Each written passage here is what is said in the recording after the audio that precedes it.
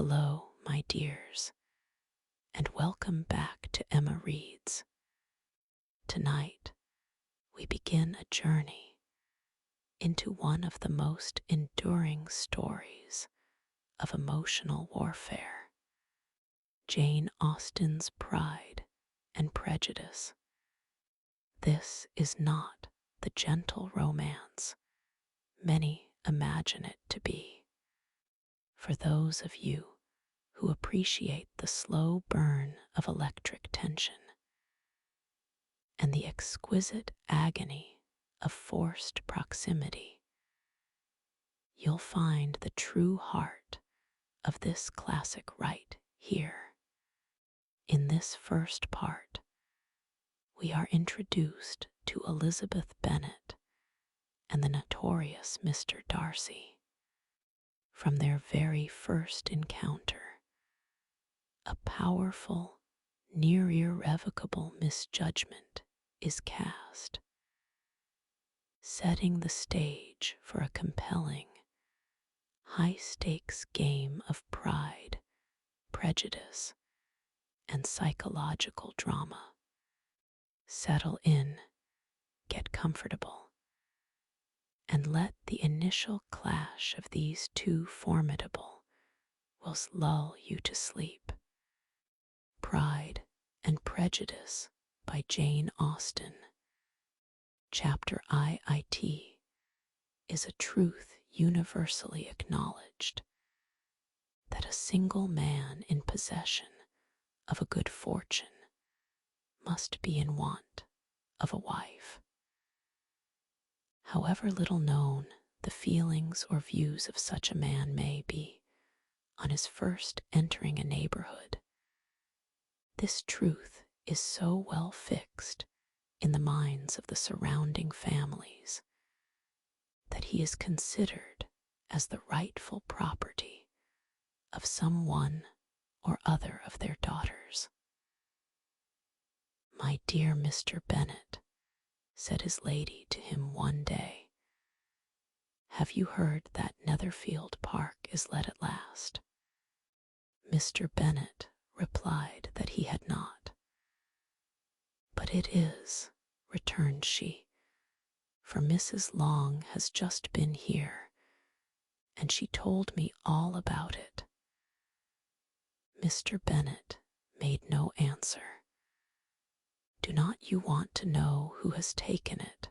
cried his wife impatiently. "You want to tell me, and I have no objection to hearing it. He came down to see the place."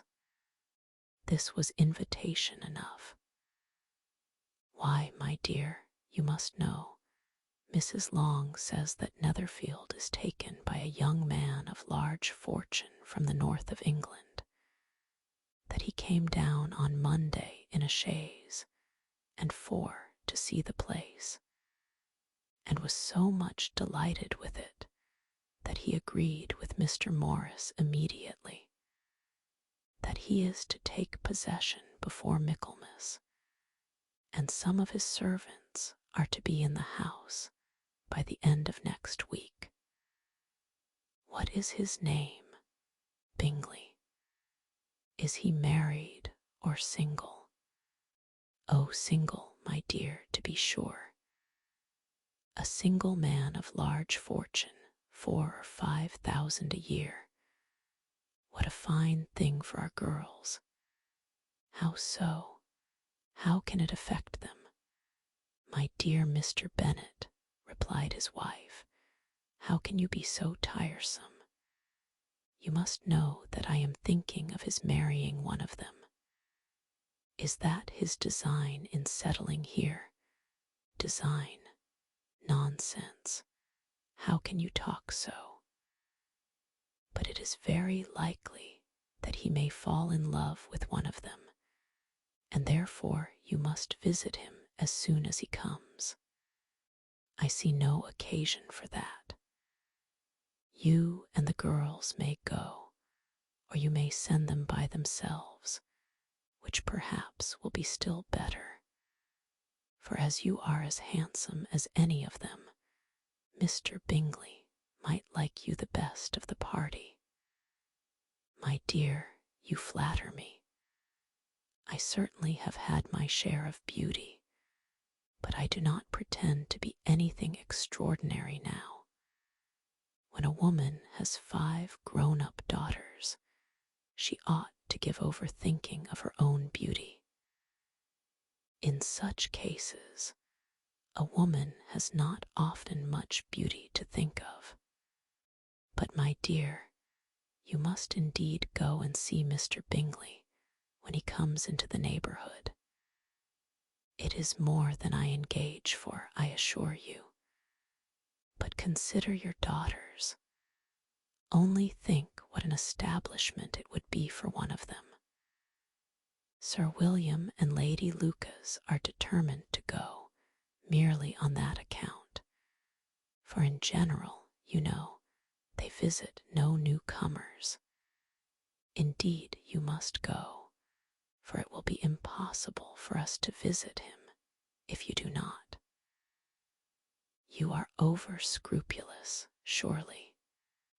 I dare say Mr. Bingley will be very glad to see you, and I will send a few lines by you to assure him of my hearty consent to his marrying whichever he chooses of the girls, though I must throw in a good word for my little Lizzie.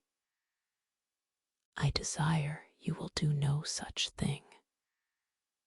Lizzie is not a bit better than the others, and I am sure she is not half so handsome as Jane, nor half so good-humored as Lydia. But you are always giving her the preference. They have none of them much to recommend them, replied he. They are all silly and ignorant like other girls, but Lizzie has something more of quickness than her sisters. Mr. Bennet, how can you abuse your own children in such a way? You take delight in vexing me. You have no compassion on my poor nerves. You mistake me, my dear. I have a high respect for your nerves. They are my old friends. I have heard you mention them with consideration these 20 years at least. Ah, you do not know what I suffer. But I hope you will get over it, and live to see many young men of 4,000 a year come into the neighborhood. It will be no use to us if 20 such should come, since you will not visit them. Depend upon it, my dear, that when there are 20, I will visit them all. Mr. Bennet was so odd a mixture of quick parts, sarcastic humor, reserve, and caprice, that the experience of 23 years had been insufficient to make his wife understand his character. Her mind was less difficult to develop. She was a woman of mean understanding, little information, and uncertain temper. When she was discontented, she fancied herself nervous. The business of her life was to get her daughters married. Its solace was visiting and news. M.R. and M.R.S. Bennet. I hope Mr. Bingley will like it. Chapter II. M.R.B.N.N.E.T. was among the earliest of those who waited on Mr. Bingley. He had always intended to visit him, though to the last always assuring his wife that he should not go. Until the evening after the visit was paid, she had no knowledge of it. It was then disclosed in the following manner. Observing his second daughter employed in trimming a hat, he suddenly addressed her with. "I hope Mr. Bingley will like it, Lizzie." "We are not in a way to know what Mr. Bingley likes," said her mother resentfully, "since we are not to visit." "But you forget, mamma," said Elizabeth, "that we shall meet him at the assemblies, and that Mrs. Long has promised to introduce him." "I do not believe Mrs. Long will do any such thing. She has 2 nieces of her own.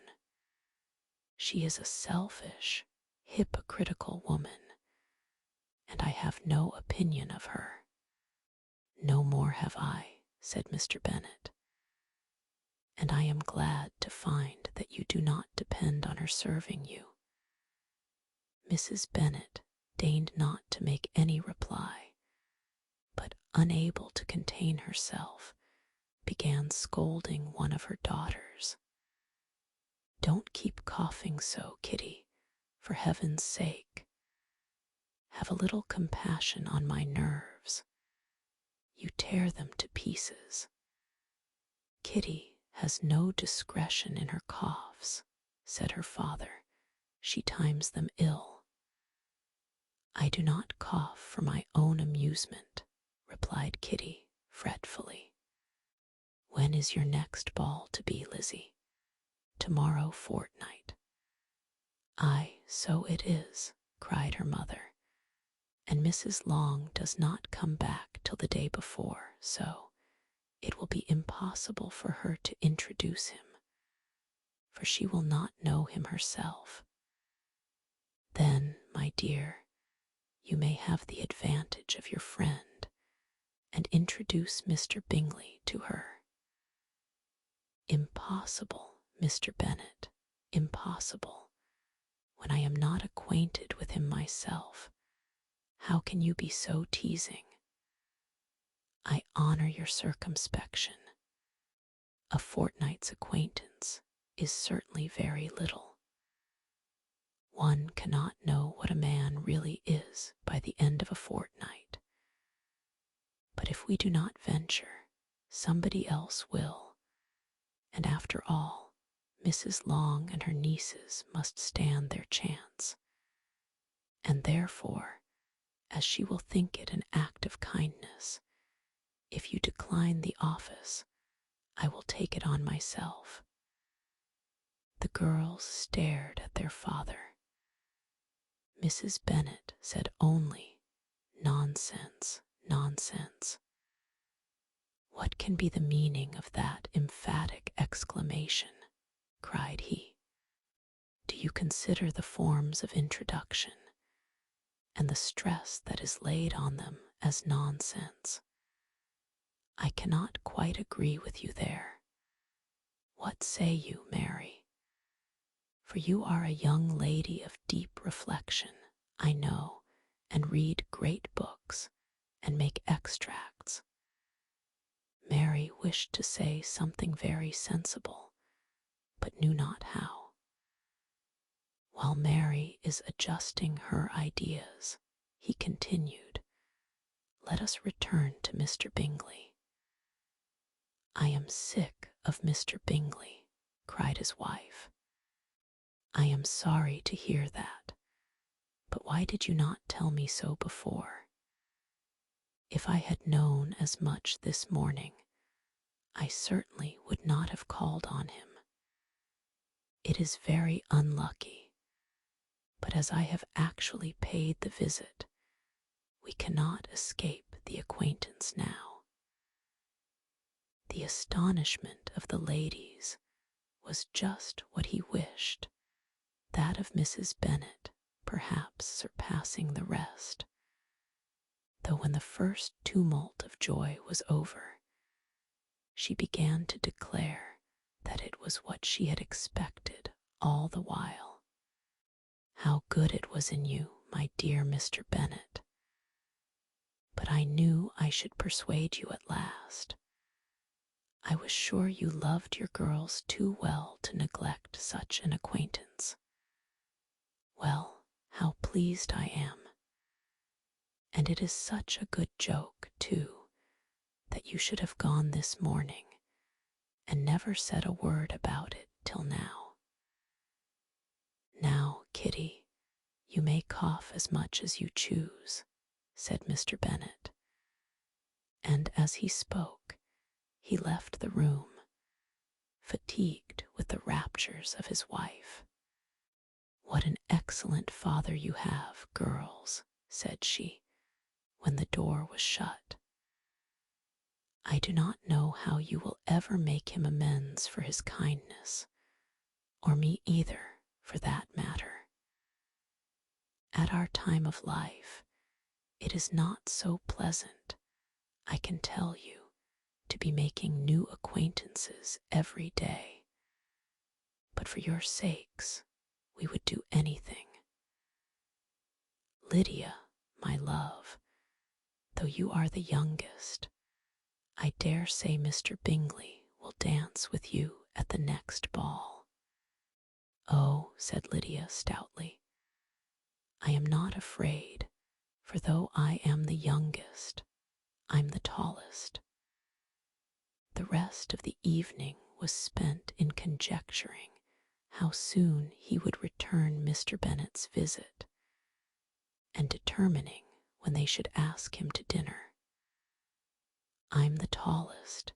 He rode a black horse. Chapter III.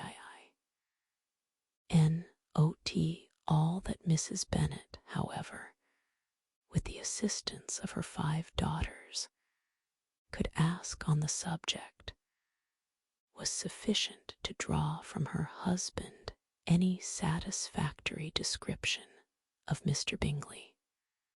They attacked him in various ways, with barefaced questions, ingenious suppositions, and distant surmises, but he eluded the skill of them all, and they were at last obliged to accept the second-hand intelligence of their neighbour, Lady Lucas. Her report was highly favourable. Sir William had been delighted with him. He was quite young, wonderfully handsome, extremely agreeable, and to crown the whole, he meant to be at the next assembly with a large party. Nothing could be more delightful. To be fond of dancing was a certain step towards falling in love, and very lively hopes of Mr. Bingley's heart were entertained. If I can but see one of my daughters happily settled at Netherfield, said Mrs. Bennet to her husband, and all the others equally well married, I shall have nothing to wish for. In a few days, Mr. Bingley returned Mr. Bennet's visit, and sat about 10 minutes with him in his library.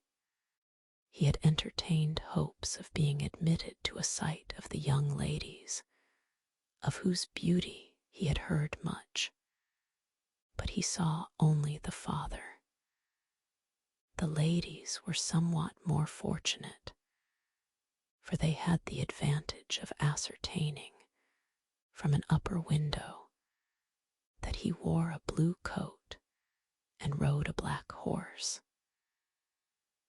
An invitation to dinner was soon afterwards dispatched, and already had Mrs. Bennet planned the courses that were to do credit to her housekeeping, when an answer arrived which deferred it all.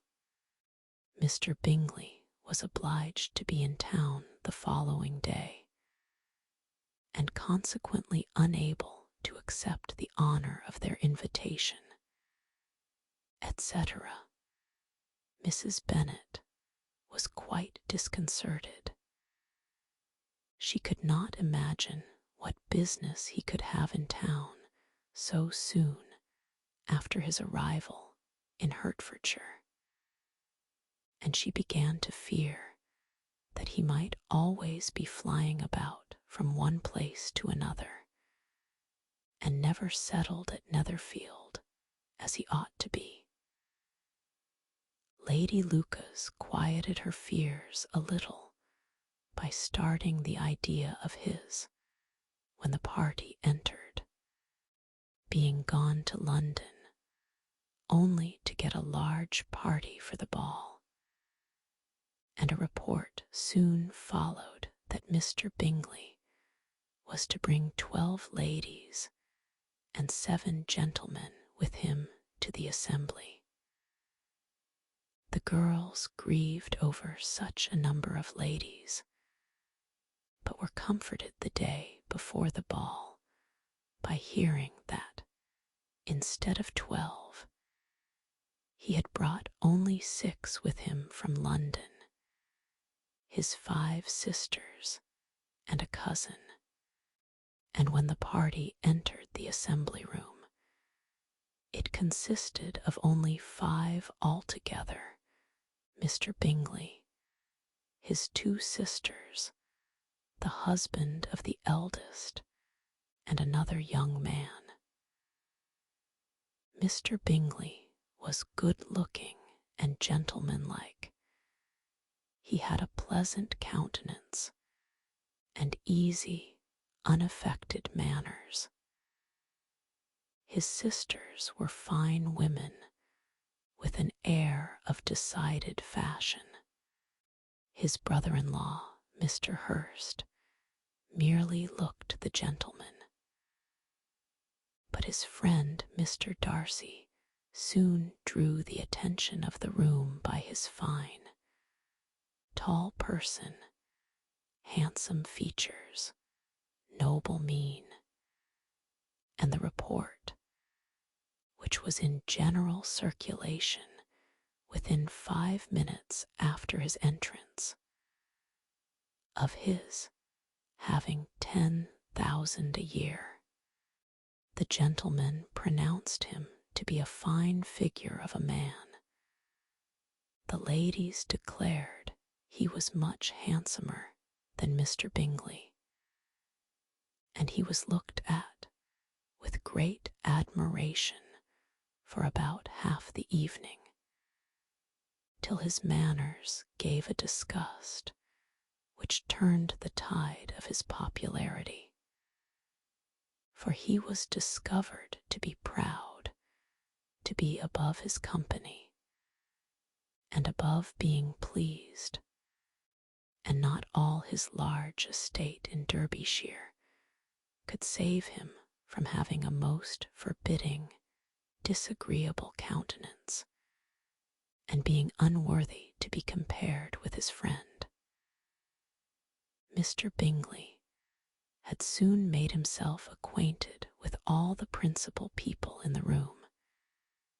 He was lively and unreserved, danced every dance, was angry that the ball closed so early, and talked of giving one himself at Netherfield. Such amiable qualities must speak for themselves. What a contrast between him and his friend! Mr. Darcy danced only once with Mrs. Hurst, and once with Miss Bingley, declined being introduced to any other lady, and spent the rest of the evening in walking about the room, speaking occasionally to one of his own party.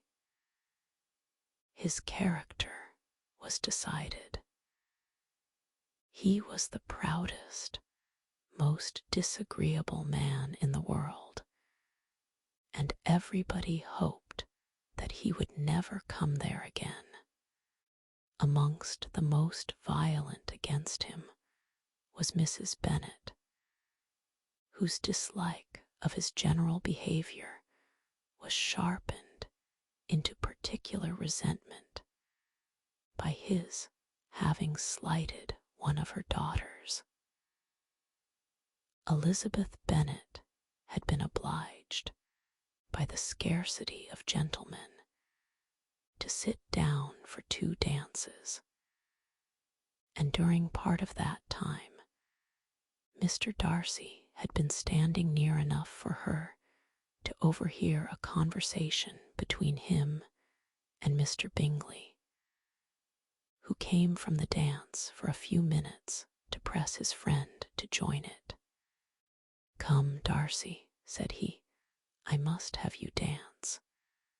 I hate to see you standing about by yourself in this stupid manner. You had much better dance."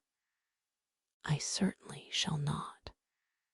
You know how I detest it, unless I am particularly acquainted with my partner. At such an assembly as this, it would be insupportable. Your sisters are engaged, and there is not another woman in the room whom it would not be a punishment to me to stand up with." "I would not be so fastidious as you are," cried Bingley, "for a kingdom. Upon my honor, I never met with so many pleasant girls in my life as I have this evening, and there are several of them, you see, uncommonly pretty.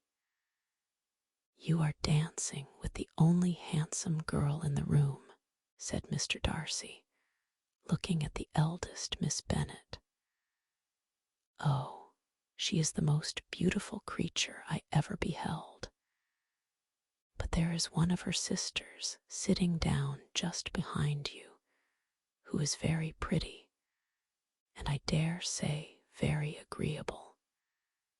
Do let me ask my partner to introduce you. She is tolerable." "Which do you mean?" And turning round, he looked for a moment at Elizabeth, till catching her eye, he withdrew his own, and coldly said, "She is tolerable, but not handsome enough to tempt me, and I am in no humor at present to give consequence to young ladies who are slighted by other men. You had better return to your partner and enjoy her smiles, for you are wasting your time with me." Mr. Bingley followed his advice. Mr. Darcy walked off, and Elizabeth remained with no very cordial feelings towards him. She told the story, however, with great spirit among her friends, for she had a lively, playful disposition which delighted in anything ridiculous. The evening altogether passed off pleasantly to the whole family. Mrs. Bennet had seen her eldest daughter much admired by the Netherfield party. Mr. Bingley had danced with her twice, and she had been distinguished by his sisters. Jane was as much gratified by this as her mother could be, though in a quieter way. Elizabeth felt Jane's pleasure. Mary had heard herself mentioned to Miss Bingley as the most accomplished girl in the neighborhood, and Catherine and Lydia had been fortunate enough to be never without partners, which was all that they had yet learnt to care for at a ball. They returned, therefore, in good spirits to Longbourn, the village where they lived, and of which they were the principal inhabitants. They found Mr. Bennet still up.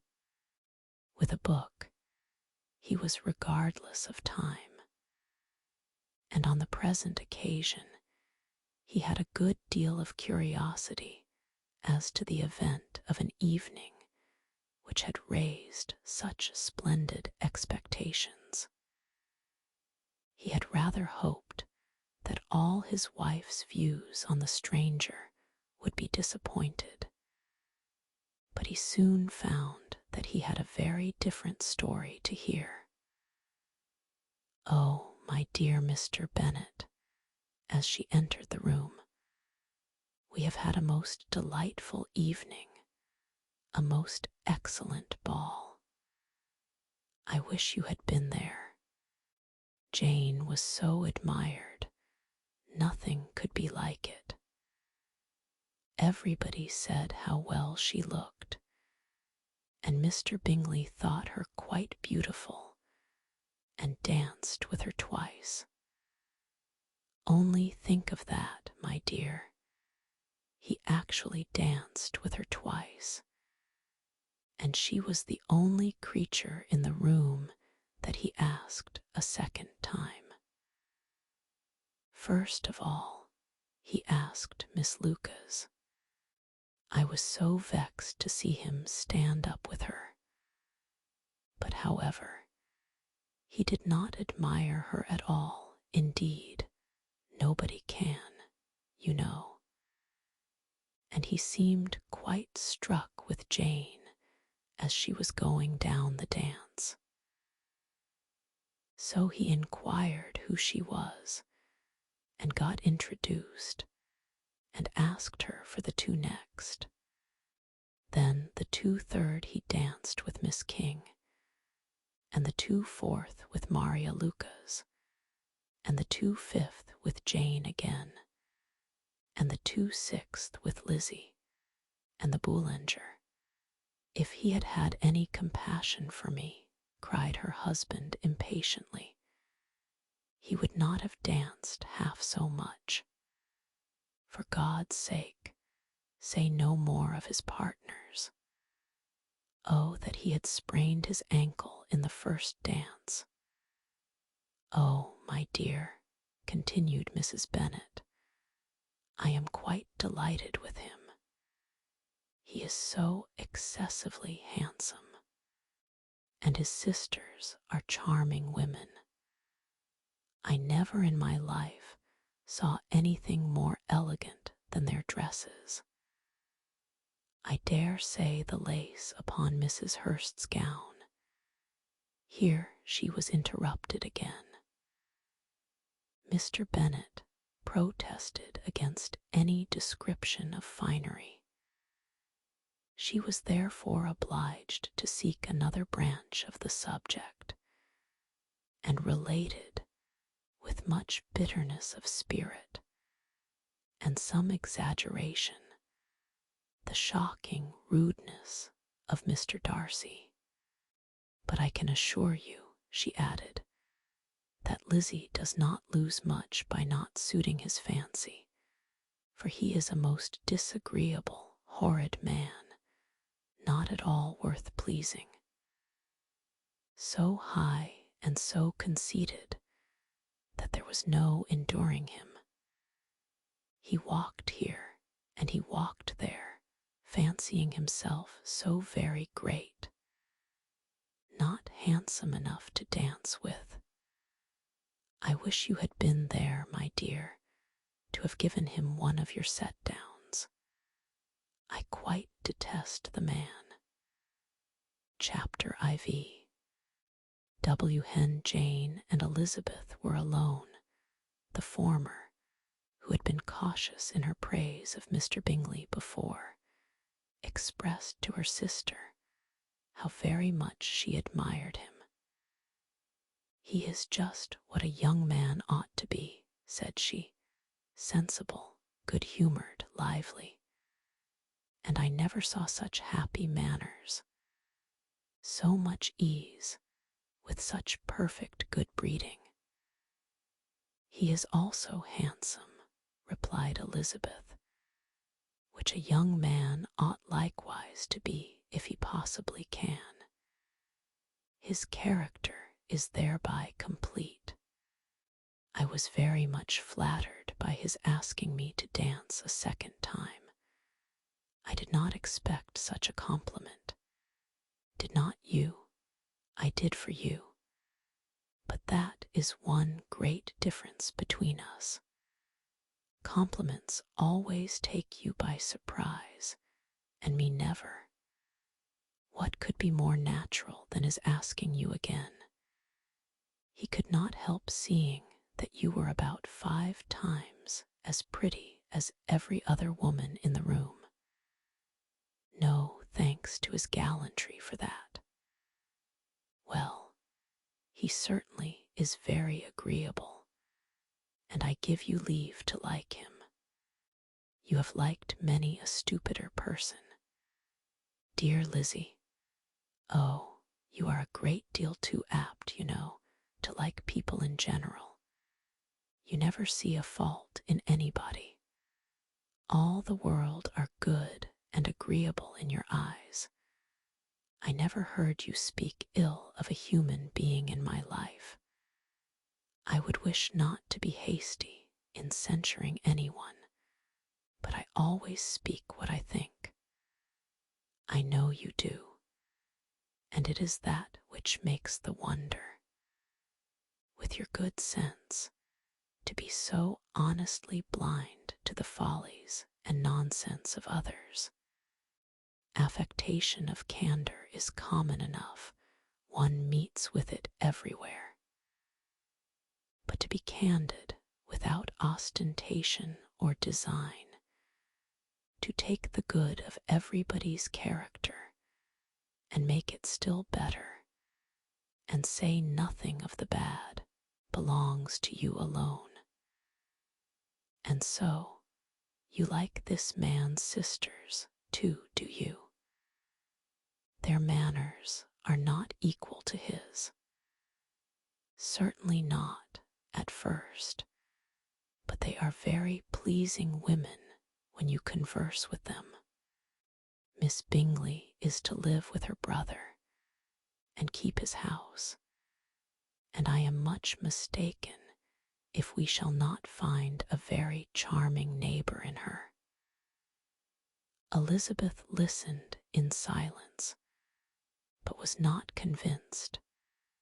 Their behavior at the assembly had not been calculated to please in general, and with more quickness of observation and less pliancy of temper than her sister, and with a judgment, too, unassailed by any attention to herself, she was very little disposed to approve them. They were, in fact, very fine ladies, not deficient in good humor when they were pleased, nor in the power of being agreeable where they chose it, but proud and conceited. They were rather handsome, had been educated in one of the first private seminaries in town, had a fortune of 20,000 pounds, were in the habit of spending more than they ought, and of associating with people of rank, and were, therefore, in every respect entitled to think well of themselves and meanly of others.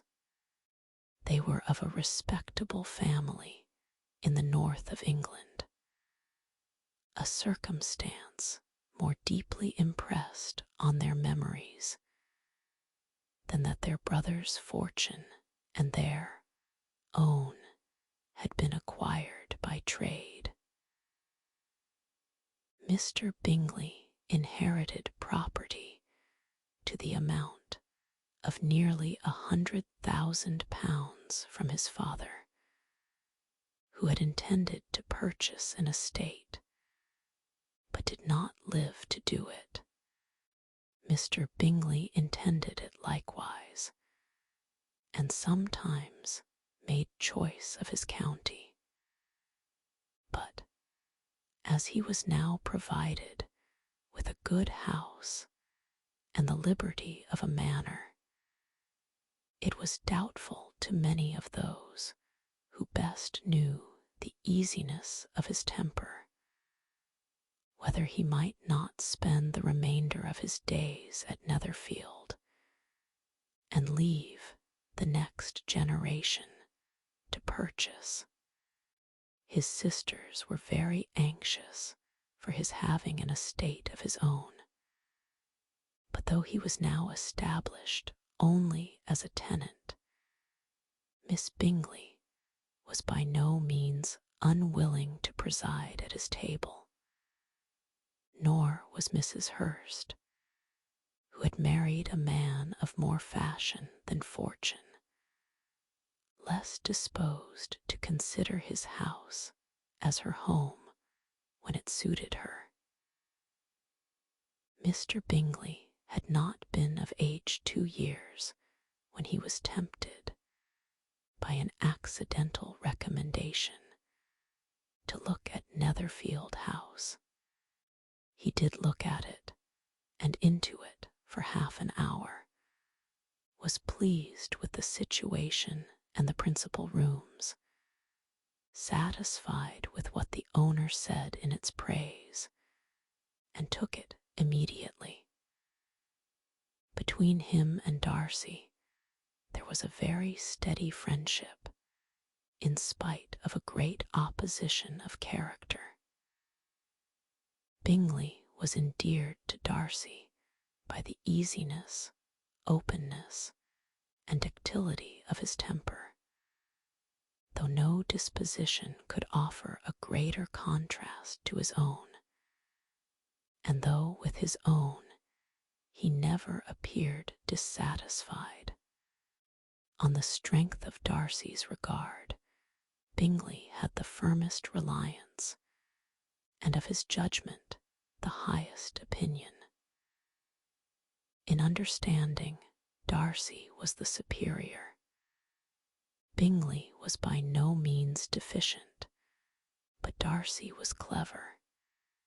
He was at the same time haughty, reserved, and fastidious, and his manners, though well bred, were not inviting.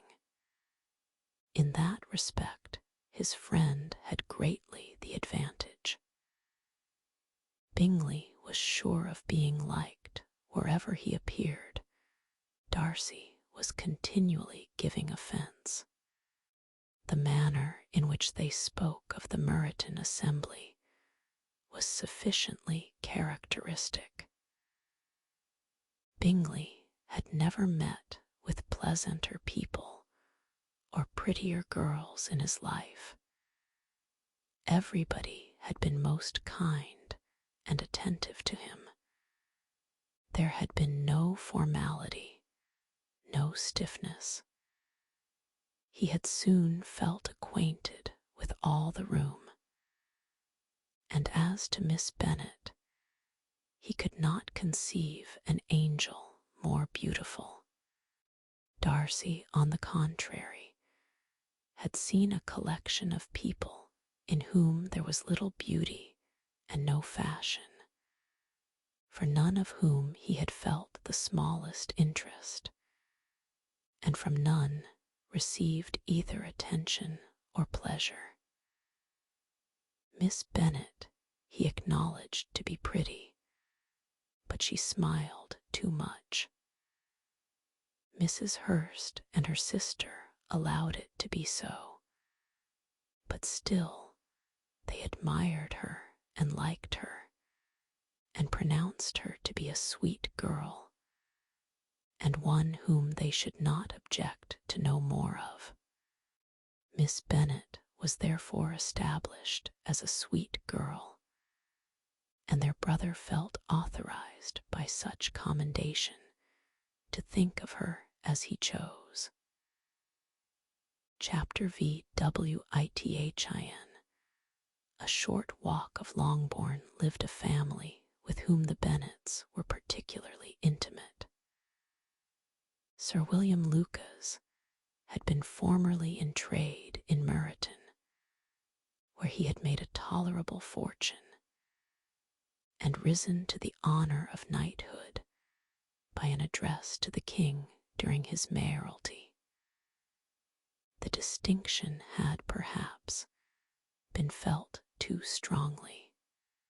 It had given him a disgust to his business and to his residence in a small market town, and quitting them both, he had removed with his family to a house about a mile from Meryton, denominated from that period Lucas Lodge, where he could think with pleasure of his own importance, and unshackled by business, occupy himself solely in being civil to all the world. For, though elated by his rank, it did not render him supercilious. On the contrary, he was all attention to everybody, by nature inoffensive, friendly, and obliging. His presentation at St. James's had made him courteous. Lady Lucas was a very good kind of woman, not too clever to be a valuable neighbor to Mrs. Bennet. They had several children. The eldest of them, a sensible, intelligent young woman, about 27, was Elizabeth's intimate friend. That the Miss Lucases and the Miss Bennets should meet to talk over a ball was absolutely necessary, and the morning after the assembly brought the former to Longbourn to hear and to communicate. "You began the evening well, Charlotte," said Mrs. Bennet, with civil self-command, to Miss Lucas. "You were Mr. Bingley's first choice." "Yes, but he seemed to like his second better." "Oh, you mean Jane, I suppose, because he danced with her twice." "To be sure, that did seem as if he admired her, indeed. I rather believe he did. I heard something about it. But I hardly know what something about Mr. Robinson." "Perhaps you mean what I overheard between him and Mr. Robinson. Did not I mention it to you? Mr. Robinson asking him how he liked our Meryton assemblies, and whether he did not think there were a great many pretty women in the room, and which he thought the prettiest, and his answering immediately to the last question, 'Oh, the eldest Miss Bennet, beyond a doubt. There cannot be two opinions on that point. Upon my word.' Well, that was very decided indeed. That does seem as if, but however, it may all come to nothing, you know." "My overhearings were more to the purpose than yours, Eliza," said Charlotte. "Mr. Darcy is not so well worth listening to as his friend, is he? Poor Eliza. To be only just tolerable. I beg you will not put it into Lizzie's head to be vexed by his ill treatment, for he is such a disagreeable man that it would be quite a misfortune to be liked by him. Mrs. Long told me last night that he sat close to her for half an hour without once opening his lips. Without once opening his lips. Are you quite sure, ma'am? Is not there a little mistake?" said Jane. "I certainly saw Mr. Darcy speaking to her." "Aye, because she asked him at last how he liked Netherfield, and he could not help answering her, but she said he seemed very angry at being spoke to." "Miss Bingley told me," said Jane, "that he never speaks much unless among his intimate acquaintance. With them he is remarkably agreeable." "I do not believe a word of it, my dear. If he had been so very agreeable, he would have talked to Mrs. Long. But I can guess how it was. Everybody says that he is eat up with pride, and I dare say he had heard somehow that Mrs. Long does not keep a carriage, and had to come to the ball in a hack chaise. I do not mind his not talking to Mrs. Long, said Miss Lucas, but I wish he had danced with Eliza. Another time, Lizzie, said her mother. I would not dance with him if I were you. I believe, ma'am, I may safely promise you never to dance with him. His pride, said Miss Lucas, does not offend me so much as pride often does, because there is an excuse for it. One cannot wonder that so very fine a young man, with family, fortune, everything in his favor, should think highly of himself. If I may so express it, he has a right to be proud. That is very true, replied Elizabeth, and I could easily forgive his pride if he had not mortified mine. Pride, observed Mary, who piqued herself upon the solidity of her reflections, is a very common failing, I believe. By all that I have ever read, I am convinced that it is very common indeed, that human nature is particularly prone to it, and that there are very few of us who do not cherish a feeling of self-complacency on the score of some quality or other, real or imaginary. Vanity and pride are different things, though the words are often used synonymously. A person may be proud without being vain. Pride relates more to our opinion of ourselves, vanity to what we would have others think of us.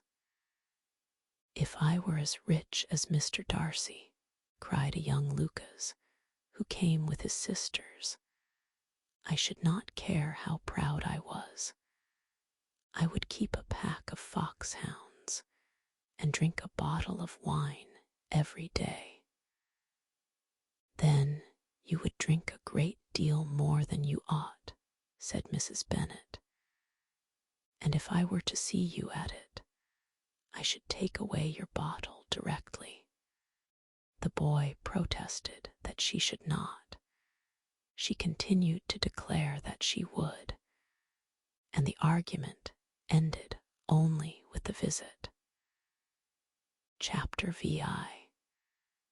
He ladies of Longbourn soon waited on those of Netherfield. The visit was returned in due form. Miss Bennet's pleasing manners grew on the goodwill of Mrs. Hurst and Miss Bingley, and though the mother was found to be intolerable, and the younger sisters not worth speaking to, a wish of being better acquainted with them was expressed towards the two eldest. By Jane this attention was received with the greatest pleasure, but Elizabeth still saw superciliousness in their treatment of everybody, hardly excepting even her sister, and could not like them, though their kindness to Jane, such as it was, had a value as arising, in all probability, from the influence of their brother's admiration. It was generally evident, whenever they met, that he did admire her, and to her it was equally evident that Jane was yielding to the preference which she had begun to entertain for him from the first, and was in a way to be very much in love.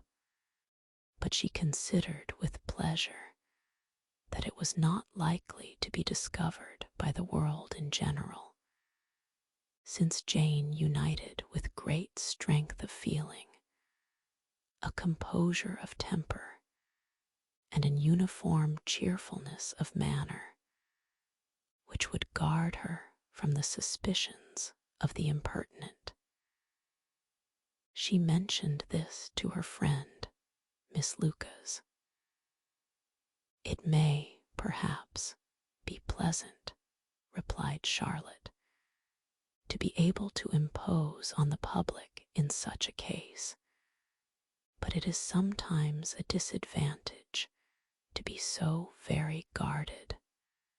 If a woman conceals her affection with the same skill from the object of it, she may lose the opportunity of fixing him, and it will then be but poor consolation to believe the world equally in the dark. There is so much of gratitude or vanity in almost every attachment that it is not safe to leave any to itself. We can all begin freely. A slight preference is natural enough, but there are very few of us who have heart enough to be really in love without encouragement. In 9 cases out of 10, a woman had better show more affection than she feels. Bingley likes your sister undoubtedly, but he may never do more than like her if she does not help him on. But she does help him on as much as her nature will allow. If I can perceive her regard for him, he must be a simpleton indeed not to discover it too. Remember, Eliza, that he does not know Jane's disposition as you do. But if a woman is partial to a man, and does not endeavor to conceal it, he must find it out. Perhaps he must, if he sees enough of her. But though Bingley and Jane meet tolerably often, it is never for many hours together, and as they always see each other in large mixed parties, it is impossible that every moment should be employed in conversing together. Jane should therefore make the most of every half-hour in which she can command his attention. When she is secure of him, there will be leisure for falling in love as much as she chooses. "Your plan is a good one," replied Elizabeth, "where nothing is in question but the desire of being well married. And if I were determined to get a rich husband, or any husband, I dare say I should adopt it. But these are not Jane's feelings. She is not acting by design. As yet she cannot even be certain of the degree of her own regard, nor of its reasonableness. She has known him only a fortnight. She danced 4 dances with him at Meryton. She saw him one morning at his own house, and has since dined in company with him 4 times. This is not quite enough to make her understand his character, not as you represent it. Had she merely dined with him, she might only have discovered whether he had a good appetite. But you must remember that 4 evenings have been also spent together, and 4 evenings may do a great deal. Yes, these 4 evenings have enabled them to ascertain that they both like Vington better than commerce, but with respect to any other leading characteristic, I do not imagine that much has been unfolded. Well, said Charlotte, I wish Jane success with all my heart, and if she were married to him tomorrow, I should think she had as good a chance of happiness as if she were to be studying his character for a 12-month. Happiness in marriage is entirely a matter of chance. If the dispositions of the parties are ever so well known to each other, or ever so similar beforehand, it does not advance their felicity in the least. They always continue to grow sufficiently unlike afterwards to have their share of vexation, and it is better to know as little as possible of the defects of the person with whom you are to pass your life. You make me laugh, Charlotte, but it is not sound. You know it is not sound, and that you would never act in this way yourself.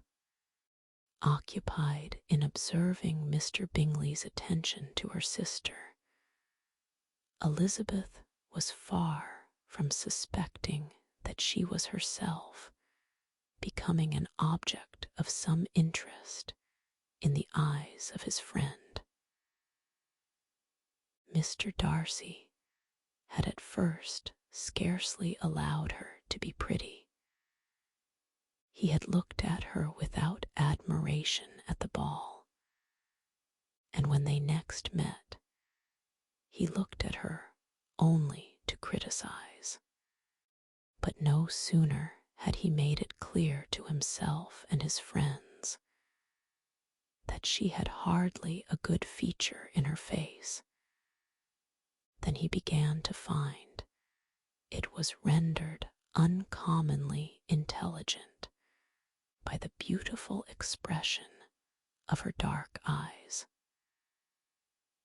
To this discovery succeeded some others equally mortifying, though he had detected with a critical eye more than one failure of perfect symmetry in her form. He was forced to acknowledge her figure to be light and pleasing, and in spite of his asserting that her manners were not those of the fashionable world, he was caught by their easy playfulness. Of this she was perfectly unaware. To her, he was only the man who made himself agreeable nowhere, and who had not thought her handsome enough to dance with. He began to wish to know more of her, and as a step towards conversing with her himself, attended to her conversation with others. His doing so drew her notice. It was at Sir William Lucas's, where a large party were assembled. What does Mr. Darcy mean, said she to Charlotte, by listening to my conversation with Colonel Forster? That is a question which Mr. Darcy only can answer. But if he does it any more, I shall certainly let him know that I see what he is about. He has a very satirical eye, and if I do not begin by being impertinent myself, I shall soon grow afraid of him. The entreaties of several, on his approaching them soon afterwards, though without seeming to have any intention of speaking, Miss Lucas defied her friend to mention such a subject to him, which immediately provoking Elizabeth to do it, she turned to him and said, "Did not you think, Mr. Darcy, that I expressed myself uncommonly well just now, when I was teasing Colonel Forster to give us a ball at Meryton? With great energy, but it is a subject which always makes a lady energetic. You are severe on us. It will be her turn soon to be teased," said Miss Lucas. "I am going to open the instrument, Eliza, and you know what follows. You are a very strange creature by way of a friend, always wanting me to play and sing before anybody and everybody. If my vanity had taken a musical turn, you would have been invaluable. But as it is, I would really rather not sit down before those who must be in the habit of hearing the very best performers." On Miss Lucas's persevering, however, she added, "Very well, if it must be so, it must." And gravely glancing at Mr. Darcy, "There is a very fine old saying, which everybody here is of course familiar with, 'Keep your breath to cool your porridge,' and I shall keep mine to swell my song." Her performance was pleasing, though by no means capital. After a song or two, and before she could reply to the entreaties of several that she would sing again, she was eagerly succeeded at the instrument by her sister Mary, who, having, in consequence of being the only plain one in the family, worked hard for knowledge and accomplishments, was always impatient for display. Mary had neither genius nor taste, and though vanity had given her application, it had given her likewise a pedantic air and conceited manner, which would have injured a higher degree of excellence than she had reached.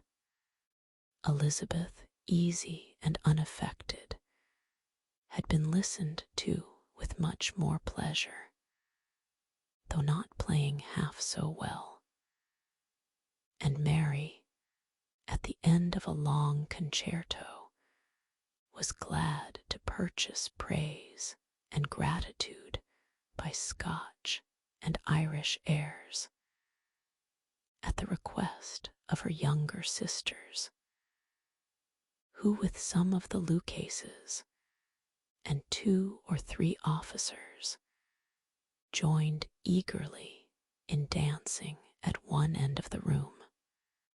Mr. Darcy stood near them in silent indignation at such a mode of passing the evening, to the exclusion of all conversation, and was too much engrossed by his own thoughts to perceive that Sir William Lucas was his neighbour, till Sir William thus began: "What a charming amusement for young people this is, Mr. Darcy. There is nothing like dancing, after all. I consider it as one of the first refinements of polished societies."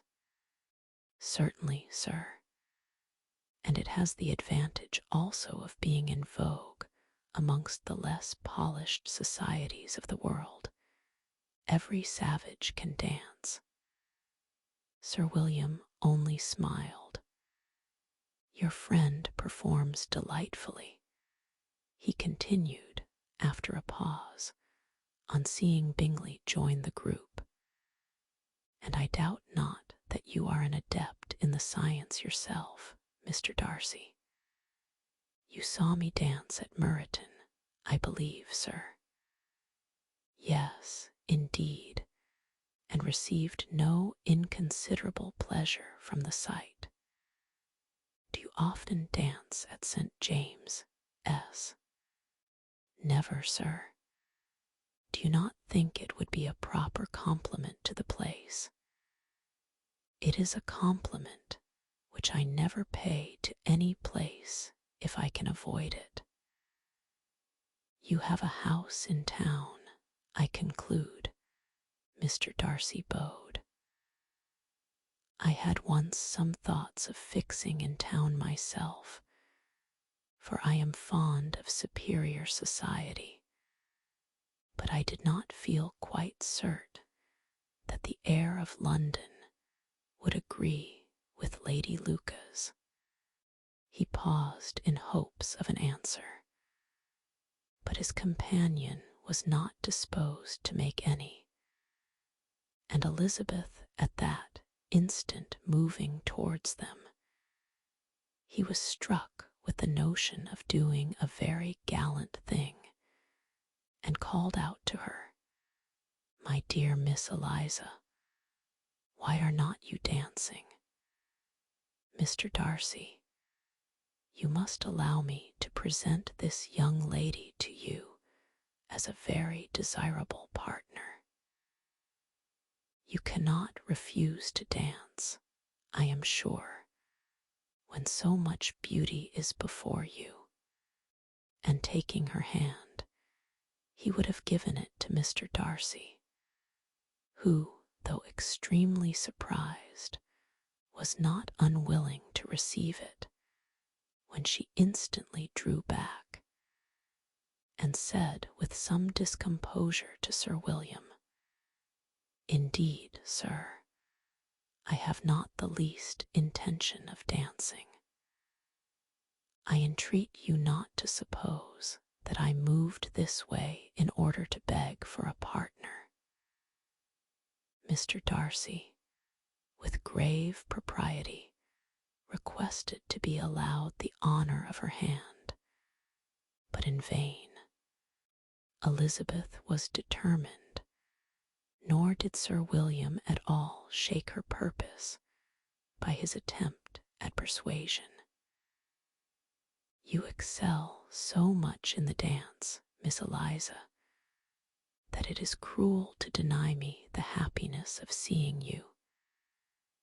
And though this gentleman dislikes the amusement in general, he can have no objection, I am sure, to oblige us for 1/2 hour. Mr. Darcy is all politeness," said Elizabeth, smiling. "He is indeed, but considering the inducement, my dear Miss Eliza, we cannot wonder at his complaisance, for who would object to such a partner?" Elizabeth looked archly and turned away. Her resistance had not injured her with the gentleman, and he was thinking of her with some complacency, when thus accosted by Miss Bingley. "I can guess the subject of your reverie." "I should imagine not. You are considering how insupportable it would be to pass many evenings in this manner, in such society, and indeed I am quite of your opinion. I was never more annoyed. The insipidity, and yet the noise, the nothingness, and yet the self-importance of all these people. What would I give to hear your strictures on them? Your conjecture is totally wrong, I assure you. My mind was more agreeably engaged. I have been meditating on the very great pleasure which a pair of fine eyes in the face of a pretty woman can bestow." Miss Bingley immediately fixed her eyes on his face, and desired he would tell her what lady had the credit of inspiring such reflections. Mr. Darcy replied, with great intrepidity, Miss Elizabeth Bennet. Miss Elizabeth Bennet, repeated Miss Bingley. I am all astonishment.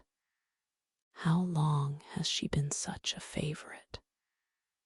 And pray, when am I to wish you joy? That is exactly the question which I expected you to ask. A lady's imagination is very rapid. It jumps from admiration to love, from love to matrimony, in a moment. I knew you would be wishing me joy. Nay, if you are so serious about it, I shall consider the matter as absolutely settled. You will have a charming mother-in-law indeed, and of course she will be always at Pemberley with you. He listened to her with perfect indifference, while she chose to entertain herself in this manner, and as his composure convinced her that all was safe, her wit flowed along. A note for Miss Bennet. Chapter VII.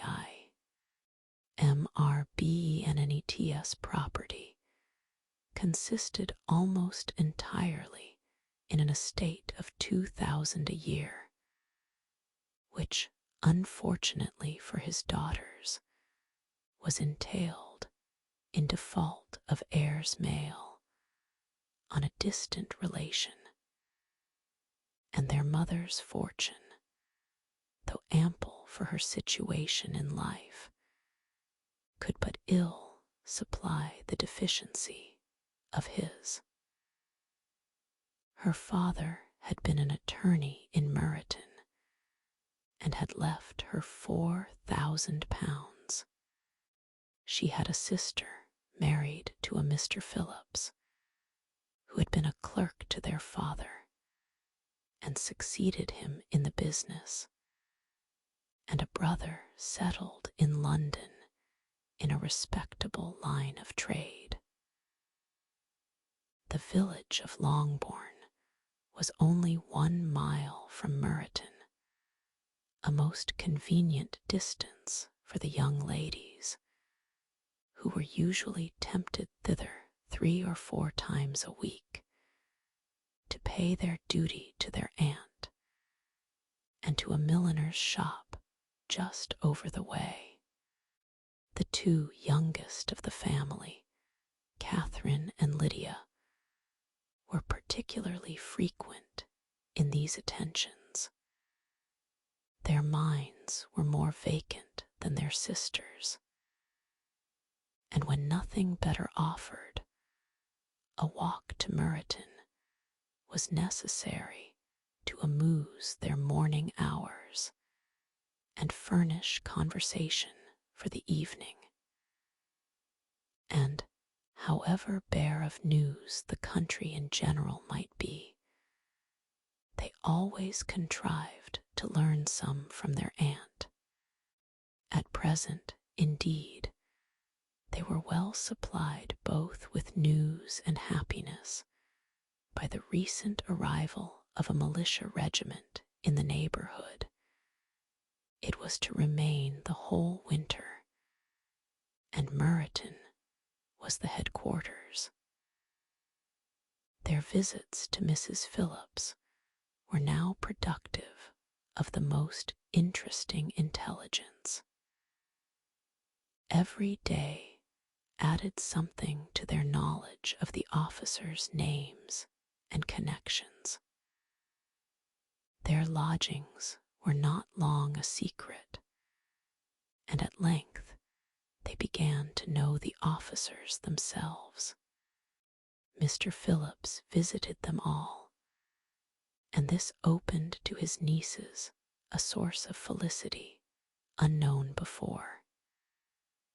They could talk of nothing but officers, and Mr. Bingley's large fortune, the mention of which gave animation to their mother, was worthless in their eyes when opposed to the regimentals of an ensign. After listening one morning to their effusions on this subject, Mr. Bennet coolly observed, "From all that I can collect by your manner of talking, you must be two of the silliest girls in the country. I have suspected it some time, but I am now convinced." Catherine was disconcerted and made no answer, but Lydia, with perfect indifference, continued to express her admiration of Captain Carter and her hope of seeing him in the course of the day, as he was going the next morning to London. "I am astonished, my dear," said Mrs. Bennet, "that you should be so ready to think your own children silly. If I wished to think slightingly of anybody's children, it should not be of my own, however. If my children are silly, I must hope to be always sensible of it. Yes, but as it happens, they are all of them very clever. This is the only point, I flatter myself, on which we do not agree. I had hoped that our sentiments coincided in every particular, but I must so far differ from you as to think our two youngest daughters uncommonly foolish. My dear Mr. Bennet, you must not expect such girls to have the sense of their father and mother. When they get to our age, I dare say they will not think about officers any more than we do. I remember the time when I liked a red coat myself very well, and indeed, so I do still at my heart. And if a smart young colonel, with 5,000 or 6,000 a year, should want one of my girls, I shall not say nay to him. And I thought Colonel Forster looked very becoming the other night at Sir William's in his regimentals." "Mamma," cried Lydia, "my aunt says that Colonel Forster and Captain Carter do not go so often to Miss Watson's as they did when they first came. She sees them now very often standing in Clark's library." Mrs. Bennet was prevented replying by the entrance of the footman with a note for Miss Bennet. It came from Netherfield, and the servant waited for an answer. Mrs. Bennet's eyes sparkled with pleasure, and she was eagerly calling out, while her daughter read, "Well, Jane, who is it from? What is it about? What does he say? Well, Jane, make haste and tell us, make haste, my love." "It is from Miss Bingley," said Jane, and then read it aloud. "My dear friend, if you are not so compassionate as to dine today with Louisa and me, we shall be in danger of hating each other for the rest of our lives, for a whole day's tete-a-tete between two women can never end without a quarrel. Come as soon as you can on the receipt of this. My brother and the gentlemen are to dine with the officers. Yours ever, Caroline Bingley." "With the officers," cried Lydia. "I wonder my aunt did not tell us of that." "Dining out," said Mrs. Bennet. That is very unlucky. Can I have the carriage? Said Jane. No, my dear, you had better go on horseback, because it seems likely to rain, and then you must stay all night. That would be a good scheme, said Elizabeth, if you were sure that they would not offer to send her home. Oh, but the gentlemen will have Mr. Bingley's chaise to go to Meryton, and the Hursts have no horses to theirs. I had much rather go in the coach. But, my dear, your father cannot spare the horses, I am sure. They are wanted in the farm, Mr. Bennet, are not they? Cheerful prognostics. They are wanted in the farm much oftener than I can get them. But if you have got them today, said Elizabeth, my mother's purpose will be answered. She did at last extort from her father an acknowledgment that the horses were engaged. Jane was therefore obliged to go on horseback, and her mother attended her to the door with many cheerful prognostics of a bad day. Her hopes were answered. Jane had not been gone long before it rained hard. Her sisters were uneasy for her, but her mother was delighted. The rain continued the whole evening without intermission. Jane certainly could not come back. This was a lucky idea of mine, indeed, said Mrs. Bennet, more than once, as if the credit of making it rain were all her own. Till the next morning, however, she was not aware of all the felicity of her contrivance. Breakfast was scarcely over when a servant from Netherfield brought the following note for Elizabeth. My dearest Lizzie, I find myself very unwell this morning, which, I suppose, is to be imputed to my getting wet through yesterday. My kind friends will not hear of my returning home till I am better. They insist also on my seeing Mr. Jones. Therefore do not be alarmed if you should hear of his having been to me. And, excepting a sore throat and a headache, there is not much the matter with me.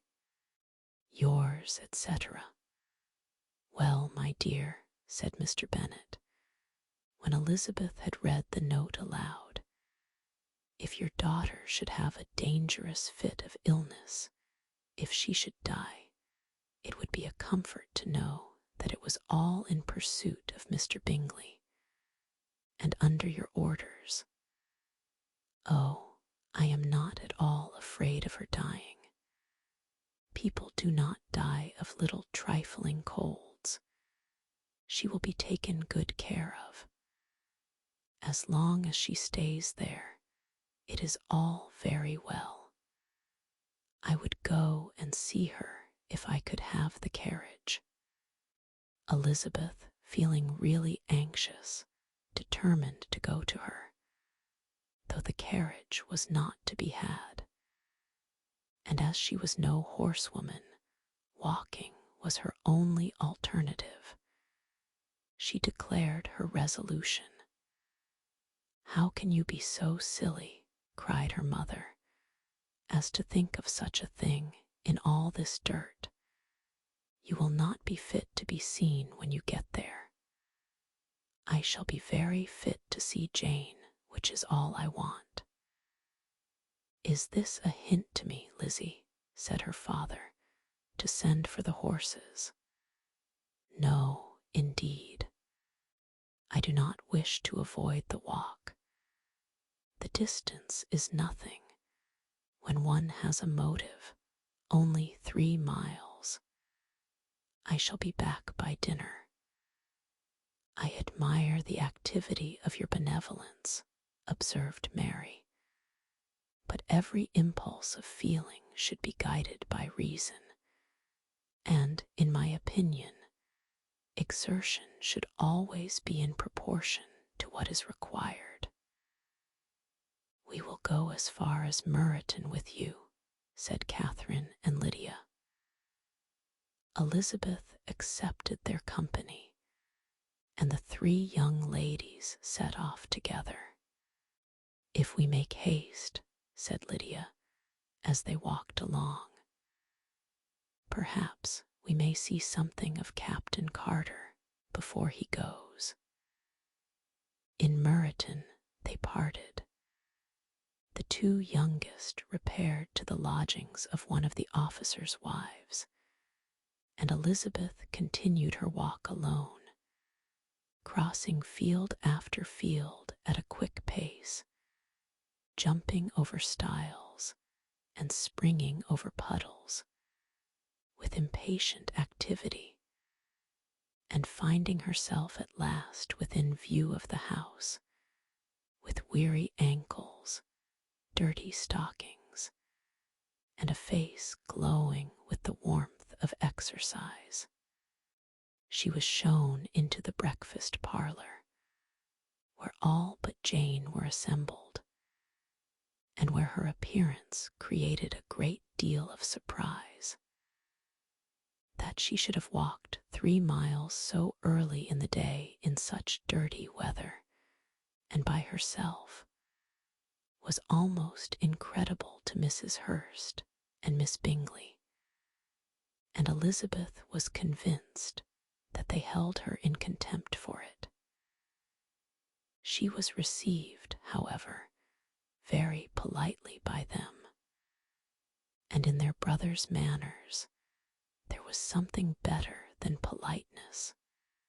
There was good humour and kindness. Mr. Darcy said very little, and Mr. Hurst nothing at all. The former was divided between admiration of the brilliancy which exercise had given to her complexion, and doubt as to the occasions justifying her coming so far alone. The latter was thinking only of his breakfast. Her inquiries after her sister were not very favourably answered. Miss Bennet had slept ill, and though up, was very feverish, and not well enough to leave her room.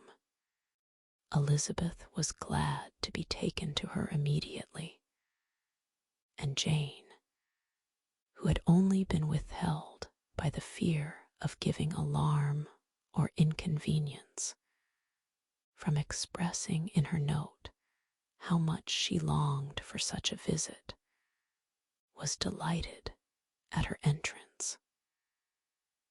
She was not equal, however, to much conversation, and when Miss Bingley left them together, could attempt little beside expressions of gratitude for the extraordinary kindness she was treated with.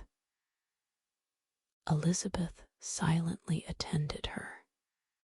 The apothecary came. When breakfast was over, they were joined by the sisters, and Elizabeth began to like them herself when she saw how much affection and solicitude they showed for Jane. The apothecary came, and having examined his patient, said, as might be supposed, that she had caught a violent cold, and that they must endeavour to get the better of it, advised her to return to bed, and promised her some draughts. The advice was followed readily, for the feverish symptoms increased, and her head ached acutely. Elizabeth did not quit her room for a moment, nor were the other ladies often absent, the gentlemen being out. They had in fact nothing to do elsewhere. When the clock struck 3, Elizabeth felt that she must go, and very unwillingly said so. Miss Bingley offered her the carriage, and she only wanted a little pressing to accept it, when Jane testified such concern at parting with her that Miss Bingley was obliged to convert the offer of the chaise into an invitation to remain at Netherfield for the present. Elizabeth most thankfully consented, and a servant was dispatched to Longbourn to acquaint the family with her stay and bring back a supply of clothes. Covering a screen. Chapter VII. At 5 o'clock the two ladies retired to dress, and at 6:30 Elizabeth was summoned to dinner. To the civil inquiries which then poured in, and amongst which she had the pleasure of distinguishing the much superior solicitude of Mr. Bingley, she could not make a very favourable answer. Jane was by no means better. The sisters, on hearing this, repeated 3 or 4 times how much they were grieved, how shocking it was to have a bad cold, and how excessively they disliked being ill themselves, and then thought no more of the matter, and their indifference towards Jane, when not immediately before them, restored Elizabeth to the enjoyment of all her original dislike. Their brother, indeed, was the only one of the party whom she could regard with any complacency. His anxiety for Jane was evident, and his attentions to herself most pleasing, and they prevented her feeling herself so much an intruder, as she believed she was considered by the others. She had very little notice from any but him. Miss Bingley was engrossed by Mr. Darcy, her sister scarcely less so.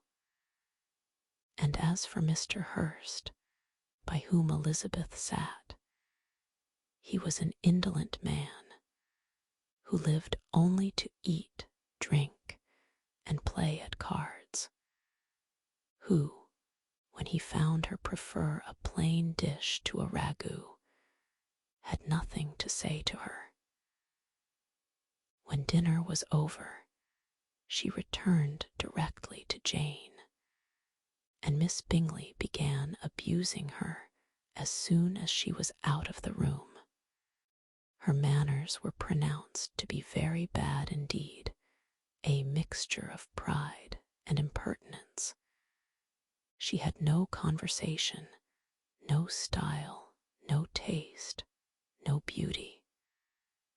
Mrs. Hurst thought the same, and added, "She has nothing, in short, to recommend her, but being an excellent walker. I shall never forget her appearance this morning. She really looked almost wild. She did indeed, Louisa. I could hardly keep my countenance. Very nonsensical to come at all. Why must she be scampering about the country? Because her sister had a cold. Her hair so untidy, so blowsy. Yes, and her petticoat.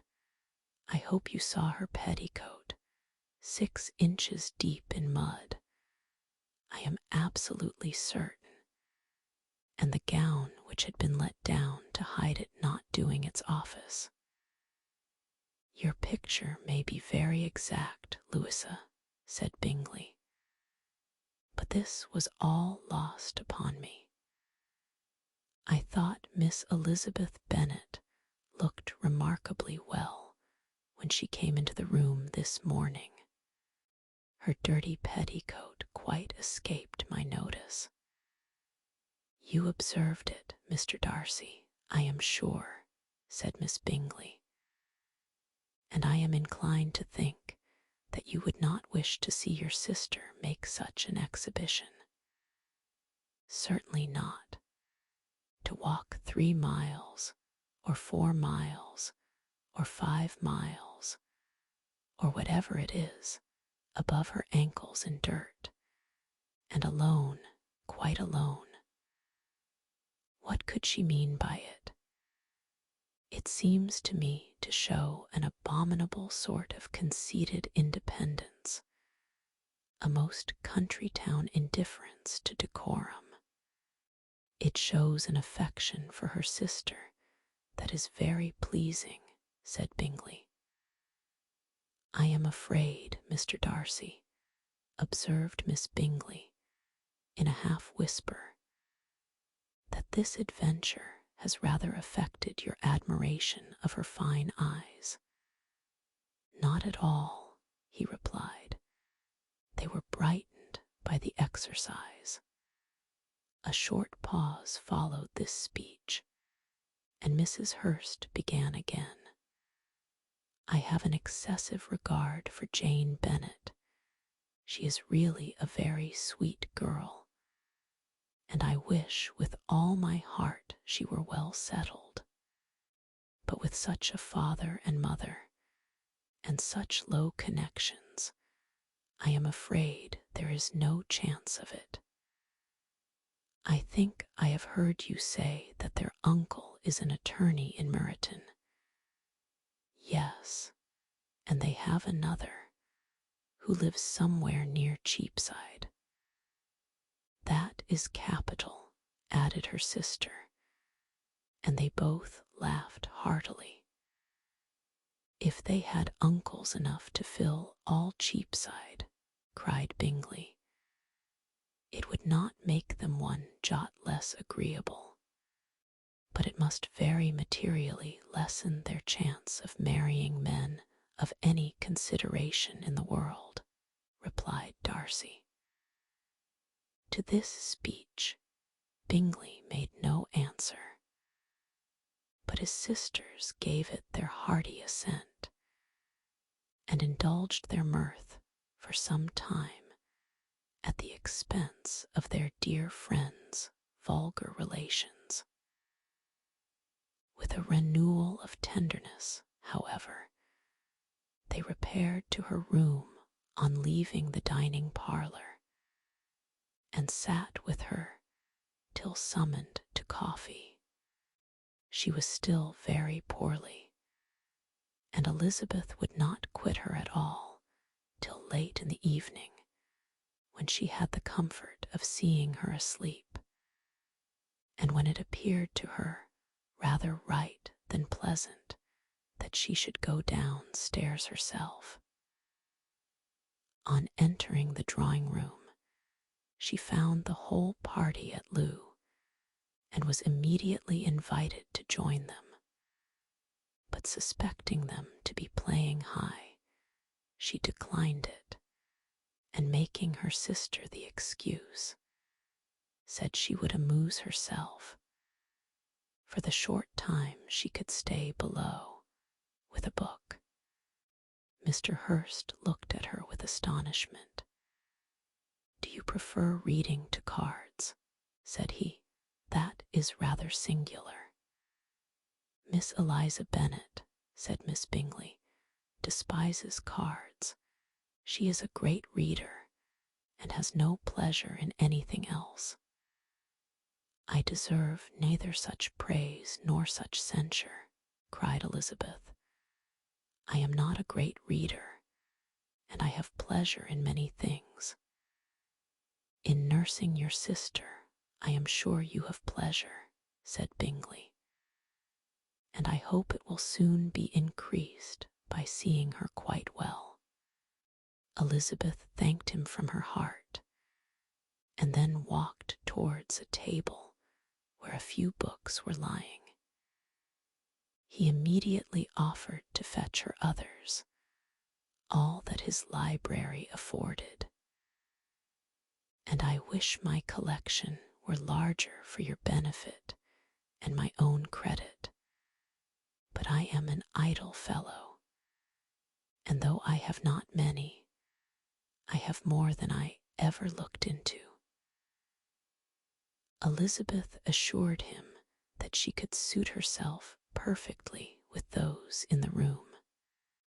I am astonished, said Miss Bingley, that my father should have left so small a collection of books. What a delightful library you have at Pemberley, Mr. Darcy. It ought to be good, he replied. It has been the work of many generations. And then you have added so much to it yourself. You are always buying books. I cannot comprehend the neglect of a family library in such days as these. Neglect. I am sure you neglect nothing that can add to the beauties of that noble place.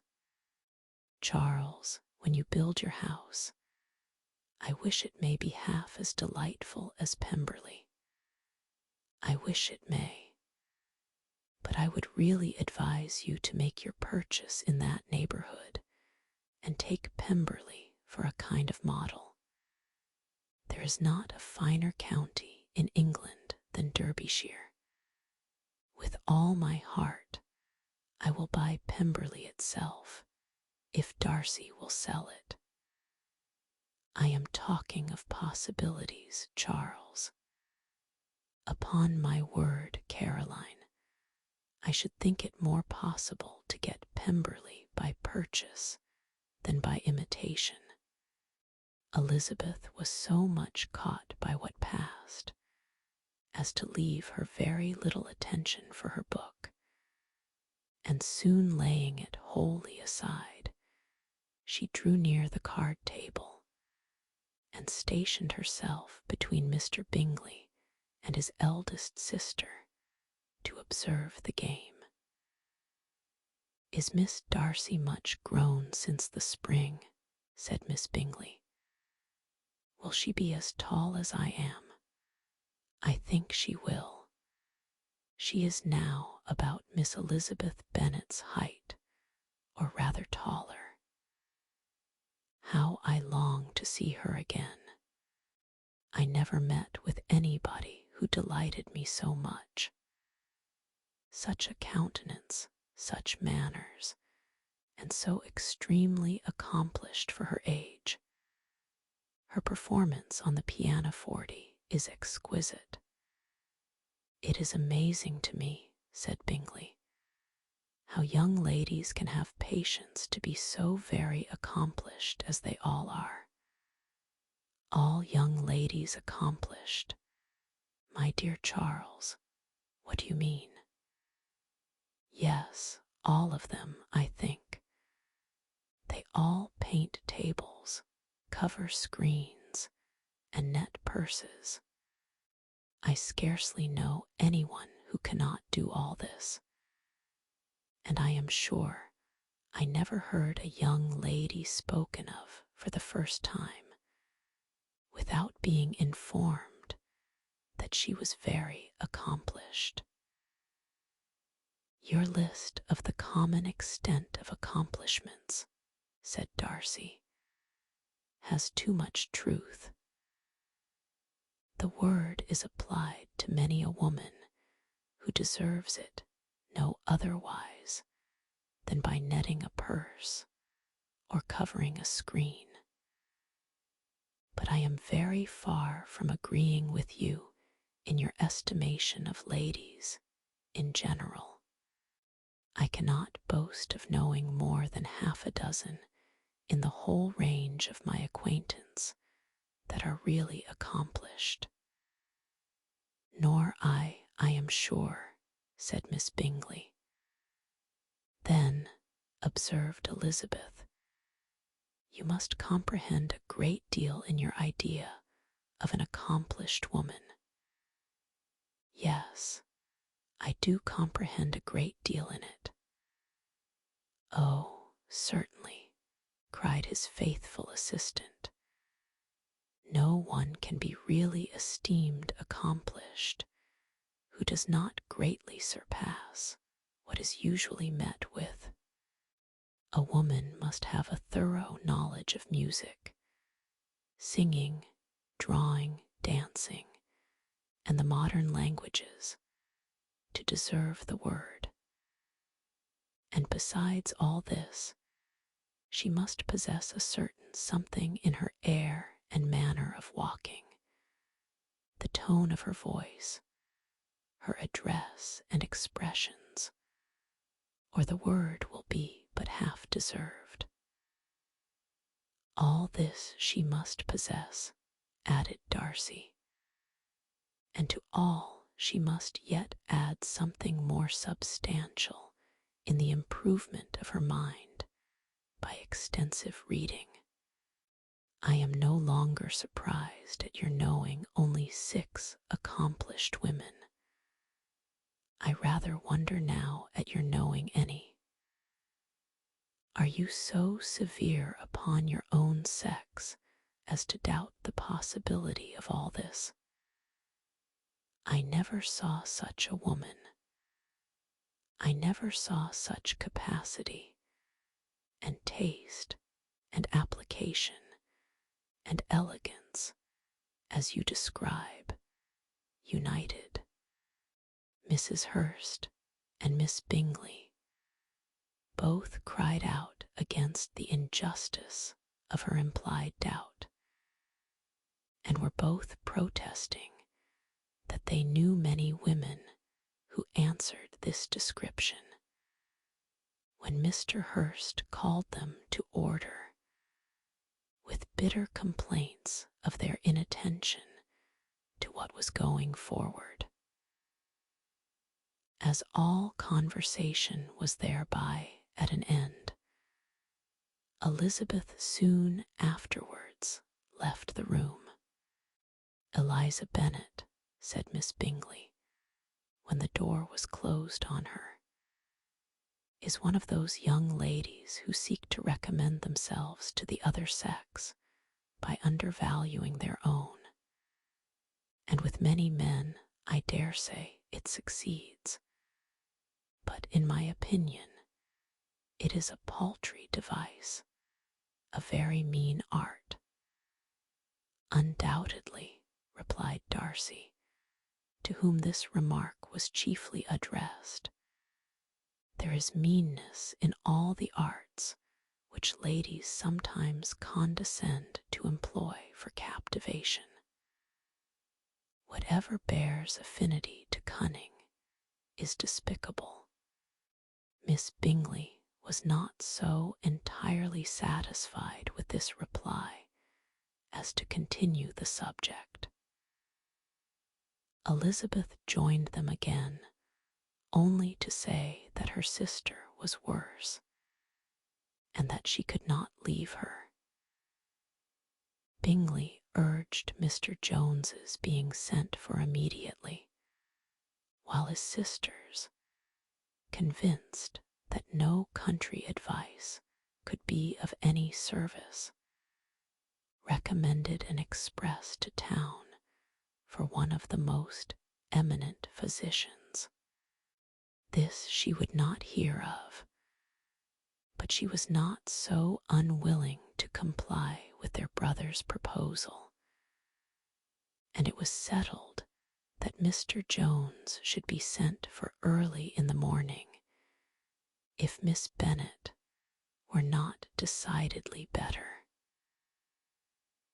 Bingley was quite uncomfortable. His sisters declared that they were miserable. They solaced their wretchedness, however, by duets after supper, while he could find no better relief to his feelings than by giving his housekeeper directions that every possible attention might be paid to the sick lady and her sister, Mrs. Bennet, and her two youngest girls. Chapter IX. Elizabeth passed the chief of the night in her sister's room, and in the morning had the pleasure of being able to send a tolerable answer to the inquiries which she very early received from Mr. Bingley by a housemaid, and some time afterwards from the two elegant ladies who waited on his sisters. In spite of this amendment, however, she requested to have a note sent to Longbourn, desiring her mother to visit Jane and form her own judgment of her situation. The note was immediately dispatched, and its contents as quickly complied with. Mrs. Bennet, accompanied by her two youngest girls, reached Netherfield soon after the family breakfast. Had she found Jane in any apparent danger, Mrs. Bennet would have been very miserable, but being satisfied on seeing her that her illness was not alarming, she had no wish of her recovering immediately, as her restoration to health would probably remove her from Netherfield. She would not listen, therefore, to her daughter's proposal of being carried home, neither did the apothecary, who arrived about the same time, think it at all advisable. After sitting a little while with Jane, on Miss Bingley's appearance and invitation, the mother and three daughters all attended her into the breakfast parlour.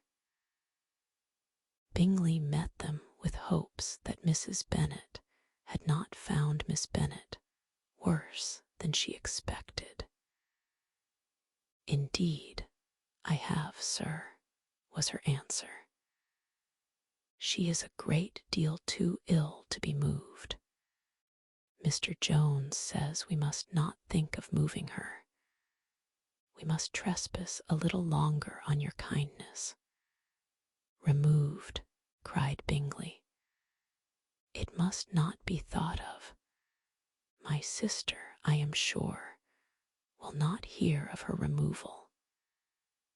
"You may depend upon it, madam," said Miss Bingley, with cold civility, "that Miss Bennet shall receive every possible attention while she remains with us." Mrs. Bennet was profuse in her acknowledgments. "I am sure," she added, "if it was not for such good friends, I do not know what would become of her, for she is very ill indeed, and suffers a vast deal, though with the greatest patience in the world, which is always the way with her, for she has, without exception, the sweetest temper I ever met with. I often tell my other girls they are nothing to her. You have a sweet room here, Mr. Bingley, and a charming prospect over that gravel walk. I do not know a place in the country that is equal to Netherfield. You will not think of quitting it in a hurry, I hope, though you have but a short lease." "Whatever I do is done in a hurry," replied he, "and therefore if I should resolve to quit Netherfield, I should probably be off in 5 minutes. At present, however, I consider myself as quite fixed here. That is exactly what I should have supposed of you, said Elizabeth. You begin to comprehend me, do you? Cried he, turning towards her. Oh yes, I understand you perfectly. I wish I might take this for a compliment, but to be so easily seen through, I am afraid, is pitiful. That is as it happens. It does not necessarily follow that a deep, intricate character is more or less estimable than such a one as yours. Lizzie, cried her mother, remember where you are, and do not run on in the wild manner that you are suffered to do at home. I did not know before, continued Bingley immediately, that you were a studier of character. It must be an amusing study. Yes, but intricate characters are the most amusing. They have at least that advantage. The country, said Darcy, can in general supply but few subjects for such a study. In a country neighborhood, you move in a very confined and unvarying society. But people themselves alter so much that there is something new to be observed in them forever. Yes, indeed, cried Mrs. Bennet, offended by his manner of mentioning a country neighborhood. I assure you there is quite as much of that going on in the country as in town. Everybody was surprised, and Darcy, after looking at her for a moment, turned silently away. Mrs. Bennet, who fancied she had gained a complete victory over him, continued her triumph. I cannot see that London has any great advantage over the country, for my part, except the shops and public places. The country is a vast deal pleasanter, is not it, Mr. Bingley? When I am in the country, he replied, I never wish to leave it, and when I am in town, it is pretty much the same. They have each their advantages, and I can be equally happy in either. That is because you have the right disposition. But that gentleman, looking at Darcy, seemed to think the country was nothing at all.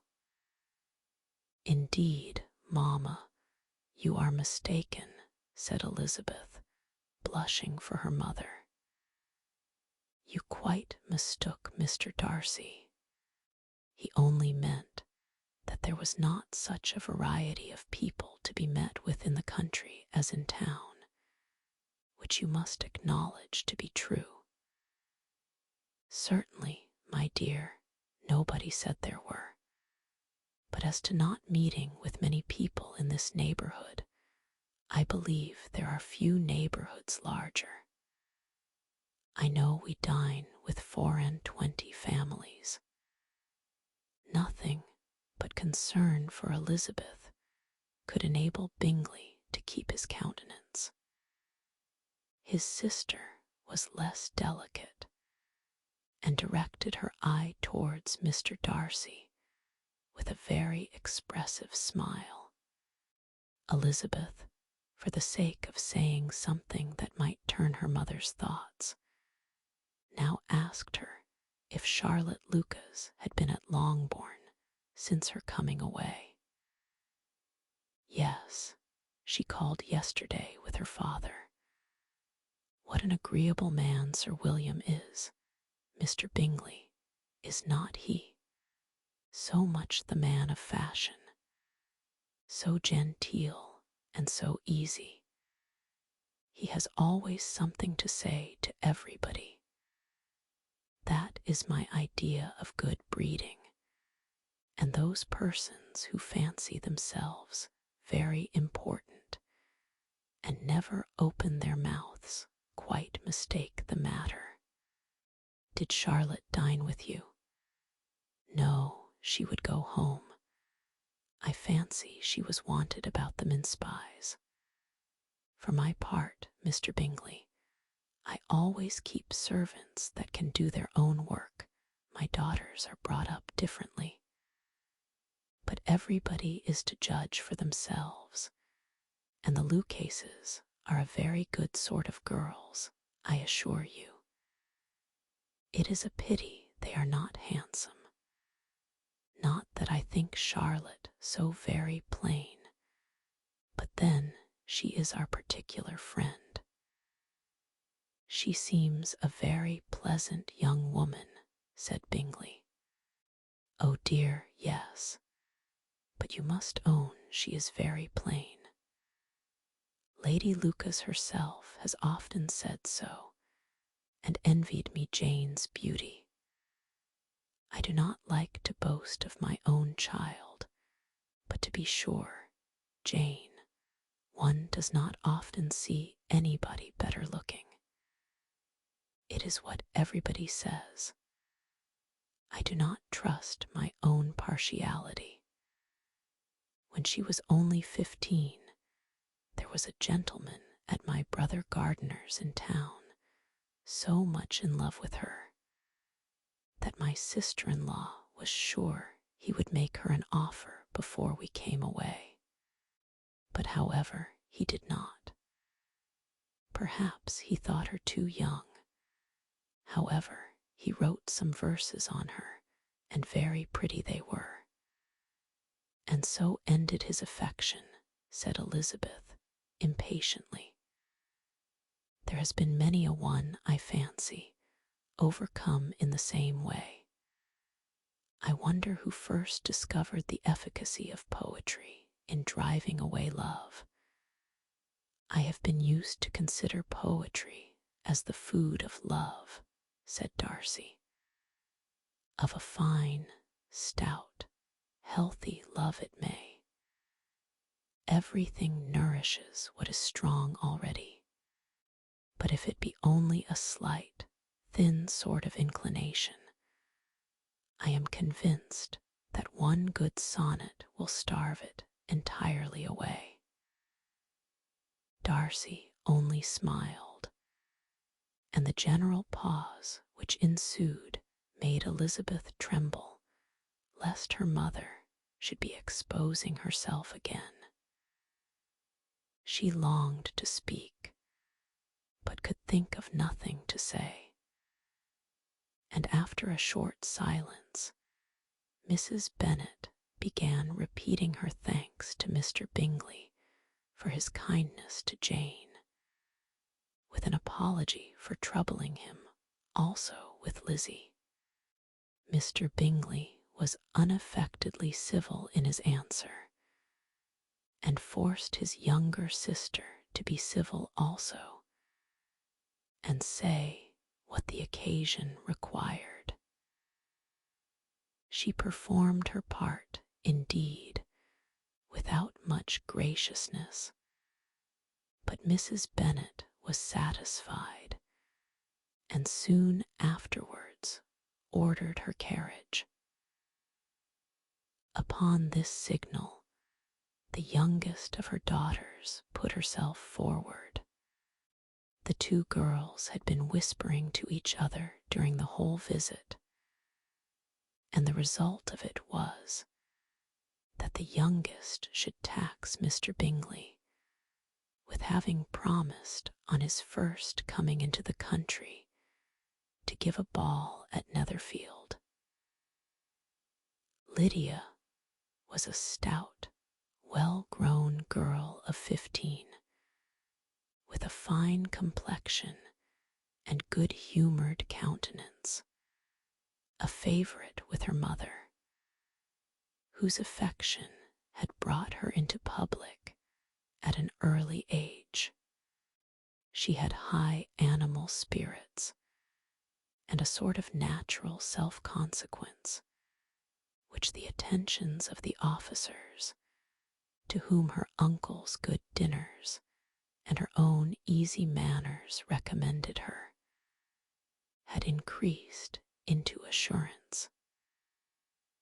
She was very equal, therefore, to address Mr. Bingley on the subject of the ball, and abruptly reminded him of his promise, adding that it would be the most shameful thing in the world if he did not keep it.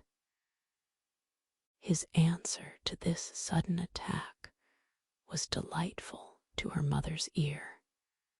"I am perfectly ready, I assure you, to keep my engagement, and when your sister is recovered, you shall, if you please, name the very day of the ball. But you would not wish to be dancing while she is ill." Lydia declared herself satisfied. Oh yes, it would be much better to wait till Jane was well, and by that time, most likely, Captain Carter would be at Meryton again.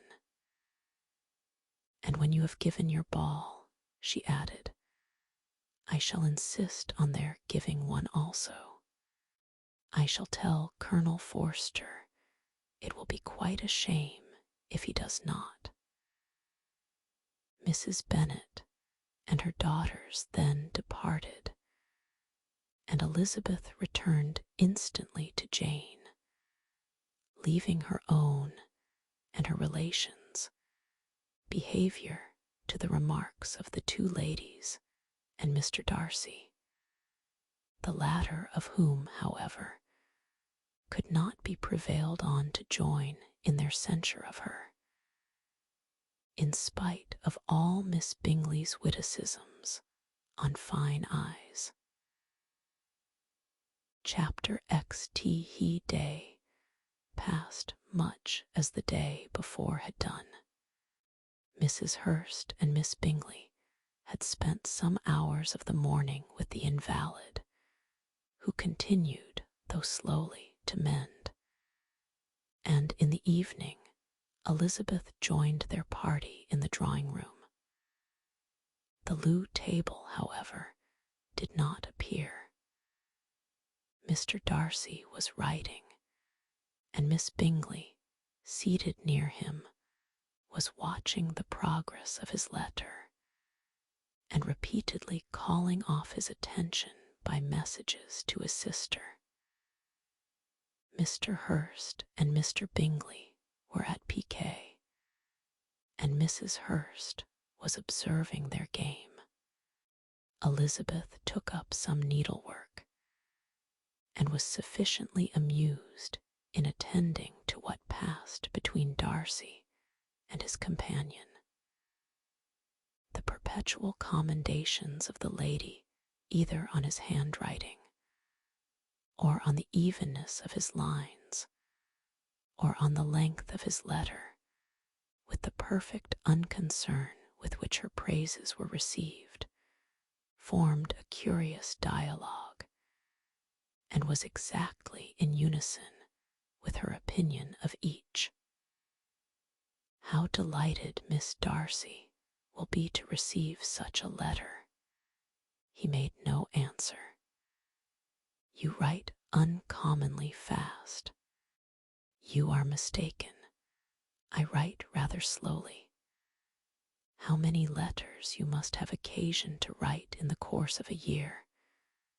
"Letters of business, too. How odious I should think them." "It is fortunate, then, that they fall to my lot instead of to yours. Pray tell your sister that I long to see her." "I have already told her so once by your desire. I am afraid you do not like your pen. Let me mend it for you. I mend pens remarkably well." "Thank you, but I always mend my own." "How can you contrive to write so even?" He was silent. "Tell your sister I am delighted to hear of her improvement on the harp, and pray let her know that I am quite in raptures with her beautiful little design for a table, and I think it infinitely superior to Miss Grantley. S. Will you give me leave to defer your raptures till I write again? At present I have not room to do them justice. Oh, it is of no consequence. I shall see her in January. But you always write such charming long letters to her, Mr. Darcy. They are generally long, but whether always charming, it is not for me to determine. It is a rule with me that a person who can write a long letter with ease cannot write ill. That will not do for a compliment to Darcy, Caroline, cried her brother, because he does not write with ease. He studies too much for words of 4 syllables. Do not you, Darcy? My style of writing is very different from yours. Oh, cried Miss Bingley, Charles writes in the most careless way imaginable. He leaves out half his words and blots the rest. My ideas flow so rapidly that I have not time to express them, by which means my letters sometimes convey no ideas at all to my correspondents. Your humility, Mr. Bingley, said Elizabeth, must disarm reproof. Nothing is more deceitful, said Darcy, than the appearance of humility. It is often only carelessness of opinion, and sometimes an indirect boast. And which of the two do you call my little recent piece of modesty? The indirect boast, for you are really proud of your defects in writing, because you consider them as proceeding from a rapidity of thought and carelessness of execution, which, if not estimable, you think at least highly interesting. The power of doing anything with quickness is always much prized by the possessor, and often without any attention to the imperfection of the performance. When you told Mrs. Bennet this morning that if you ever resolved on quitting Netherfield you should be gone in 5 minutes, you meant it to be a sort of panegyric, of compliment to yourself. And yet, what is there so very laudable in a precipitance which must leave very necessary business undone, and can be of no real advantage to yourself or anyone else? Nay, cried Bingley, this is too much, to remember at night all the foolish things that were said in the morning. And yet, upon my honor, I believed what I said of myself to be true, and I believe it at this moment. At least, therefore, I did not assume the character of needless precipitance merely to show off before the ladies. I dare say you believed it, but I am by no means convinced that you would be gone with such celerity. Your conduct would be quite as dependent on chance as that of any man I know. And if, as you were mounting your horse, a friend were to say, Bingley, you had better stay till next week, you would probably do it. You would probably not go, and, at another word, might stay a month. You have only proved by this, cried Elizabeth, that Mr. Bingley did not do justice to his own disposition. You have shown him off now much more than he did himself. I am exceedingly gratified, said Bingley, by your converting what my friend says into a compliment on the sweetness of my temper.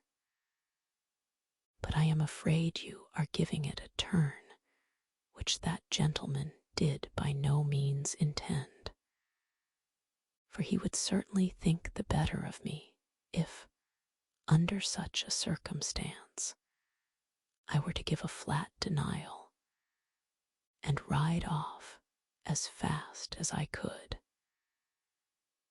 Would Mr. Darcy then consider the rashness of your original intention as atoned for by your obstinacy in adhering to it? Upon my word, I cannot exactly explain the matter. Darcy must speak for himself. You expect me to account for opinions which you choose to call mine, but which I have never acknowledged. Allowing the case, however, to stand according to your representation, you must remember, Miss Bennet, that the friend who is supposed to desire his return to the house and the delay of his plan has merely desired it, asked it, without offering one argument in favor of its propriety. To yield readily, easily, to the persuasion of a friend is no merit with you. To yield without conviction is no compliment to the understanding of either. You appear to me, Mr. Darcy, to allow nothing for the influence of friendship and affection. A regard for the requester would often make one readily yield to a request, without waiting for arguments to reason one into it. I am not particularly speaking of such a case as you have supposed about Mr. Bingley. We may as well wait, perhaps, till the circumstance occurs, before we discuss the discretion of his behavior thereupon. But in general and ordinary cases, between friend and friend, where one of them is desired by the other to change a resolution of no very great moment, should you think ill of that person for complying with the desire, without waiting to be argued into it, will it not be advisable, before we proceed on this subject, to arrange with rather more precision the degree of importance which is to appertain to this request, as well as the degree of intimacy subsisting between the parties? By all means, cried Bingley. Let us hear all the particulars, not forgetting their comparative height and size, for that will have more weight in the argument, Miss Bennet, than you may be aware of. I assure you that if Darcy were not such a great tall fellow in comparison with myself, I should not pay him half so much deference. I declare I do not know a more awful object than Darcy on particular occasions, and in particular places, at his own house especially, and of a Sunday evening when he has nothing to do. Mr. Darcy smiled, but Elizabeth thought she could perceive that he was rather offended, and therefore checked her laugh. Miss Bingley warmly resented the indignity he had received, in an expostulation with her brother for talking such nonsense. "I see your design, Bingley," said his friend. "You dislike an argument and want to silence this. Perhaps I do. Arguments are too much like disputes.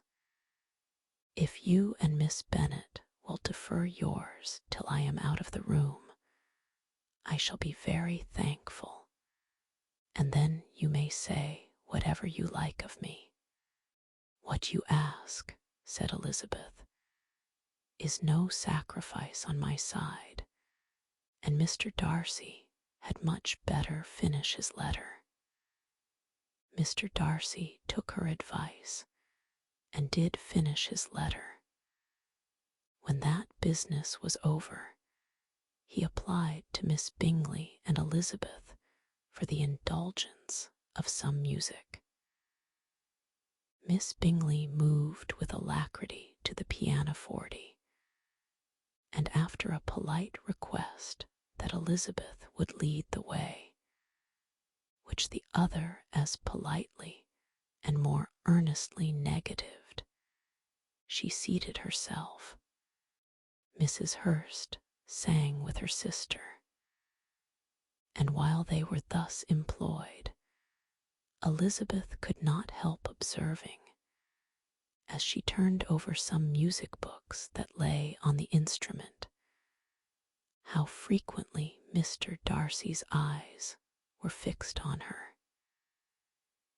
She hardly knew how to suppose that she could be an object of admiration to so great a man, and yet that he should look at her because he disliked her was still more strange.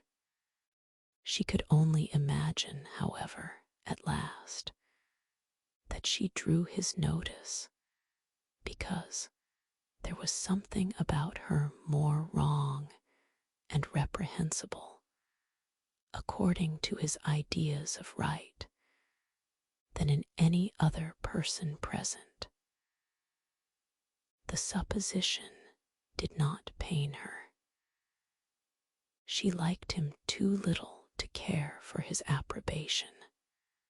After playing some Italian songs, Miss Bingley varied the charm by a lively Scotch air, and soon afterwards Mr. Darcy, drawing near Elizabeth, said to her, "Do you not feel a great inclination, Miss Bennet, to seize such an opportunity of dancing a reel?" She smiled, but made no answer. He repeated the question, with some surprise at her silence. "Oh," said she, "I heard you before, but I could not immediately determine what to say in reply. You wanted me, I know, to say yes, that you might have the pleasure of despising my taste, but I always delight in overthrowing those kind of schemes and cheating a person of their premeditated contempt. I have, therefore, made up my mind to tell you that I do not want to dance a reel at all, and now despise me if you dare." "Indeed, I do not dare." Elizabeth, having rather expected to affront him, was amazed at his gallantry, but there was a mixture of sweetness and archness in her manner which made it difficult for her to affront anybody, and Darcy had never been so bewitched by any woman as he was by her. He really believed that, Were it not for the inferiority of her connections, he should be in some danger. Miss Bingley saw, or suspected, enough to be jealous, and her great anxiety for the recovery of her dear friend Jane received some assistance from her desire of getting rid of Elizabeth.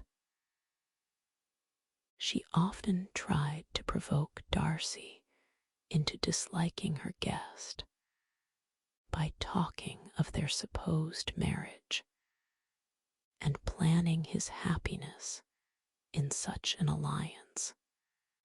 "I hope," said she, as they were walking together in the shrubbery the next day, "you will give your mother-in-law a few hints when this desirable event takes place as to the advantage of holding her tongue, and if you can compass it, to cure the younger girls of running after the officers.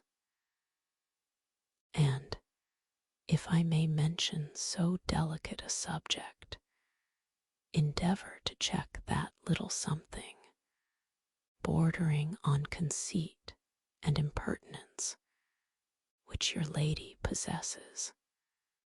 No, no, stay where you are. Have you anything else to propose for my domestic felicity?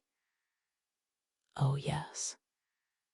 Do let the portraits of your uncle and Aunt Phillips be placed in the gallery at Pemberley. Put them next to your great uncle, the judge. They are in the same profession, you know, only in different lines. As for your Elizabeth's picture, you must not attempt to have it taken, for what painter could do justice to those beautiful eyes? It would not be easy, indeed, to catch their expression, but their color and shape, and the eyelashes, so remarkably fine, might be copied. At that moment they were met from another walk by Mrs. Hurst and Elizabeth herself. "I did not know that you intended to walk," said Miss Bingley, in some confusion, lest they had been overheard. "You used us abominably ill," answered Mrs. Hurst, "running away without telling us that you were coming out." Then, taking the disengaged arm of Mr. Darcy, she left Elizabeth to walk by herself. The path just admitted 3. Mr. Darcy felt their rudeness, and immediately said, "This walk is not wide enough for our party. We had better go into the avenue." But Elizabeth, who had not the least inclination to remain with them, laughingly answered, "No, no, stay where you are. You are charmingly grouped, and appear to uncommon advantage. The picturesque would be spoilt by admitting a 4th. Goodbye." She then ran gaily off, rejoicing, as she rambled about, in the hope of being at home again in a day or 2. Jane was already so much recovered as to intend leaving her room for a couple of hours that evening. Piling up the fire. Chapter XI. W. Hen the ladies removed after dinner. Elizabeth ran up to her sister, and seeing her well guarded from cold, attended her into the drawing-room, where she was welcomed by her 2 friends with many professions of pleasure. And Elizabeth had never seen them so agreeable as they were during the hour which passed before the gentlemen appeared. Their powers of conversation were considerable. They could describe an entertainment with accuracy, relate an anecdote with humor, and laugh at their acquaintance with spirit. But when the gentlemen entered, Jane was no longer the first object. Miss Bingley's eyes were instantly turned towards Darcy, and she had something to say to him before he had advanced many steps. He addressed himself directly to Miss Bennet with a polite congratulation. Mr. Hurst also made her a slight bow, and said he was very glad, but diffuseness and warmth remained for Bingley's salutation. He was full of joy and attention. The first half-hour was spent in piling up the fire, lest she should suffer from the change of room, and she removed, at his desire, to the other side of the fireplace, that she might be farther from the door. He then sat down by her, and talked scarcely to anyone else. Elizabeth, at work in the opposite corner, saw it all with great delight. When tea was over, Mr. Hurst reminded his sister-in-law of the card table, but in vain. She had obtained private intelligence that Mr. Darcy did not wish for cards, and Mr. Hurst soon found even his open petition rejected.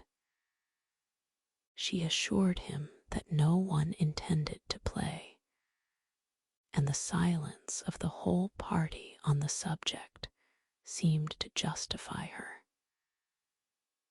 Mr. Hurst had, therefore, nothing to do but to stretch himself on one of the sofas and go to sleep. Darcy took up a book. Miss Bingley did the same, and Mrs. Hurst, principally occupied in playing with her bracelets and rings, joined now and then in her brother's conversation with Miss Bennet. Miss Bingley's attention was quite as much engaged in watching Mr. Darcy's progress through his book as in reading her own, and she was perpetually either making some inquiry or looking at his page. She could not win him, however, to any conversation. He merely answered her question and read on. At length, quite exhausted by the attempt to be amused with her own book, which she had only chosen because it was the second volume of his, she gave a great yawn and said, "How pleasant it is to spend an evening in this way. I declare, after all, there is no enjoyment like reading. How much sooner one tires of anything than of a book.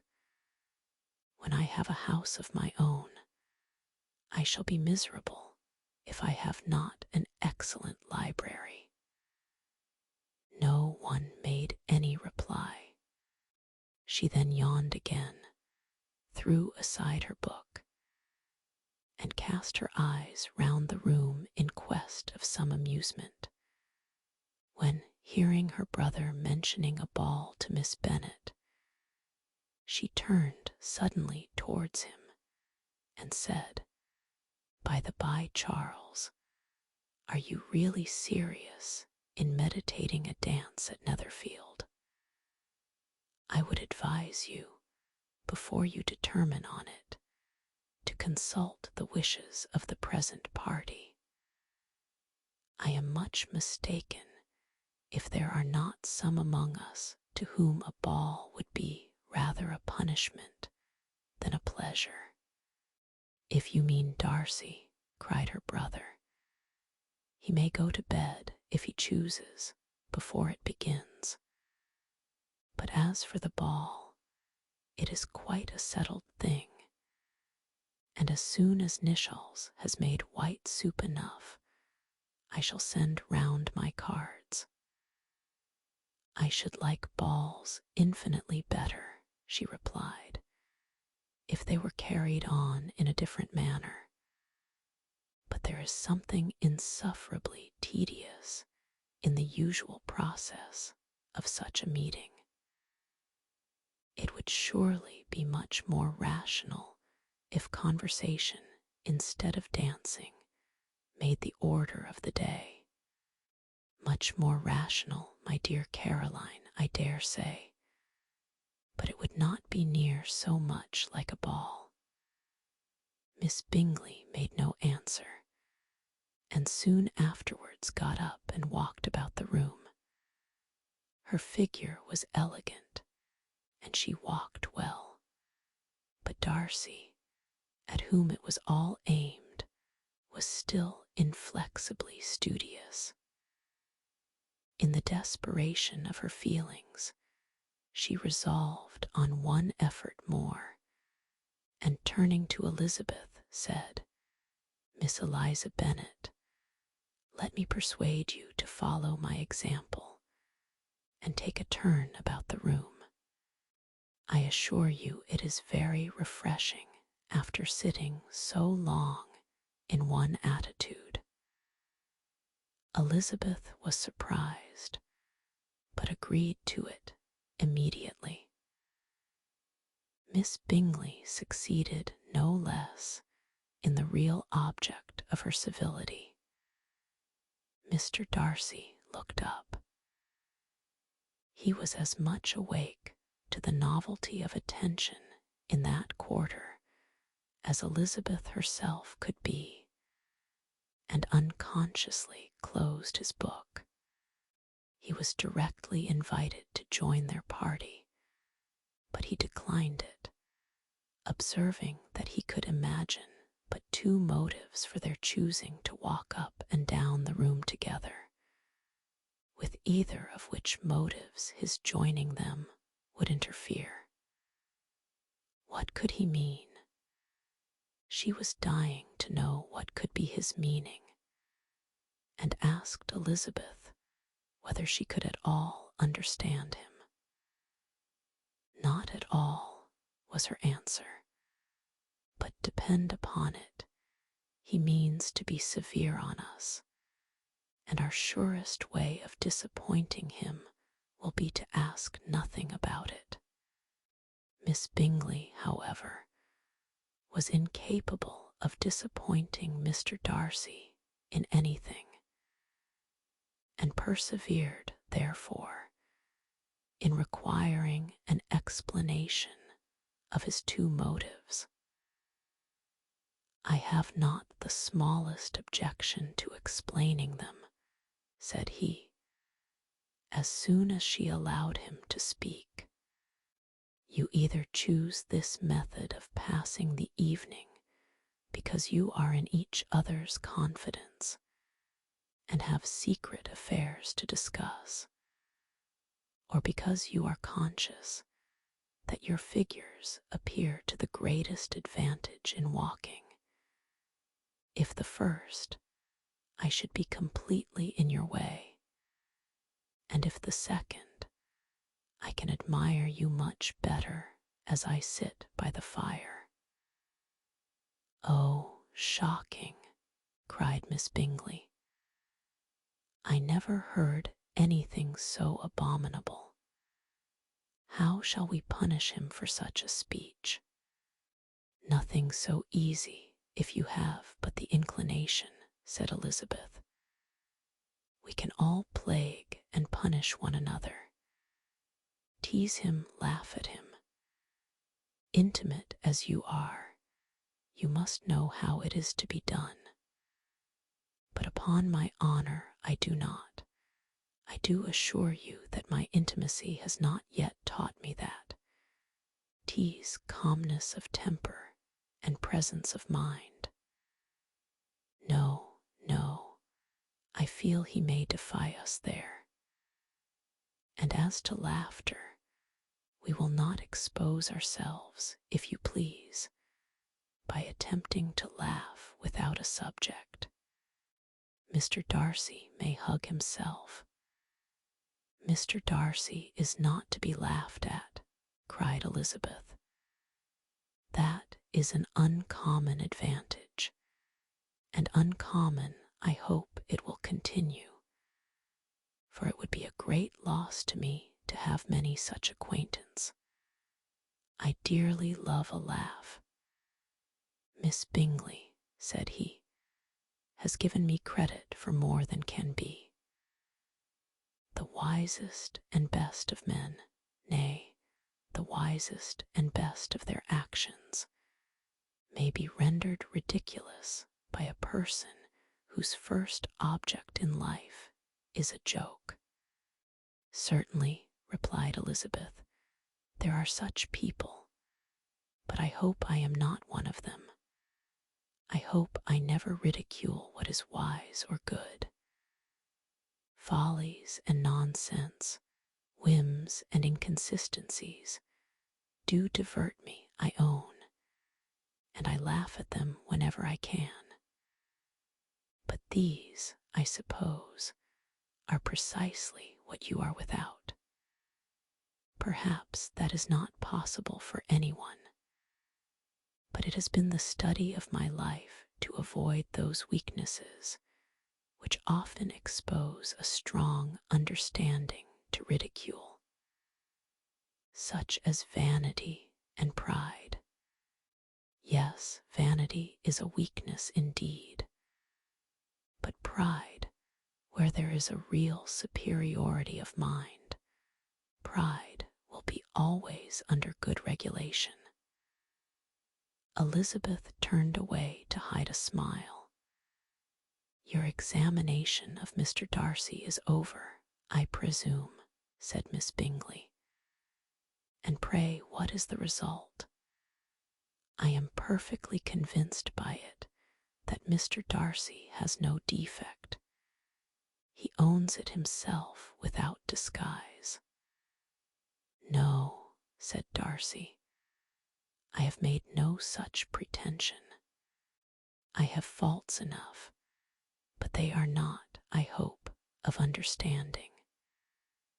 My temper I dare not vouch for.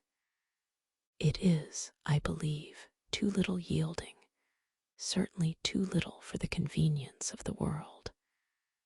I cannot forget the follies and vices of others so soon as I ought, nor their offenses against myself. My feelings are not puffed about with every attempt to move them. My temper would perhaps be called resentful. My good opinion once lost is lost forever. That is a failing, indeed, cried Elizabeth. Implacable resentment is a shade in a character. But you have chosen your fault well. I really cannot laugh at it. You are safe from me. There is, I believe, in every disposition a tendency to some particular evil, a natural defect, which not even the best education can overcome.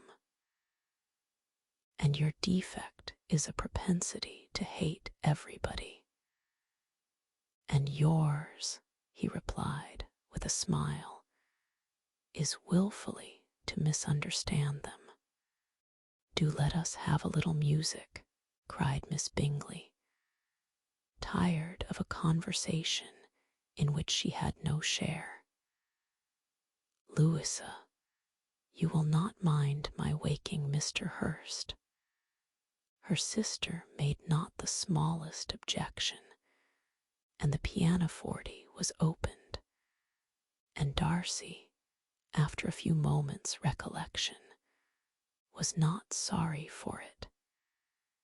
He began to feel the danger of paying Elizabeth too much attention. Chapter XII.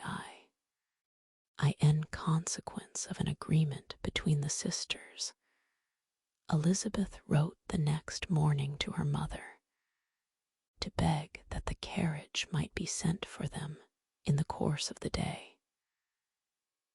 But Mrs. Bennet, who had calculated on her daughters remaining at Netherfield till the following Tuesday, which would exactly finish Jane's week, could not bring herself to receive them with pleasure before. Her answer, therefore, was not propitious, at least not to Elizabeth's wishes, for she was impatient to get home. Mrs. Bennet sent them word that they could not possibly have the carriage before Tuesday, and in her postscript it was added that if Mr. Bingley and his sister pressed them to stay longer, she could spare them very well. Against staying longer, however, Elizabeth was positively resolved, nor did she much expect it would be asked, and fearful, on the contrary, of being considered as intruding themselves needlessly long, she urged Jane to borrow Mr. Bingley's carriage immediately, and at length it was settled that their original design of leaving Netherfield that morning should be mentioned, and the request made. The communication excited many professions of concern, and enough was said of wishing them to stay at least till the following day to work on Jane, and till the morrow their going was deferred.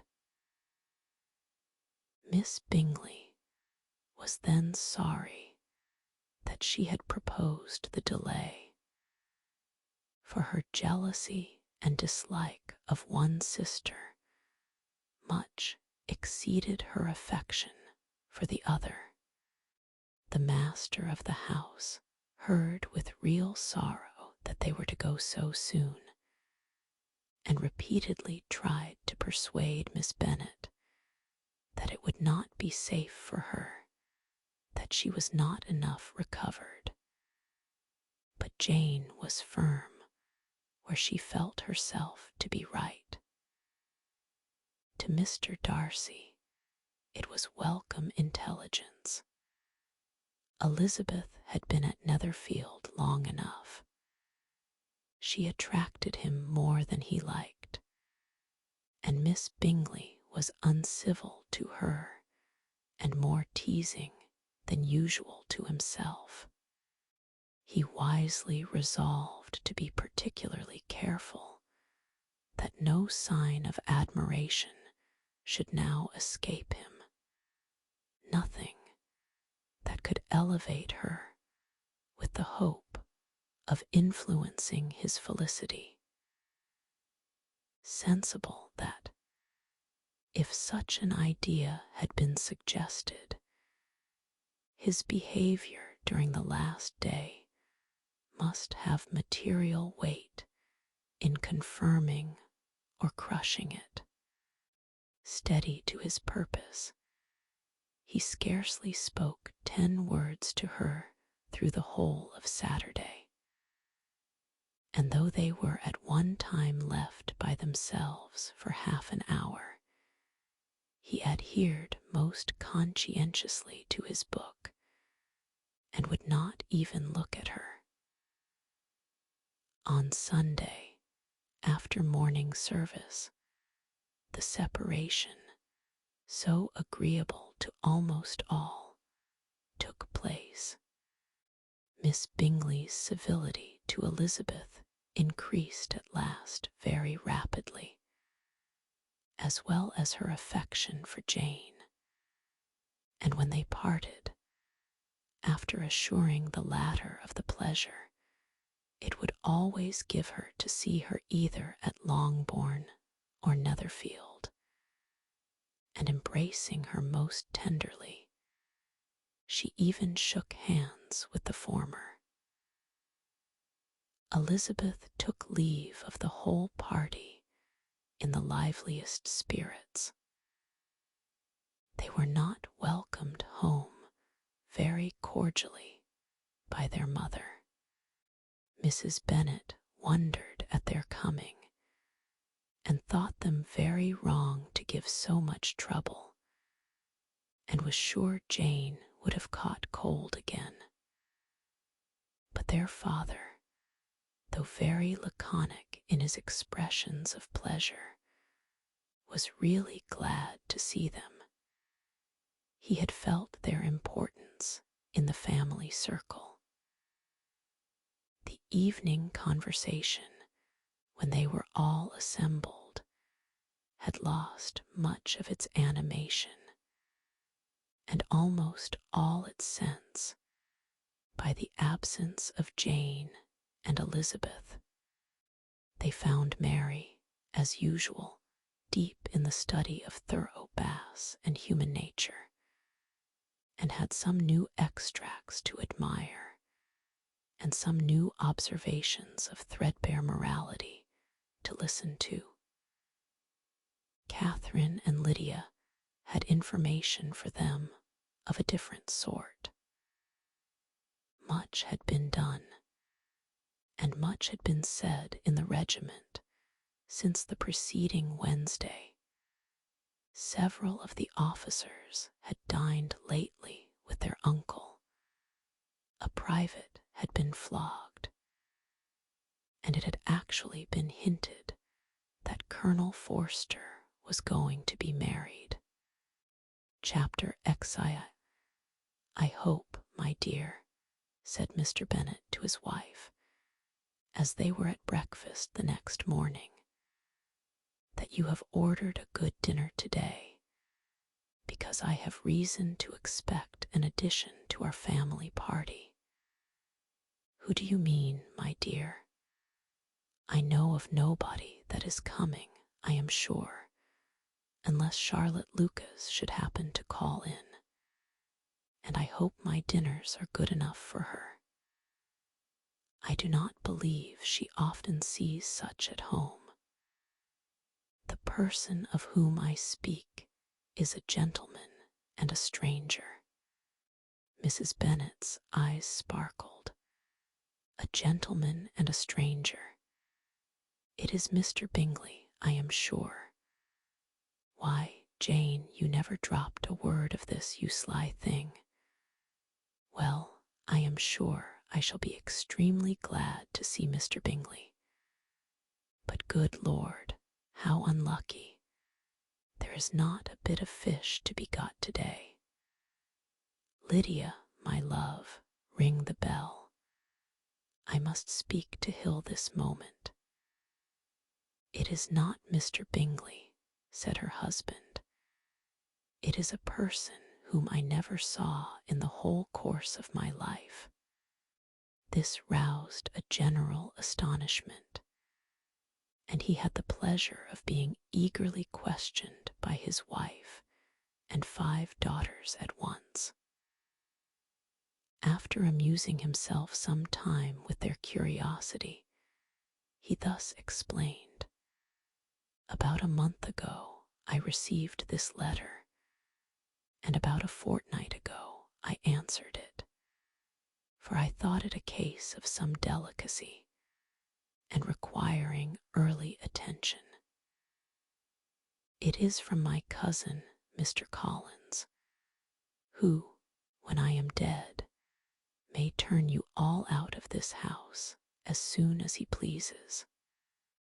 Oh, my dear, cried his wife, I cannot bear to hear that mentioned.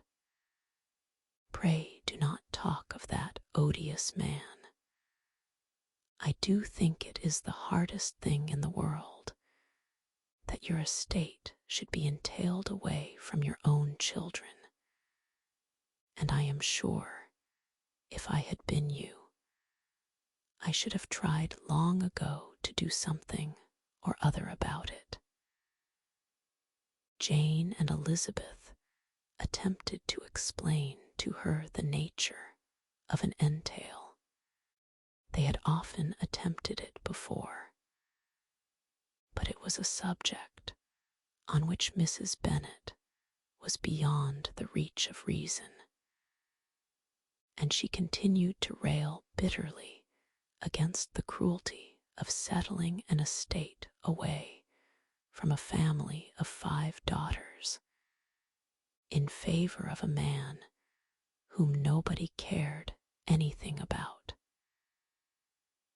"It certainly is a most iniquitous affair," said Mr. Bennet, "and nothing can clear Mr. Collins from the guilt of inheriting Longbourn.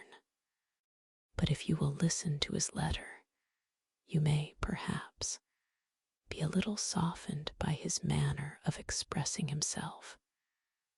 "No, that I am sure I shall not, and I think it was very impertinent of him to write to you at all, and very hypocritical.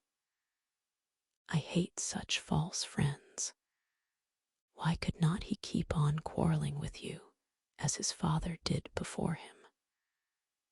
Why, indeed, he does seem to have had some filial scruples on that head, as you will hear.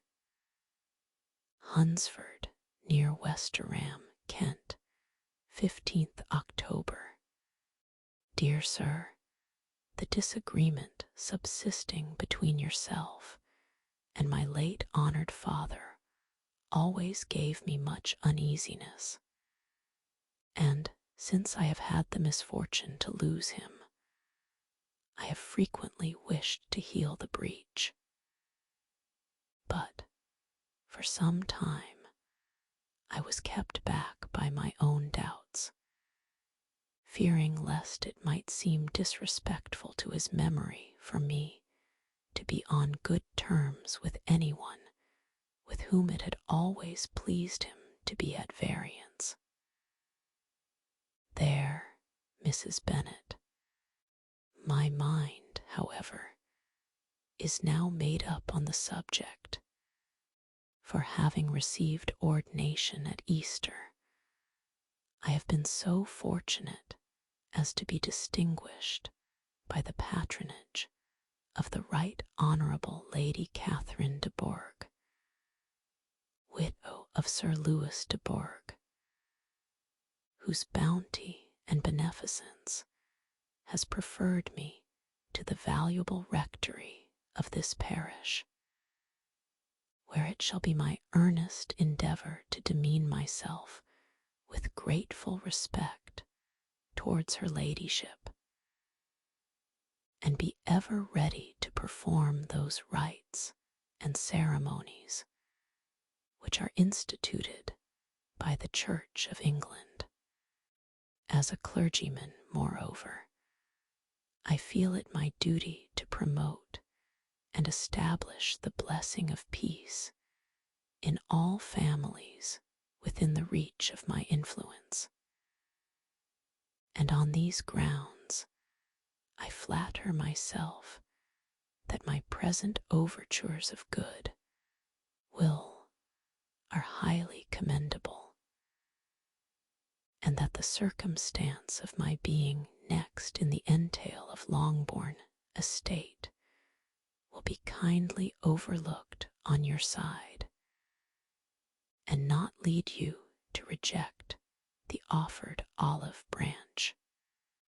I cannot be otherwise than concerned at being the means of injuring your amiable daughters, and beg leave to apologize for it, as well as to assure you of my readiness to make them every possible amends.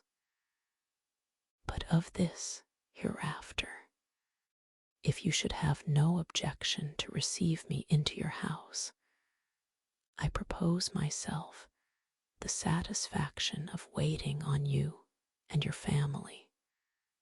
Monday, November 18th, by 4 o'clock, and shall probably trespass on your hospitality till the Saturday sennight following, which I can do without any inconvenience, as Lady Catherine is far from objecting to my occasional absence on a Sunday, provided that some other clergyman is engaged to do the duty of the day.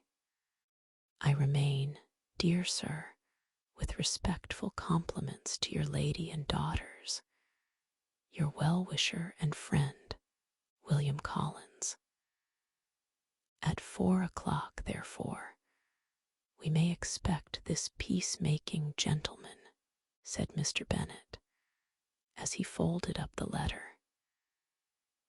He seems to be a most conscientious and polite young man, upon my word, and I doubt not will prove a valuable acquaintance, especially if Lady Catherine should be so indulgent as to let him come to us again. There is some sense in what he says about the girls, however, and if he is disposed to make them any amends, I shall not be the person to discourage him.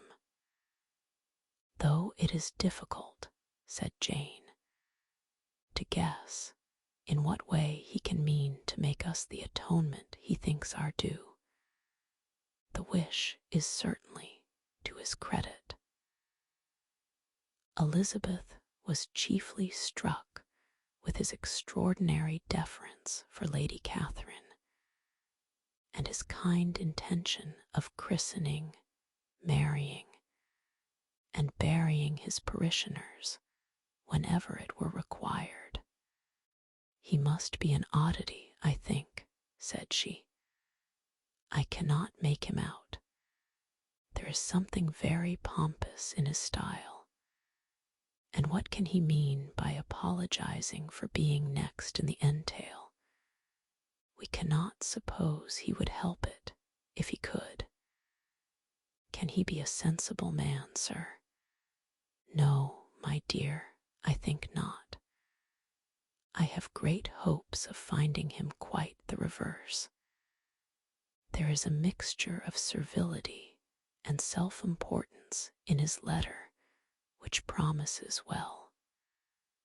I am impatient to see him. In point of composition, said Mary, his letter does not seem defective. The idea of the olive branch, perhaps, is not wholly new, yet I think it is well expressed. To Catherine and Lydia, neither the letter nor its writer were in any degree interesting. It was next to impossible that their cousin should come in a scarlet coat, and it was now some weeks since they had received pleasure from the society of a man in any other color. As for their mother, Mr. Collins's letter had done away much of her ill will, and she was preparing to see him with a degree of composure which astonished her husband and daughters. Mr. Collins was punctual to his time, and was received with great politeness by the whole family. Mr. Bennet, indeed, said little, but the ladies were ready enough to talk, and Mr. Collins seemed neither in need of encouragement nor inclined to be silent himself. He was a tall, heavy-looking young man of 25. His air was grave and stately, and his manners were very formal. He had not been long seated before he complimented Mrs. Bennet on having so fine a family of daughters, said he had heard much of their beauty, but that, in this instance, fame had fallen short of the truth, and added that he did not doubt her seeing them all in due time well disposed of in marriage. This gallantry was not much to the taste of some of his hearers, but Mrs. Bennet, who quarrelled with no compliments, answered most readily, "You are very kind, sir, I am sure, and I wish with all my heart it may prove so, for else they will be destitute enough. Things are settled so oddly. You allude, perhaps, to the entail of this estate." "Ah, sir, I do indeed. It is a grievous affair to my poor girls, you must confess. Not that I mean to find fault with you, for such things, I know, are all chance in this world. There is no knowing how estates will go when once they come to be entailed.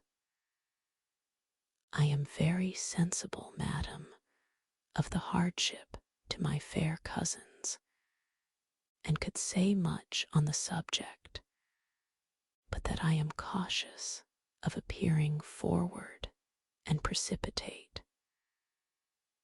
But I can assure the young ladies that I come prepared to admire them. At present I will not say more, but perhaps when we are better acquainted." He was interrupted by a summons to dinner, and the girls smiled on each other. They were not the only objects of Mr. Collins's admiration. The hall, the dining room, and all its furniture were examined and praised, and his commendation of everything would have touched Mrs. Bennet's heart, but for the mortifying supposition of his viewing it all as his own future property. The dinner, too, in its turn, was highly admired, and he begged to know to which of his fair cousins the excellence of its cookery was owing.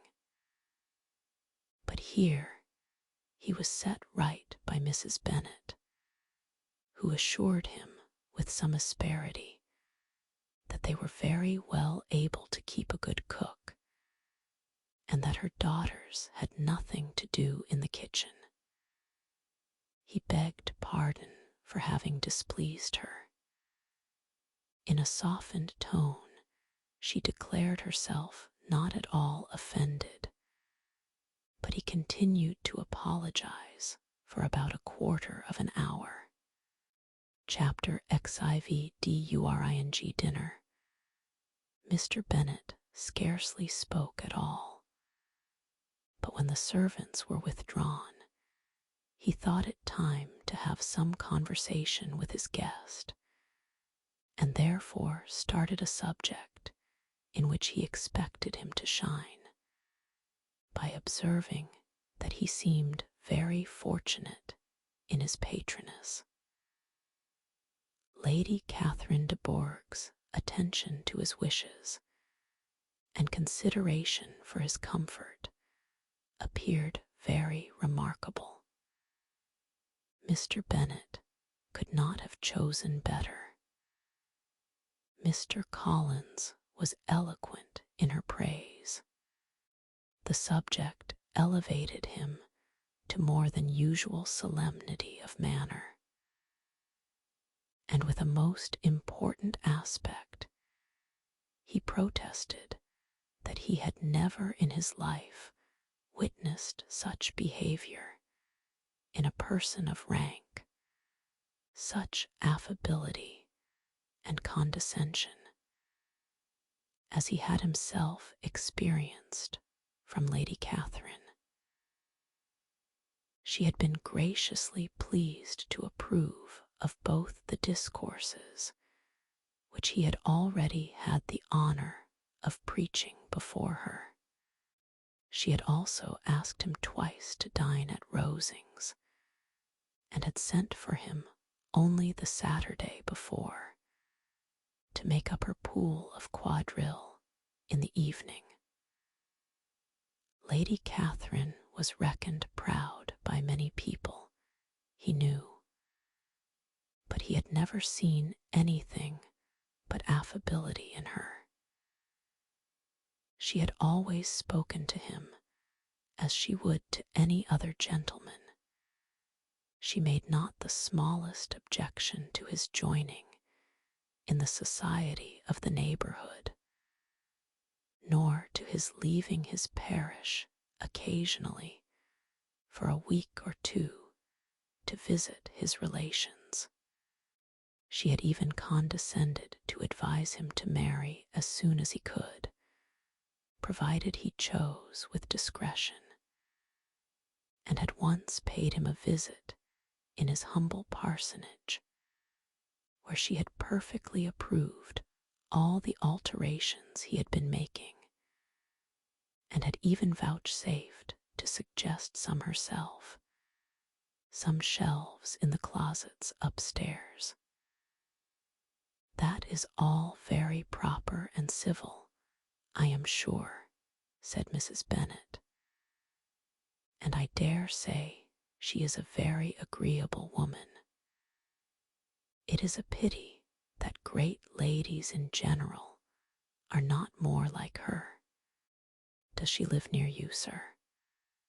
The garden in which stands my humble abode is separated only by a lane from Rosings Park, her ladyship's residence. I think you said she was a widow, sir. Has she any family?"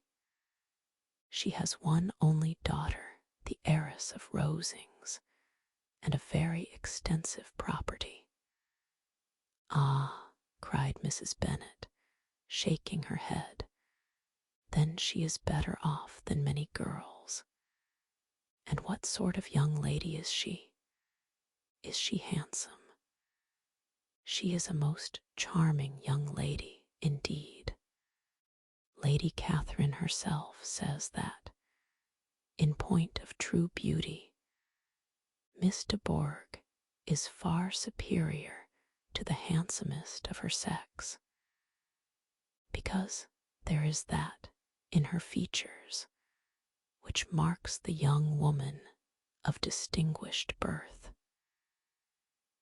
She is unfortunately of a sickly constitution, which has prevented her making that progress in many accomplishments which she could not otherwise have failed of, as I am informed by the lady who superintended her education, and who still resides with them. But she is perfectly amiable, and often condescends to drive by my humble abode in her little phaeton and ponies. Has she been presented? I do not remember her name among the ladies at court.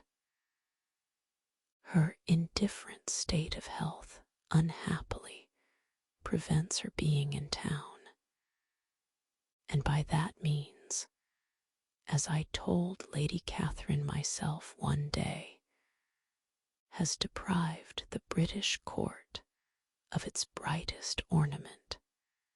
Her ladyship seemed pleased with the idea, and you may imagine that I am happy on every occasion to offer those little delicate compliments which are always acceptable to ladies.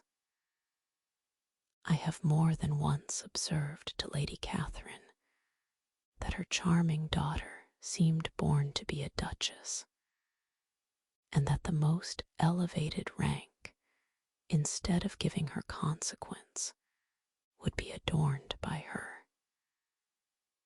These are the kind of little things which please her ladyship, and it is a sort of attention which I conceive myself peculiarly bound to pay." "You judge very properly," said Mr. Bennet, "and it is happy for you that you possess the talent of flattering with delicacy.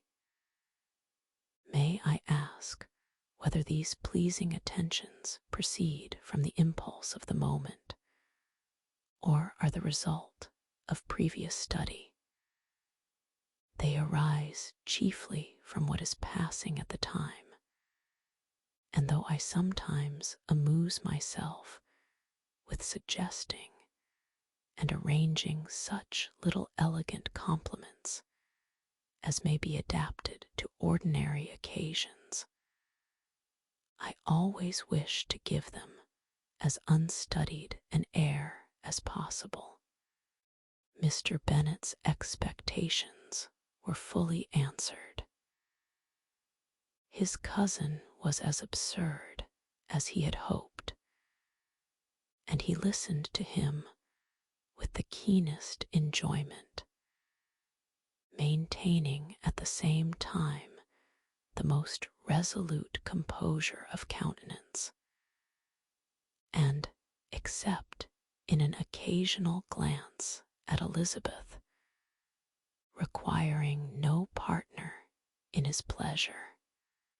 By tea time, however, the dose had been enough, and Mr. Bennet was glad to take his guest into the drawing-room again, and when tea was over, glad to invite him, protested that he never read novels.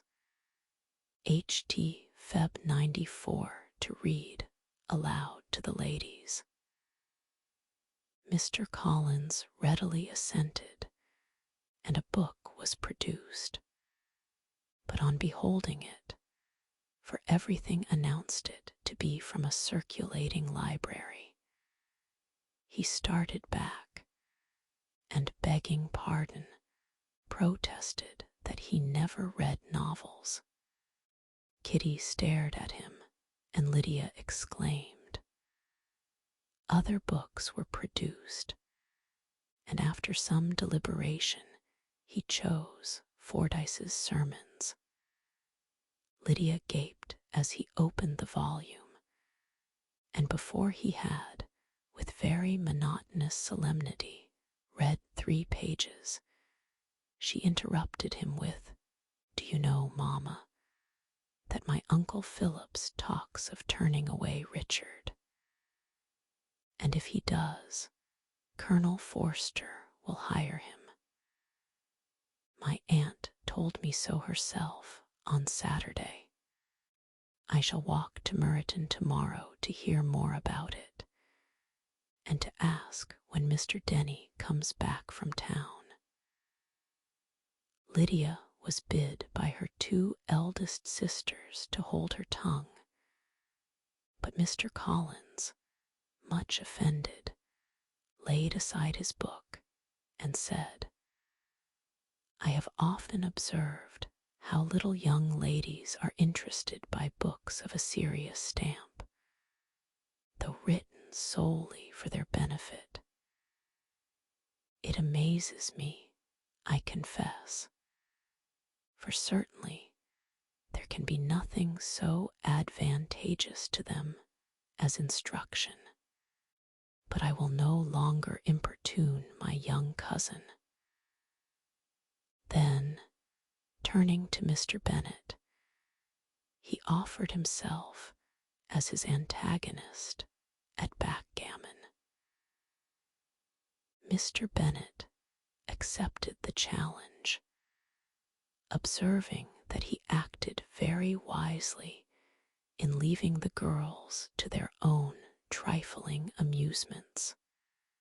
Mrs. Bennet and her daughters apologized most civilly for Lydia's interruption, and promised that it should not occur again if he would resume his book.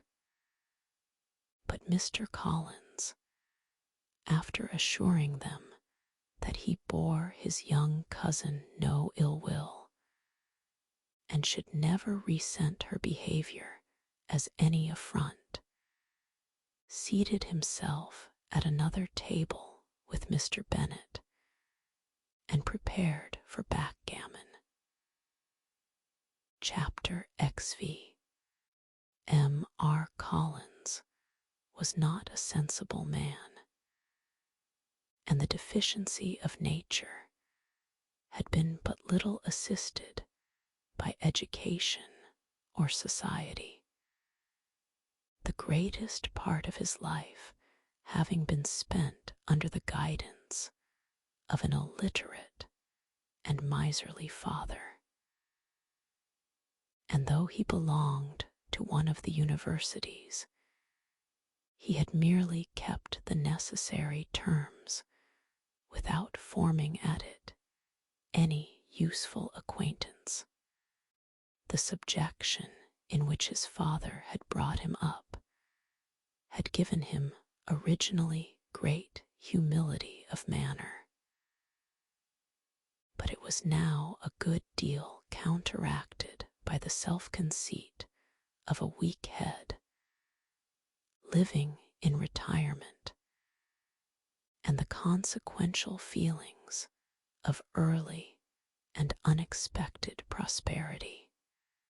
A fortunate chance had recommended him to Lady Catherine de Bourgh when the living of Hunsford was vacant, and the respect which he felt for her high rank, and his veneration for her as his patroness, mingling with a very good opinion of himself, of his authority as a clergyman, and his right as a rector, made him altogether a mixture of pride and obsequiousness, self-importance and humility.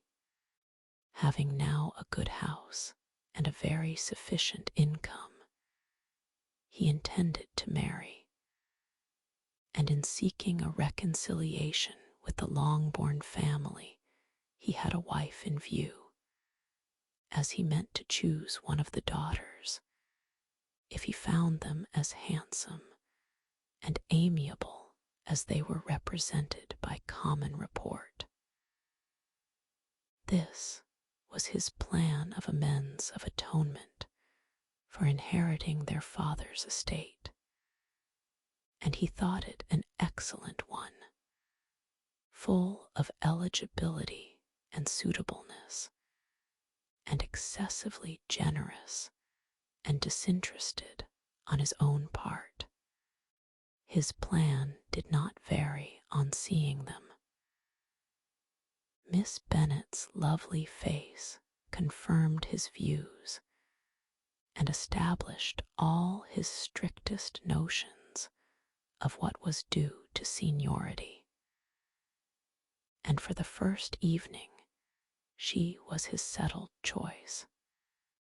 The next morning, however, made an alteration, for in a quarter of an hour's tete-a-tete with Mrs. Bennet before breakfast, a conversation beginning with his parsonage house, and leading naturally to the avowal of his hopes that a mistress for it might be found at Longbourn, produced from her, amid very complacent smiles and general encouragement, a caution against the very Jane he had fixed on.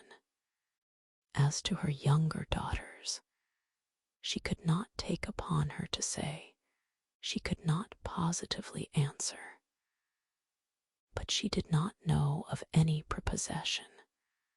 Her eldest daughter she must just mention, she felt it incumbent on her to hint, was likely to be very soon engaged.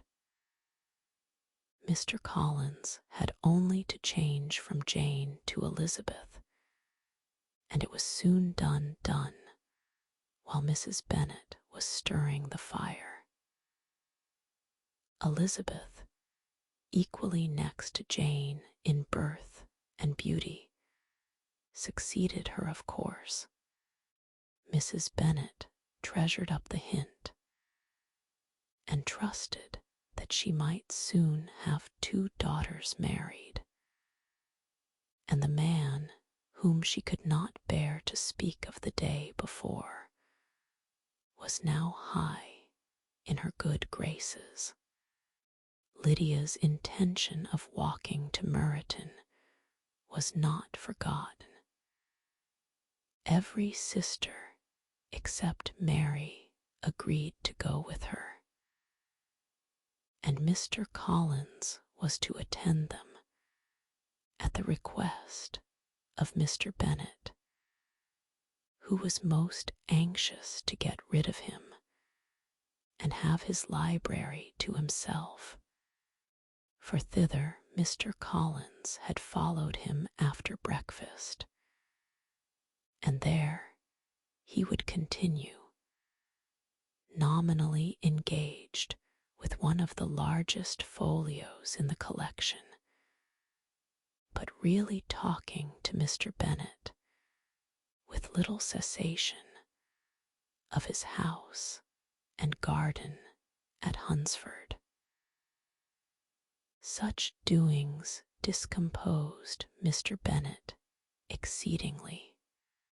In his library he had been always sure of leisure and tranquillity, and though prepared, as he told Elizabeth, to meet with folly and conceit in every other room in the house, he was used to be free from them there. His civility, therefore, was most prompt in inviting Mr. Collins to join his daughters in their walk, and Mr. Collins, being in fact much better fitted for a walker than a reader, was extremely well pleased to close his large book and go. In pompous nothings on his side, and civil assents on that of his cousins, their time passed till they entered Meryton.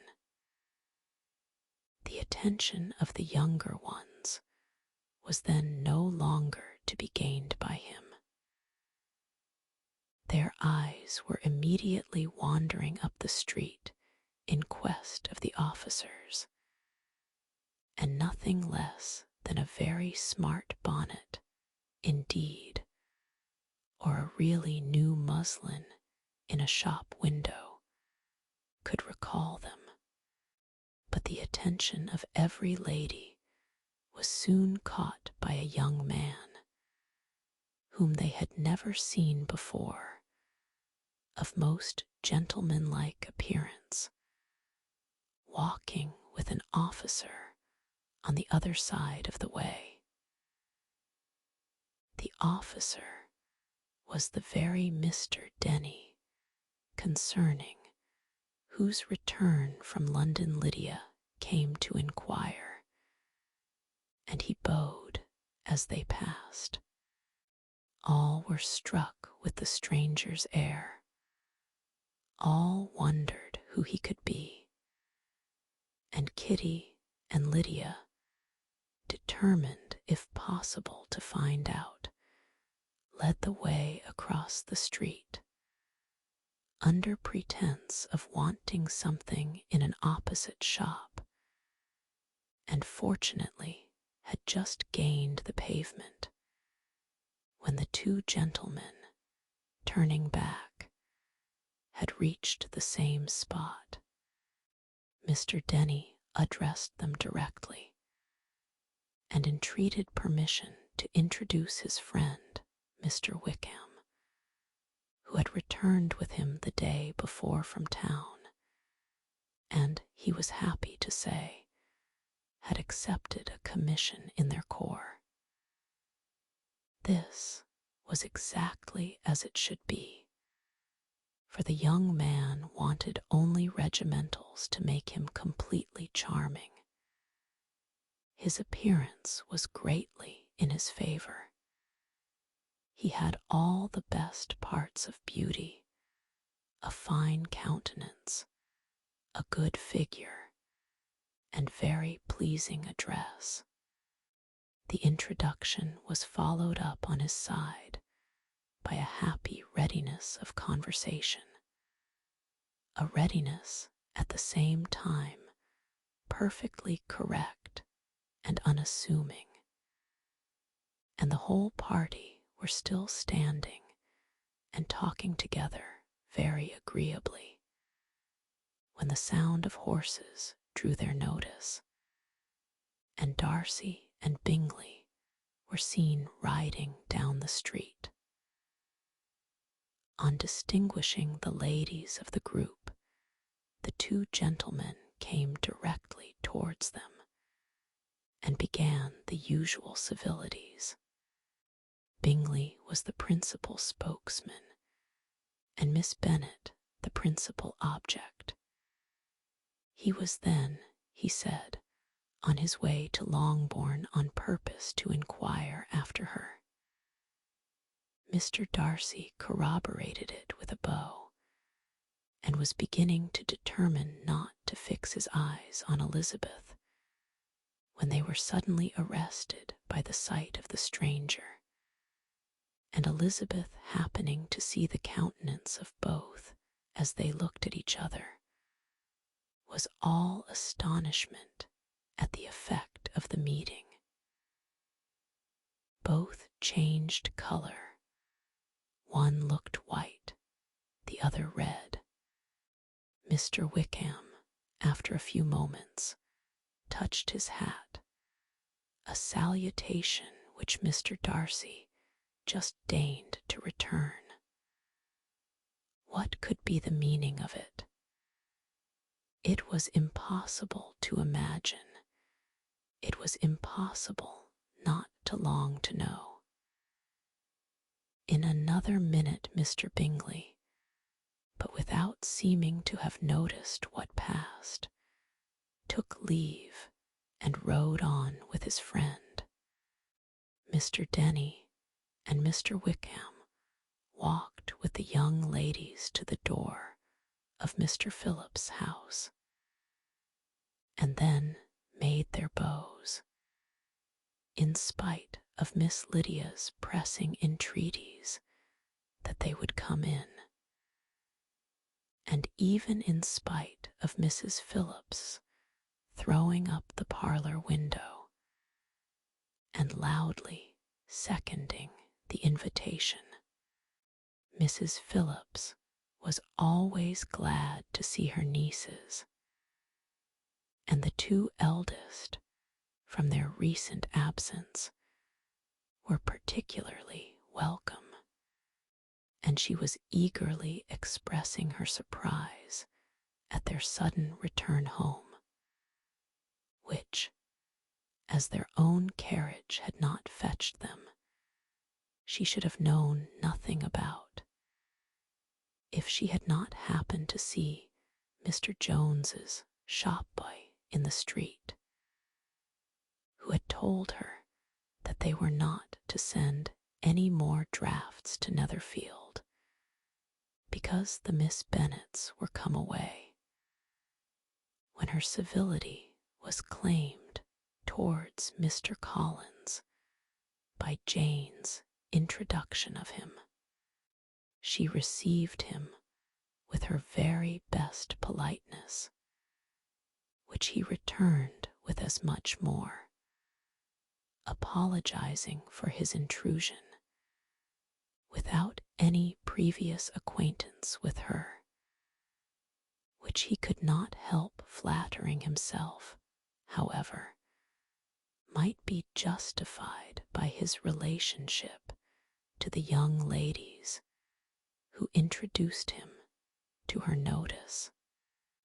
Mrs. Phillips was quite awed by such an excess of good breeding, but her contemplation of one stranger was soon put an end to by exclamations and inquiries about the other, of whom, however, she could only tell her nieces what they already knew, that Mr. Denny had brought him from London, and that he was to have a lieutenant's commission in the shire. She had been watching him the last hour, she said, as he walked up and down the street, and had Mr. Wickham appeared, Kitty and Lydia would certainly have continued the occupation. But unluckily, no one passed the windows now except a few of the officers, who, in comparison with the stranger, were become stupid, disagreeable fellows. Some of them were to dine with the Phillipses the next day, and their aunt promised to make her husband call on Mr. Wickham, and give him an invitation also, if the family from Longbourn would come in the evening. This was agreed to, and Mrs. Phillips protested that they would have a nice, comfortable, noisy game of lottery tickets, and a little bit of hot supper afterwards. The prospect of such delights was very cheering, and they parted in mutual good spirits. Mr. Collins repeated his apologies in quitting the room, and was assured, with unwearying civility, that they were perfectly needless. As they walked home, Elizabeth related to Jane what she had seen pass between the two gentlemen, but though Jane would have defended either or both, had they appeared to be wrong, she could no more explain such behavior than her sister. Mr. Collins, on his return, highly gratified Mrs. Bennet by admiring Mrs. Phillips's manners and politeness. He protested that, except Lady Catherine and her daughter, he had never seen a more elegant woman, for she had not only received him with the utmost civility, but had even pointedly included him in her invitation for the next evening, although utterly unknown to her before. Something, he supposed, might be attributed to his connection with them, but yet he had never met with so much attention in the whole course of his life. Chapter XVI. No objection was made to the young people's engagement with their aunt, and all Mr. Collins's scruples of leaving Mr. and Mrs. Bennet for a single evening during his visit were most steadily resisted. The coach conveyed him and his 5 cousins at a suitable hour to Meryton, and the girls had the pleasure of hearing, as they entered the drawing-room, that Mr. Wickham had accepted their uncle's invitation, and was then in the house. When this information was given, and they had all taken their seats, Mr. Collins was at leisure to look around him and admire, and he was so much struck with the size and furniture of the apartment that he declared he might almost have supposed himself in the small summer breakfast parlour at Rosings. A comparison that did not at first convey much gratification. But when Mrs. Phillips understood from him what Rosings was, and who was its proprietor, when she had listened to the description of only one of Lady Catherine's drawing rooms, and found that the chimney-piece alone had cost £800, she felt all the force of the compliment, and would hardly have resented a comparison with the housekeeper's room in describing to her all the grandeur of Lady Catherine and her mansion, with occasional digressions in praise of his own humble abode and the improvements it was receiving. He was happily employed until the gentlemen joined them,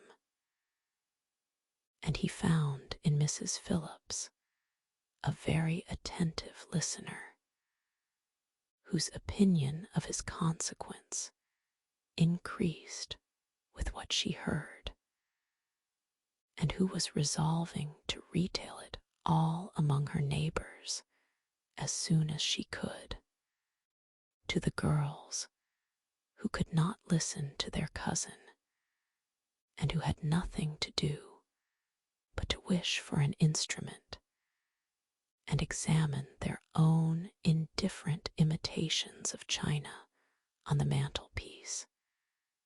The interval of waiting appeared very long. It was over at last, however. The gentlemen did approach, and when Mr. Wickham walked into the room, Elizabeth felt that she had neither been seeing him before nor thinking of him since with the smallest degree of unreasonable admiration.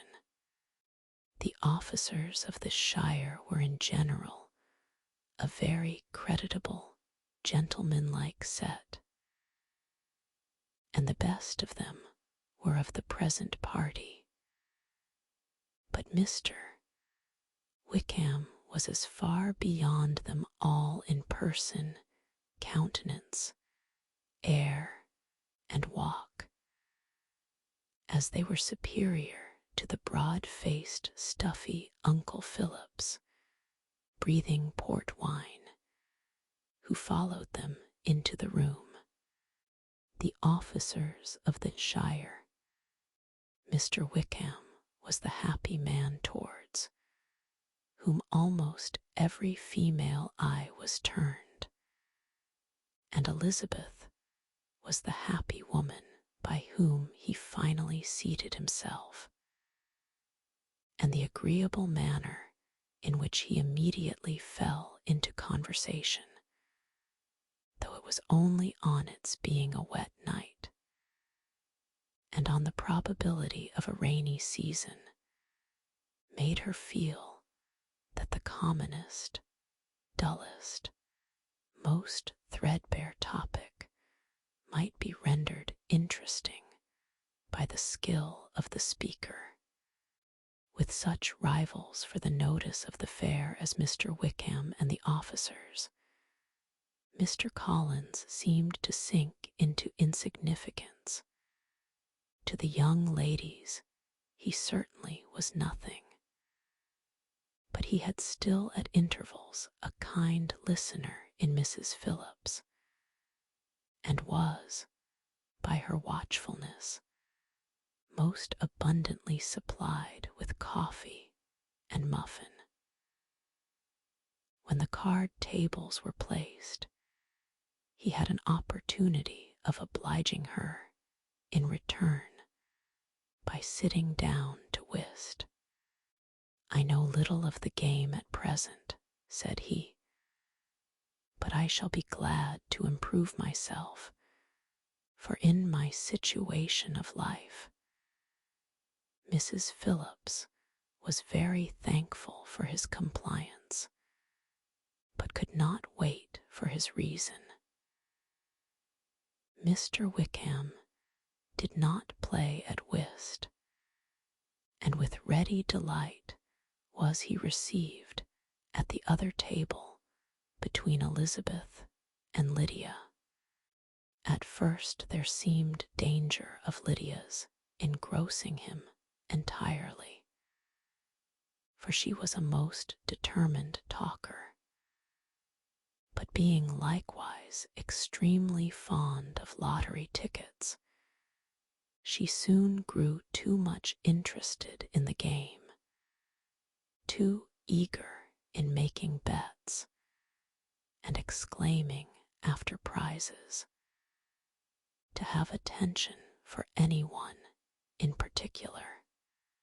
Allowing for the common demands of the game, Mr. Wickham was therefore at leisure to talk to Elizabeth, and she was very willing to hear him, though what she chiefly wished to hear she could not hope to be told, the history of his acquaintance with Mr. Darcy. She dared not even mention that gentleman. Her curiosity, however, was unexpectedly relieved. Mr. Wickham began the subject himself. He inquired how far Netherfield was from Meryton, and after receiving her answer, asked in a hesitating manner how long Mr. Darcy had been staying there. "About a month," said Elizabeth, and then, unwilling to let the subject drop, added, "He is a man of very large property in Derbyshire, I understand." "Yes," replied Wickham, "his estate there is a noble one, a clear 10,000 per annum. You could not have met with a person more capable of giving you certain information on that head than myself, for I have been connected with his family in a particular manner from my infancy." Elizabeth could not but look surprised. "You may well be surprised, Miss Bennet, at such an assertion, after seeing, as you probably might, the very cold manner of our meeting yesterday. Are you much acquainted with Mr. Darcy?" "As much as I ever wish to be," cried Elizabeth warmly. "I have spent 4 days in the same house with him, and I think him very disagreeable." "I have no right to give my opinion," said Wickham, "as to his being agreeable or otherwise. I am not qualified to form one. I have known him too long and too well to be a fair judge. It is impossible for me to be impartial, but I believe your opinion of him would in general astonish, and perhaps you would not express it quite so strongly anywhere else. Here you are in your own family. Upon my word, I say no more here than I might say in any house in the neighborhood, except Netherfield. He is not at all liked in Hertfordshire. Everybody is disgusted with his pride. You will not find him more favorably spoken of by anyone." "I cannot pretend to be sorry," said Wickham, after a short interruption, "that he or that any man should not be estimated beyond their deserts. But with him, I believe, it does not often happen. The world is blinded by his fortune and consequence, or frightened by his high and imposing manners, and sees him only as he chooses to be seen. I should take him, even on my slight acquaintance, to be an ill-tempered man. Wickham only shook his head. "I wonder," said he, at the next opportunity of speaking, "whether he is likely to be in this country much longer. I do not at all know, but I heard nothing of his going away when I was at Netherfield.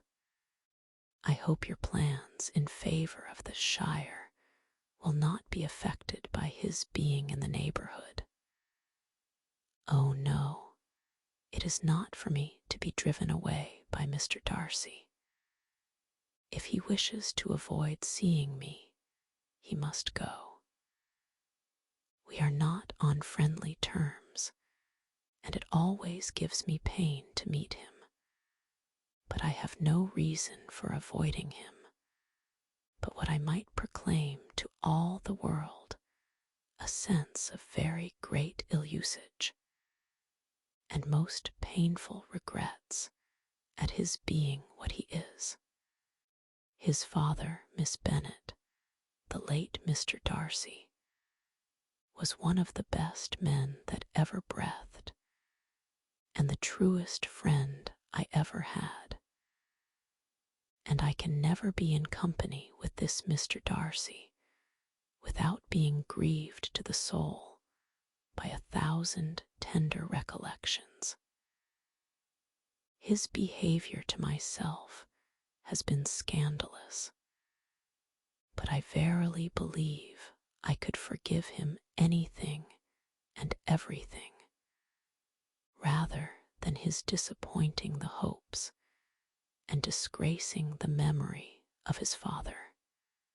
Elizabeth found the interest of the subject increase, and listened with all her heart, but the delicacy of it prevented further inquiry. Mr. Wickham began to speak on more general topics: Meryton, the neighborhood, the society, appearing highly pleased with all that he had yet seen, and speaking of the latter especially with gentle but very intelligible gallantry. It was the prospect of constant society, and good society, he added, which was my chief inducement to enter the shire. I know it to be a most respectable, agreeable corps, and my friend Denny tempted me further by his account of their present quarters, and the very great attentions and excellent acquaintance Meryton had procured them. Society, I own, is necessary to me. I have been a disappointed man, and my spirits will not bear solitude. I must have employment and society. A military life is not what I was intended for, but circumstances have now made it eligible. The church ought to have been my profession. I was brought up for the church, and I should at this time have been in possession of a most valuable living, had it pleased the gentleman we were speaking of just now. Indeed, yes, the late Mr. Darcy bequeathed me the next presentation of the best living in his gift. He was my godfather, and excessively attached to me. I cannot do justice to his kindness. He meant to provide for me amply, and thought he had done it. But when the living fell, it was given elsewhere. "Good heavens," cried Elizabeth, "but how could that be? How could his will be disregarded? Why did not you seek legal redress?" There was just such an informality in the terms of the bequest as to give me no hope from law. A man of honor could not have doubted the intention, but Mr. Darcy chose to doubt it, or to treat it as a merely conditional recommendation, and to assert that I had forfeited all claim to it by extravagance, imprudence, in short, anything or nothing. Certain it is that the living became vacant 2 years ago, exactly as I was of an age to hold it, and that it was given to another man, and no less certain is it that I cannot accuse myself of having really done anything to deserve to lose it. I have a warm, unguarded temper, and I may perhaps have sometimes spoken my opinion of him, and to him too freely. I can recall nothing worse, but the fact is that we are very different sort of men, and that he hates me. This is quite shocking. He deserves to be publicly disgraced. Some time or other he will be, but it shall not be by me. Till I can forget his father, I can never defy or expose him. Elizabeth honored him for such feelings, and thought him handsomer than ever as he expressed them. But what, said she, after a pause, can have been his motive? What can have induced him to behave so cruelly? A thorough, determined dislike of me, a dislike which I cannot but attribute in some measure to jealousy.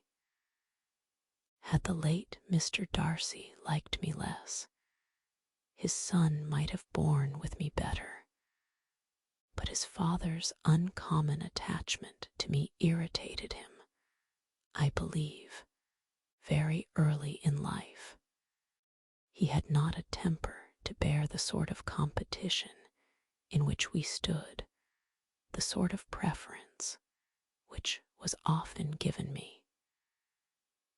I had not thought Mr. Darcy so bad as this, though I have never liked him. I had not thought so very ill of him. I had supposed him to be despising his fellow creatures in general, but did not suspect him of descending to such malicious revenge, such injustice, such inhumanity as this. After a few minutes' reflection, however, she continued, I do remember his boasting one day at Netherfield of the implacability of his resentments, of his having an unforgiving temper. His disposition must be dreadful. I will not trust myself on the subject, replied Wickham. I can hardly be just to him.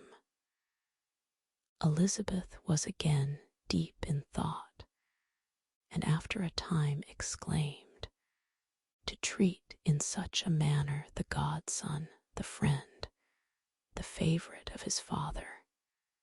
She could have added, a young man, too, like you, whose very countenance may vouch for your being amiable. But she contented herself with, and one, too, who had probably been his own companion from childhood, connected together, as I think you said, in the closest manner. We were born in the same parish, within the same park. The greatest part of our youth was passed together. Inmates of the same house, sharing the same amusements, objects of the same parental care. My father began life in the profession which your uncle, Mr. Phillips, appears to do so much credit to. but he gave up everything to be of use to the late Mr. Darcy, and devoted all his time to the care of the Pemberley property. He was most highly esteemed by Mr. Darcy, a most intimate, confidential friend.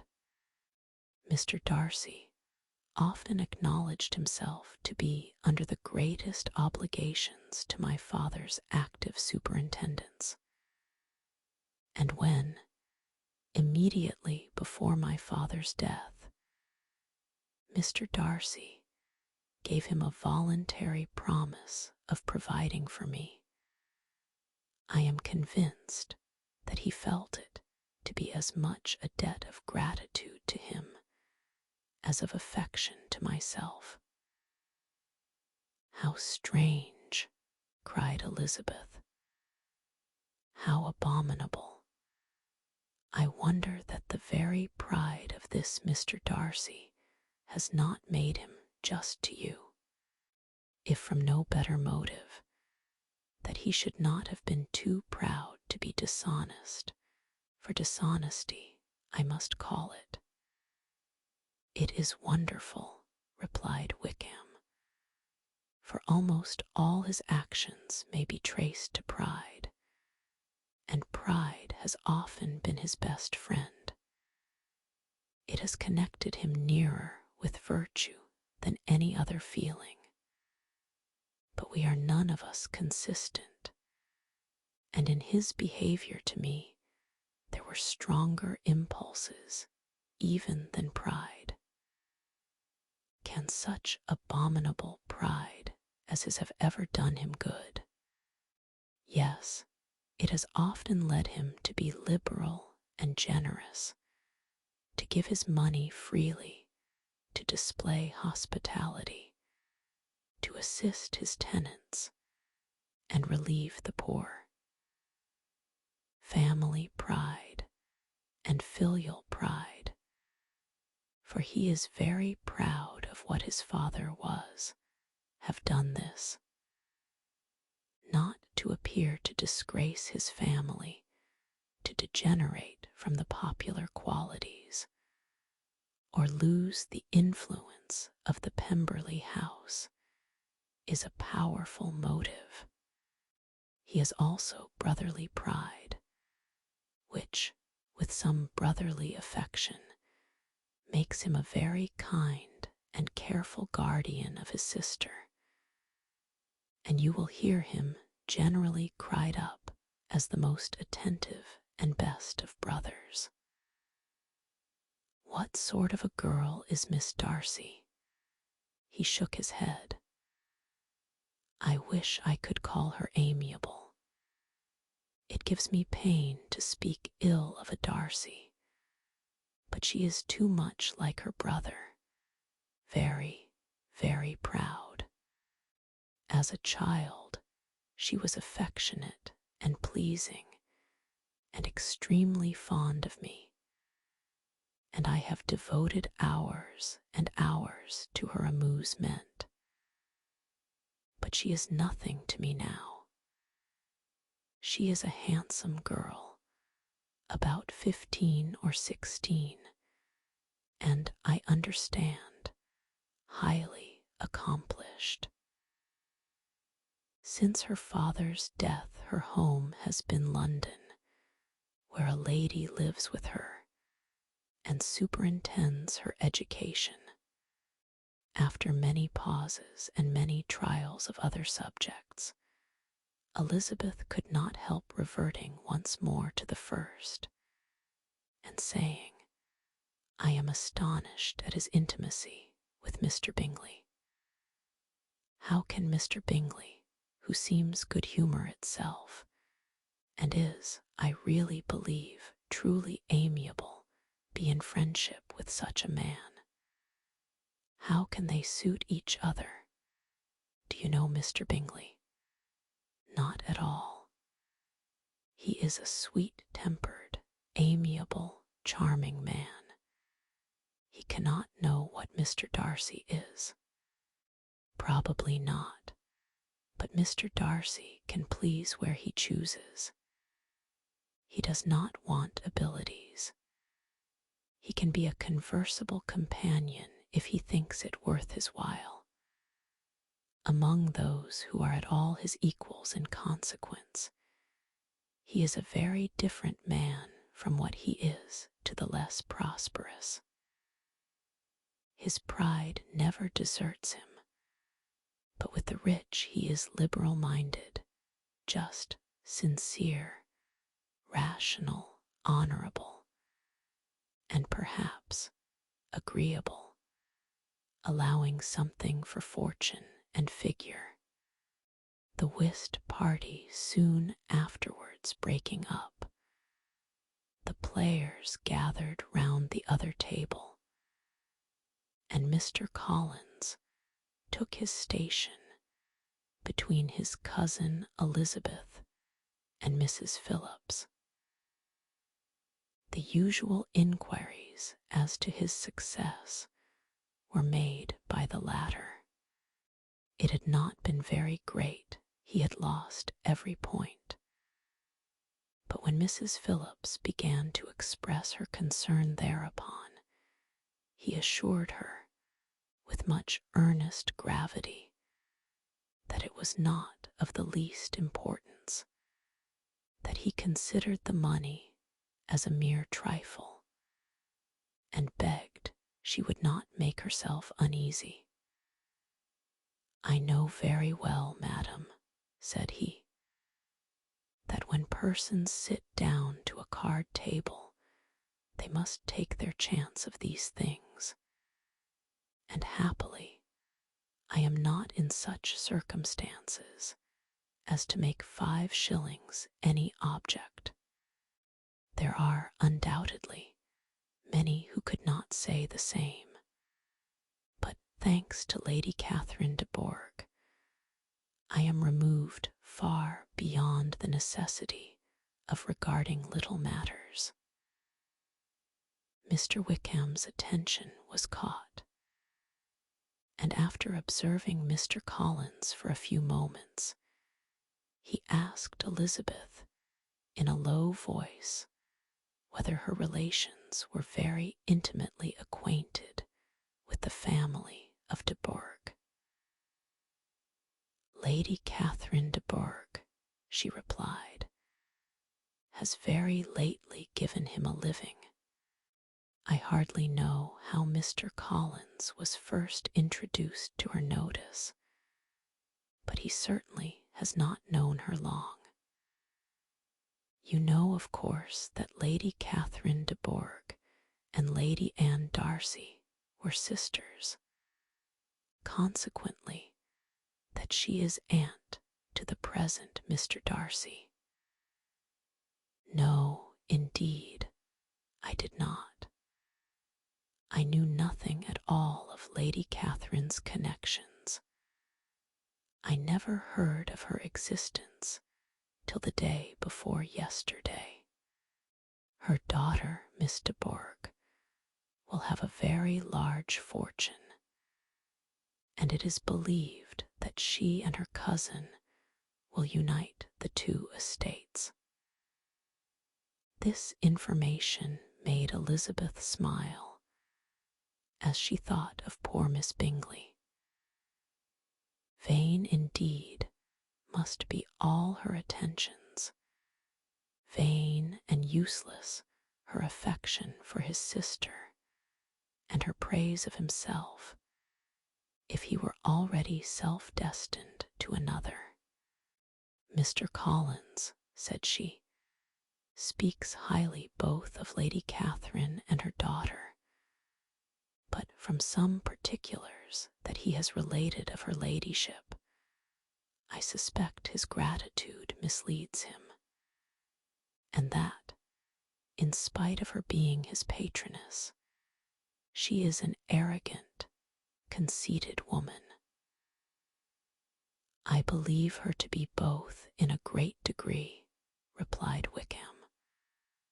"I have not seen her for many years, but I very well remember that I never liked her, and that her manners were dictatorial and insolent.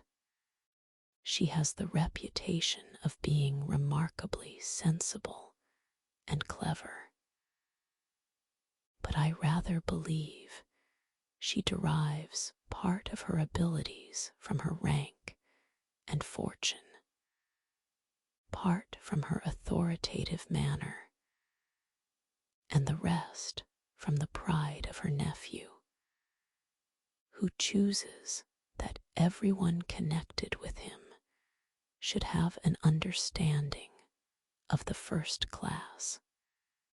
Elizabeth allowed that he had given a very rational account of it, and they continued talking together with mutual satisfaction till supper put an end to cards and gave the rest of the ladies their share of Mr. Wickham's attentions.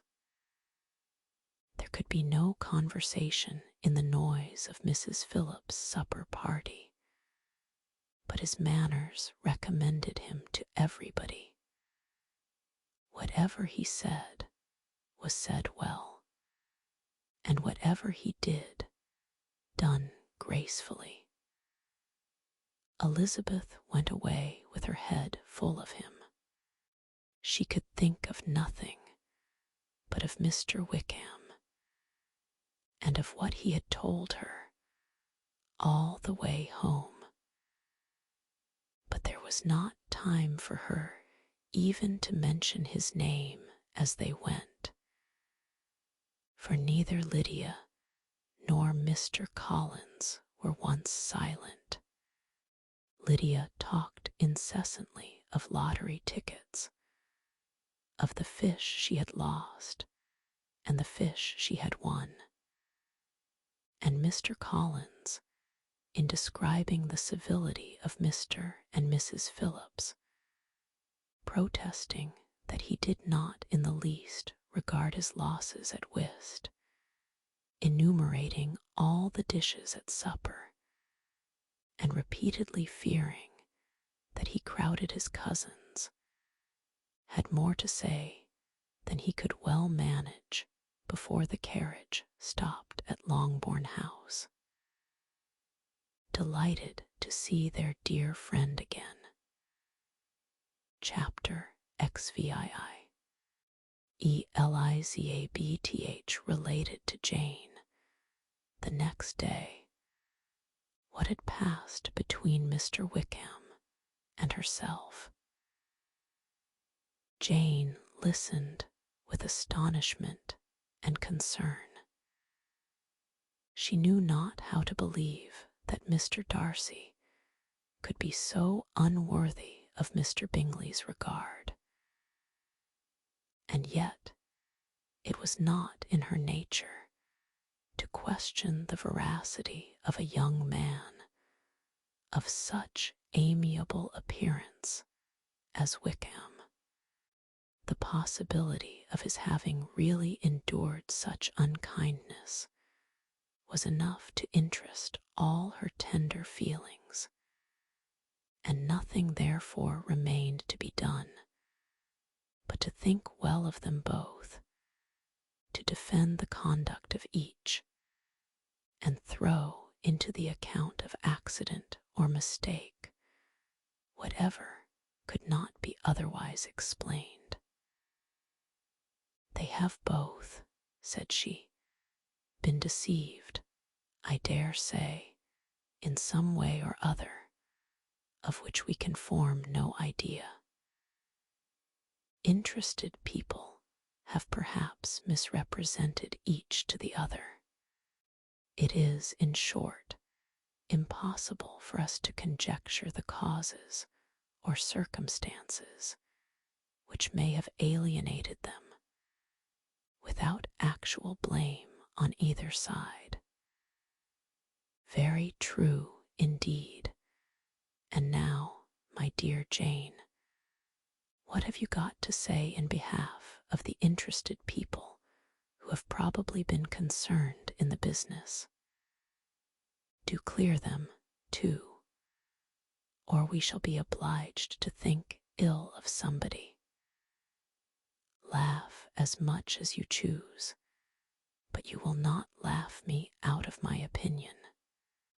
My dearest Lizzie, do but consider in what a disgraceful light it places Mr. Darcy to be treating his father's favourite in such a manner, one whom his father had promised to provide for.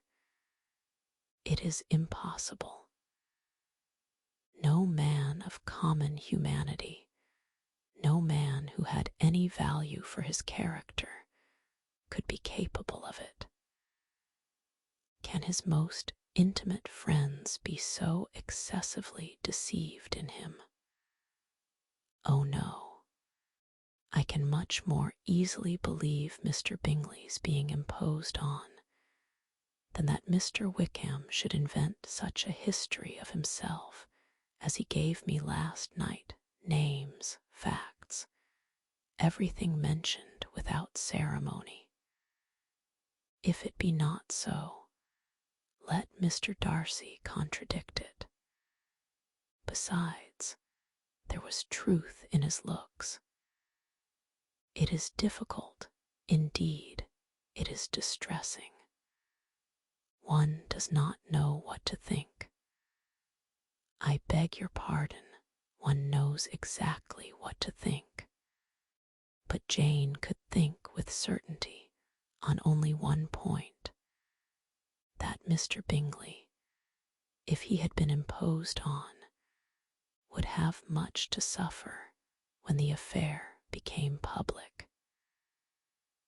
The two young ladies were summoned from the shrubbery, where this conversation passed, by the arrival of some of the very persons of whom they had been speaking.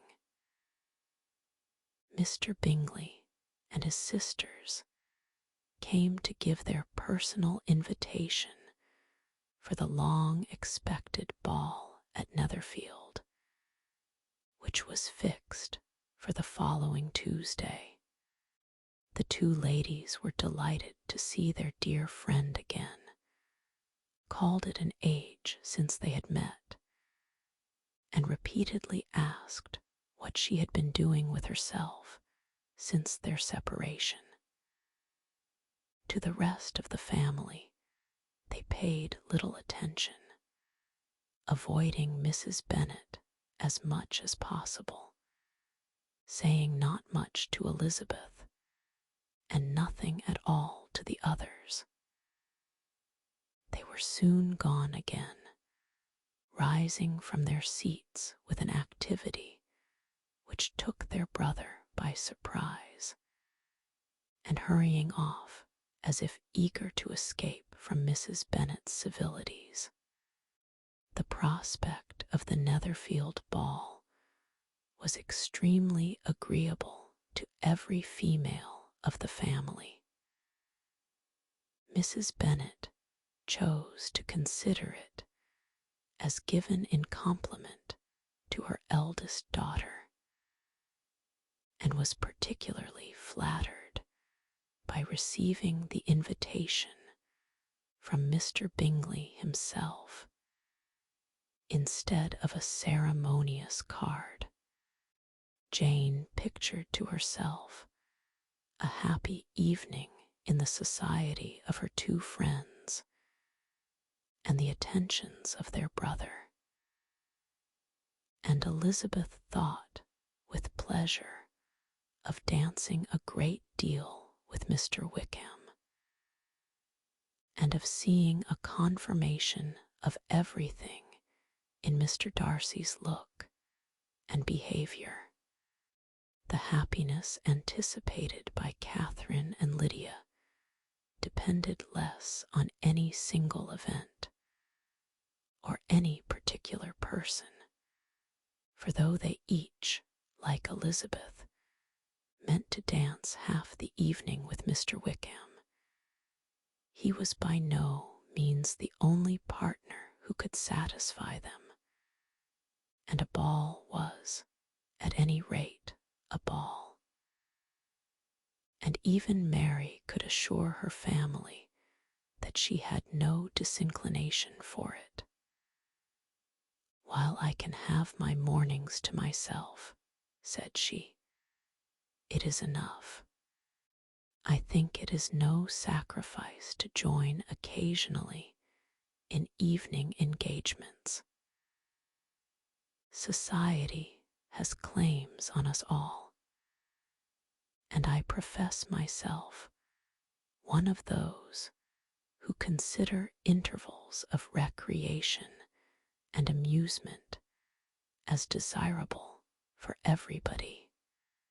Elizabeth's spirits were so high on the occasion that though she did not often speak unnecessarily to Mr. Collins, she could not help asking him whether he intended to accept Mr. Bingley's invitation, and if he did, whether he would think it proper to join in the evening's amusement. And she was rather surprised to find that he entertained no scruple whatever on that head, and was very far from dreading a rebuke, either from the Archbishop or Lady Catherine de Bourgh, by venturing to dance.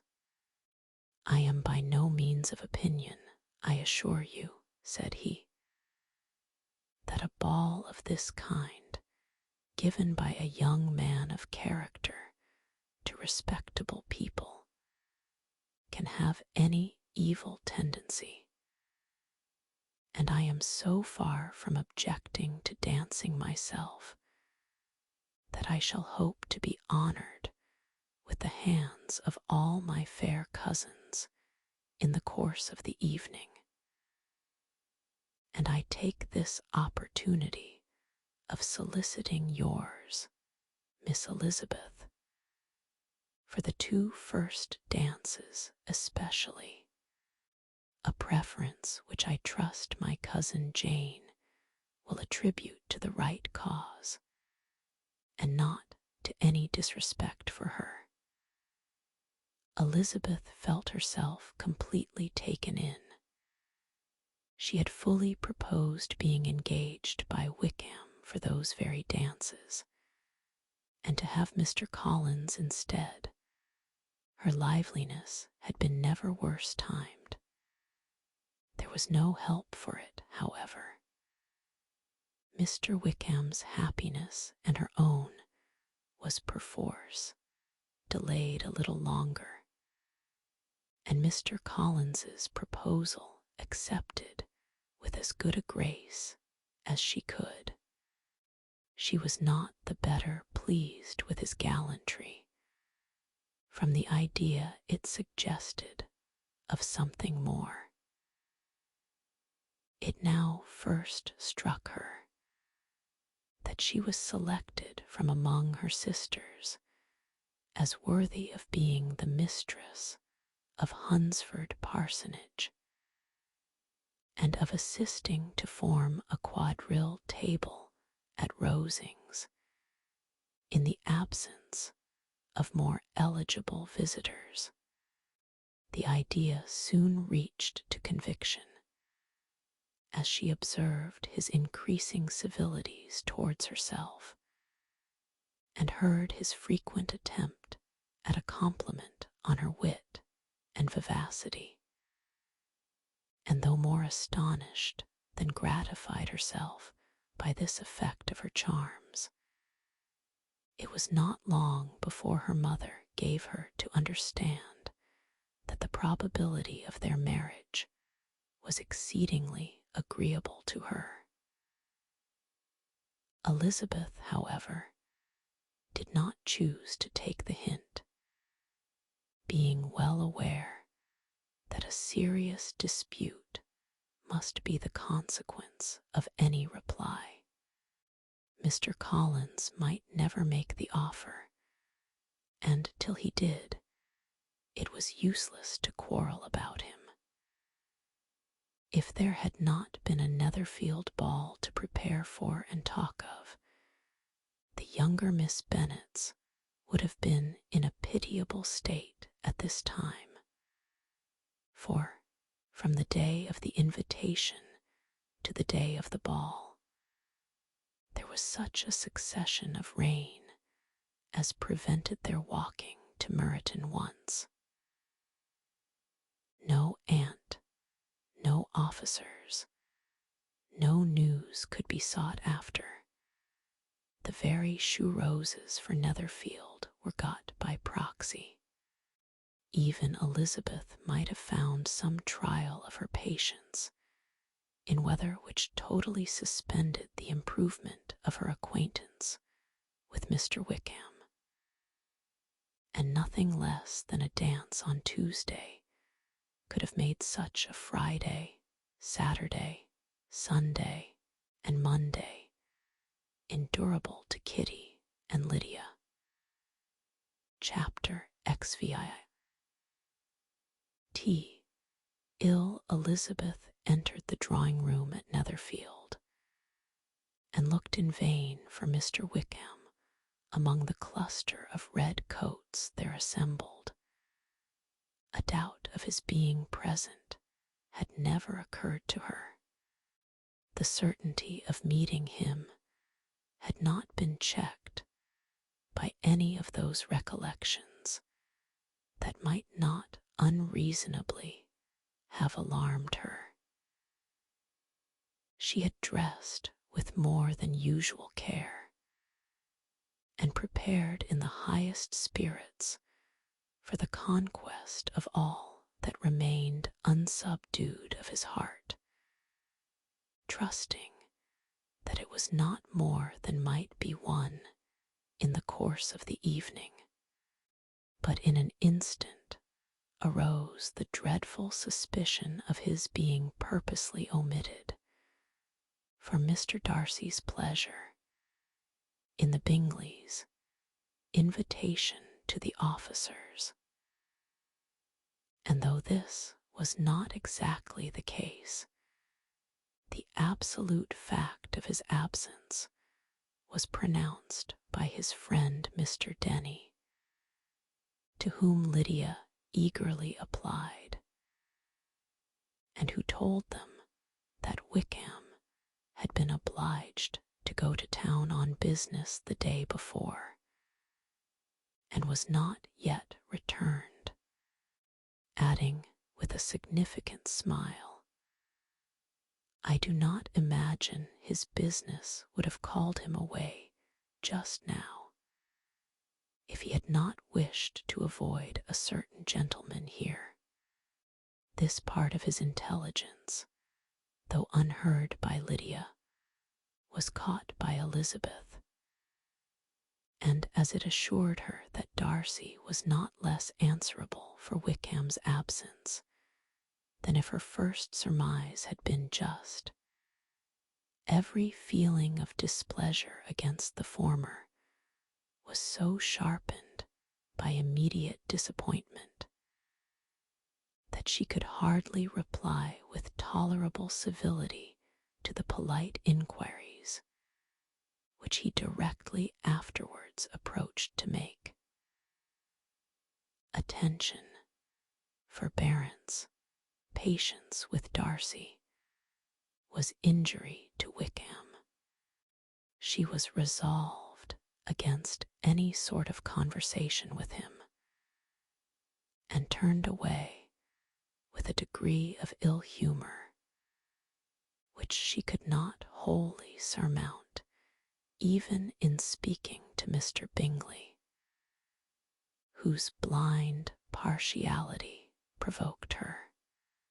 But Elizabeth was not formed for ill humor, and though every prospect of her own was destroyed for the evening, it could not dwell long on her spirits, and having told all her griefs to Charlotte Lucas, whom she had not seen for a week, she was soon able to make a voluntary transition to the oddities of her cousin, and to point him out to her particular notice. The 2 first dances, however, brought a return of distress. They were dances of mortification. Mr. Collins, awkward and solemn, apologizing instead of attending, and often moving wrong without being aware of it, gave her all the shame and misery which a disagreeable partner for a couple of dances can give. The moment of her release from him was ecstasy. She danced next with an officer, and had the refreshment of talking of Wickham, and of hearing that he was universally liked. When those dances were over, she returned to Charlotte Lucas, and was in conversation with her, when she found herself suddenly addressed by Mr. Darcy, who took her so much by surprise in his application for her hand, that, without knowing what she did, she accepted him. He walked away again immediately, and she was left to fret over her own want of presence of mind. Charlotte tried to console her. "I dare say you will find him very agreeable." "Heaven forbid. That would be the greatest misfortune of all. To find a man agreeable whom one is determined to hate. Do not wish me such an evil." When the dancing recommenced, however, and Darcy approached to claim her hand, Charlotte could not help cautioning her, in a whisper, not to be a simpleton, and allow her fancy for Wickham to make her appear unpleasant in the eyes of a man, oftentimes his consequence.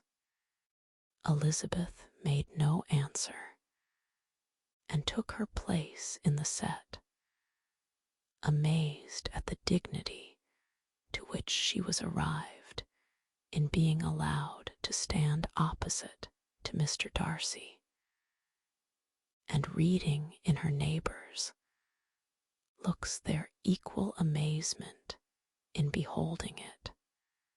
They stood for some time without speaking a word, and she began to imagine that their silence was to last through the 2 dances, and at first was resolved not to break it, till suddenly fancying that it would be the greater punishment to her partner to oblige him to talk, she made some slight observation on the dance. He replied, and was again silent. After a pause of some minutes, she addressed him a second time, with, "It is your turn to say something now, Mr. Darcy. I talked about the dance, and you ought to make some kind of remark on the size of the room, or the number of couples." He smiled, and assured her that whatever she wished him to say should be said. "Very well, that reply will do for the present. Perhaps by and by I may observe that private balls are much pleasanter than public ones, but now we may be silent. Do you talk by rule, then, while you are dancing?" "Sometimes. One must speak a little, you know. It would look odd to be entirely silent for half an hour together. And yet, for the advantage of some, conversation ought to be so arranged as that they may have the trouble of saying as little as possible. Are you consulting your own feelings in the present case, or do you imagine that you are gratifying mine?" "Both," replied Elizabeth archly, "for I have always seen a great similarity in the turn of our minds. We are each of an unsocial, taciturn disposition, unwilling to speak, unless we expect to say something that will amaze the whole room, and be handed down to posterity with all the eclat of a proverb. This is no very striking resemblance of your own character, I am sure," said he. "How near it may be to mine, I cannot pretend to say. You think it a faithful portrait, undoubtedly. I must not decide on my own performance." He made no answer, and they were again silent till they had gone down the dance, when he asked her if she and her sisters did not very often walk to Meryton. She answered in the affirmative, and, unable to resist the temptation, added, "When you met us there the other day, we had just been forming a new acquaintance." The effect was immediate. A deeper shade of hauteur overspread his features, but he said not a word, and Elizabeth, though blaming herself for her own weakness, could not go on. At length Darcy spoke, and in a constrained manner said, "Mr. Wickham is blessed with such happy manners as may ensure his making friends. Whether he may be equally capable of retaining them is less certain." "He has been so unlucky as to lose your friendship," replied Elizabeth, with emphasis, "and in a manner which he is likely to suffer from all his life." Darcy made no answer, and seemed desirous of changing the subject. At that moment Sir William Lucas appeared close to them, meaning to pass through the set to the other side of the room, but on perceiving Mr. Darcy, he stopped, with a bow of superior courtesy, to compliment him on his dancing and his partner. "I have been most highly gratified indeed, my dear sir. Such very superior dancing is not often seen. It is evident that you belong to the first circles. Allow me to say, however, that your fair partner does not disgrace you, and that I must hope to have this pleasure often repeated, especially when a certain desirable event, my dear Miss Eliza," glancing at her sister and Bingley, "shall take place. What congratulations will then flow in! I appeal to Mr. Darcy, but let me not interrupt you, sir. You will not thank me for detaining you from the bewitching converse of that young lady, whose bright eyes are also upbraiding me. Such very superior dancing is not often seen." The latter part of this address was scarcely heard by Darcy, but Sir William's allusion to his friend seemed to strike him forcibly, and his eyes were directed, with a very serious expression, towards Bingley and Jane, who were dancing together. Recovering himself, however, shortly, he turned to his partner and said, "Sir William's interruption has made me forget what we were talking of. I do not think we were speaking at all. Sir William could not have interrupted any two people in the room who had less to say for themselves. We have tried 2 or 3 subjects already without success, and what we are to talk of next I cannot imagine. What think you of books? Said he, smiling. Books? Oh no. I am sure we never read the same, or not with the same feelings. I am sorry you think so, but if that be the case, there can at least be no want of subject. We may compare our different opinions. No, I cannot talk of books in a ballroom. My head is always full of something else. The present always occupies you in such scenes, does it? Said he, with a look of doubt.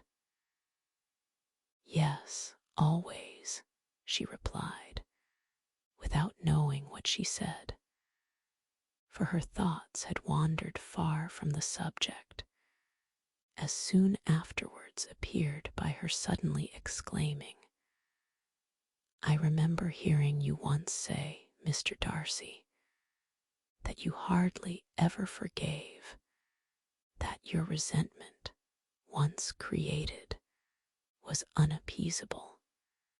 You are very cautious, I suppose, as to its being created. I am, said he, with a firm voice, and never allow yourself to be blinded by prejudice. I hope not. It is particularly incumbent on those who never change their opinion to be secure of judging properly at first. May I ask to what these questions tend? Merely to the illustration of your character, said she, endeavoring to shake off her gravity. I am trying to make it out. And what is your success? She shook her head. I do not get on at all. I hear such different accounts of you as puzzle me exceedingly. I can readily believe, answered he gravely, that reports may vary greatly with respect to me, and I could wish, Miss Bennet, that you were not to sketch my character at the present moment, as there is reason to fear that the performance would reflect no credit on either. But if I do not take your likeness now, I may never have another opportunity. I would by no means suspend any pleasure of yours, he coldly replied. She said no more, and they went down the other dance and parted in silence, on each side dissatisfied, though not to an equal degree. For in Darcy's breast there was a tolerably powerful feeling towards her, which soon procured her pardon, and directed all his anger against another. They had not long separated when Miss Bingley came towards her, and with an expression of civil disdain, thus accosted her. So, Miss Eliza, I hear you are quite delighted with George Wickham. Your sister has been talking to me about him, and asking me 1,000 questions, and I find that the young man forgot to tell you, among his other communications, that he was the son of old Wickham, the late Mr. Darcy's steward. Let me recommend you, however, as a friend, not to give implicit confidence to all his assertions, for, as to Mr. Darcy's using him ill, it is perfectly false. for, on the contrary, he has been always remarkably kind to him, though George Wickham has treated Mr. Darcy in a most infamous manner. I do not know the particulars, but I know very well that Mr. Darcy is not in the least to blame, that he cannot bear to hear George Wickham mentioned, and that though my brother thought he could not well avoid including him in his invitation to the officers, he was excessively glad to find that he had taken himself out of the way. His coming into the country at all is a most insolent thing indeed, and I wonder how he could presume to do it. I pity you, Miss Eliza, for this discovery of your favourite's guilt, but really, considering his descent, one could not expect much better. His guilt and his descent appear by your account to be the same, said Elizabeth angrily, for I have heard you accuse him of nothing worse than of being the son of Mr. Darcy's steward, and of that, I can assure you, he informed me himself.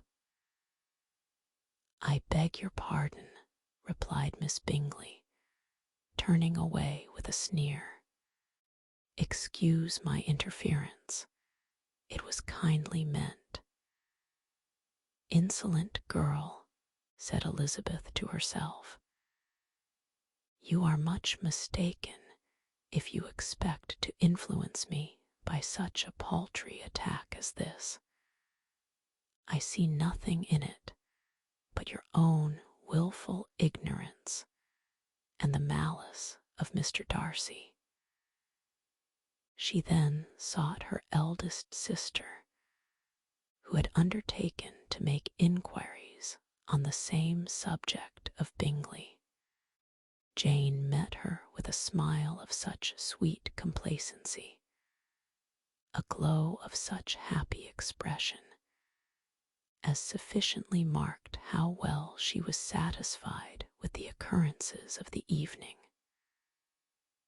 Elizabeth instantly read her feelings, and at that moment solicitude for Wickham, resentment against his enemies, and everything else gave way before the hope of Jane's being in the fairest way for happiness. I want to know, said she, with a countenance no less smiling than her sister S., what you have learnt about Mr. Wickham, but perhaps you have been too pleasantly engaged to think of any third person, in which case you may be sure of my pardon. No, replied Jane, I have not forgotten him, but I have nothing satisfactory to tell you. Mr. Bingley does not know the whole of his history, and is quite ignorant of the circumstances which have principally offended Mr. Darcy. But he will vouch for the good conduct, the probity and honour of his friend, and is perfectly convinced that Mr. Wickham has deserved much less attention from Mr. Darcy than he has received, and I am sorry to say that by his account, as well as his sister S., Mr. Wickham is by no means a respectable young man. I am afraid he has been very imprudent, and has deserved to lose Mr. Darcy's regard. Mr. Bingley does not know Mr. Wickham himself. No, he never saw him till the other morning at Meryton. This account, then, is what he has received from Mr. Darcy. I am perfectly satisfied. But what does he say of the living? He does not exactly recollect the circumstances, though he has heard them from Mr. Darcy more than once. But he believes that it was left to him conditionally only. I have not a doubt of Mr. Bingley's sincerity, said Elizabeth warmly, but you must excuse my not being convinced by assurances only.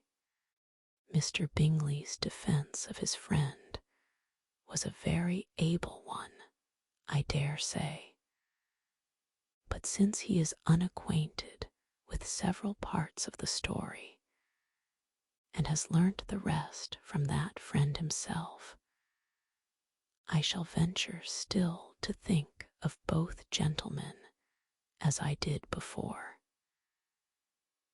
She then changed the discourse to one more gratifying to each, and on which there could be no difference of sentiment. Elizabeth listened with delight to the happy though modest hopes which Jane entertained of Bingley's regard, and said all in her power to heighten her confidence in it.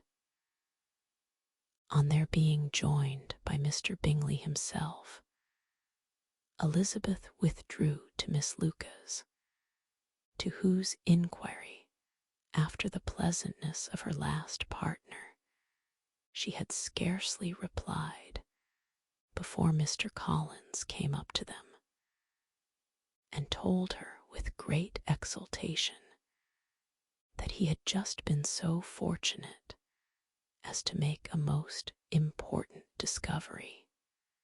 I have found out, said he, by a singular accident, that there is now in the room a near relation to my patroness. I happened to overhear the gentleman himself mentioning to the young lady who does the honours of this house the names of his cousin Miss de Bourgh, and of her mother, Lady Catherine. How wonderfully these sort of things occur! Who would have thought of my meeting with, perhaps, a nephew of Lady Catherine de Bourgh in this assembly? I am most thankful that the discovery is made in time for me to pay my respects to him, which I am now going to do, and trust he will excuse my not having done it before. My total ignorance of the connection must plead my apology. You are not going to introduce yourself to Mr. Darcy. Indeed, I am. I shall entreat his pardon for not having done it earlier. I believe him to be Lady Catherine's nephew. It will be in my power to assure him that her ladyship was quite well yesterday se'nnight. Elizabeth tried hard to dissuade him from such a scheme, assuring him that Mr. Darcy would consider his addressing him without introduction as an impertinent freedom rather than a compliment to his aunt, that it was not in the least necessary there should be any notice on either side, and that if it were, it must belong to Mr. Darcy, the superior in consequence, to begin the acquaintance. Mr. Collins listened to her with the determined air of following his own inclination, and when she ceased speaking, replied thus: My dear Miss Elizabeth, I have the highest opinion in the world of your excellent judgment in all matters within the scope of your understanding.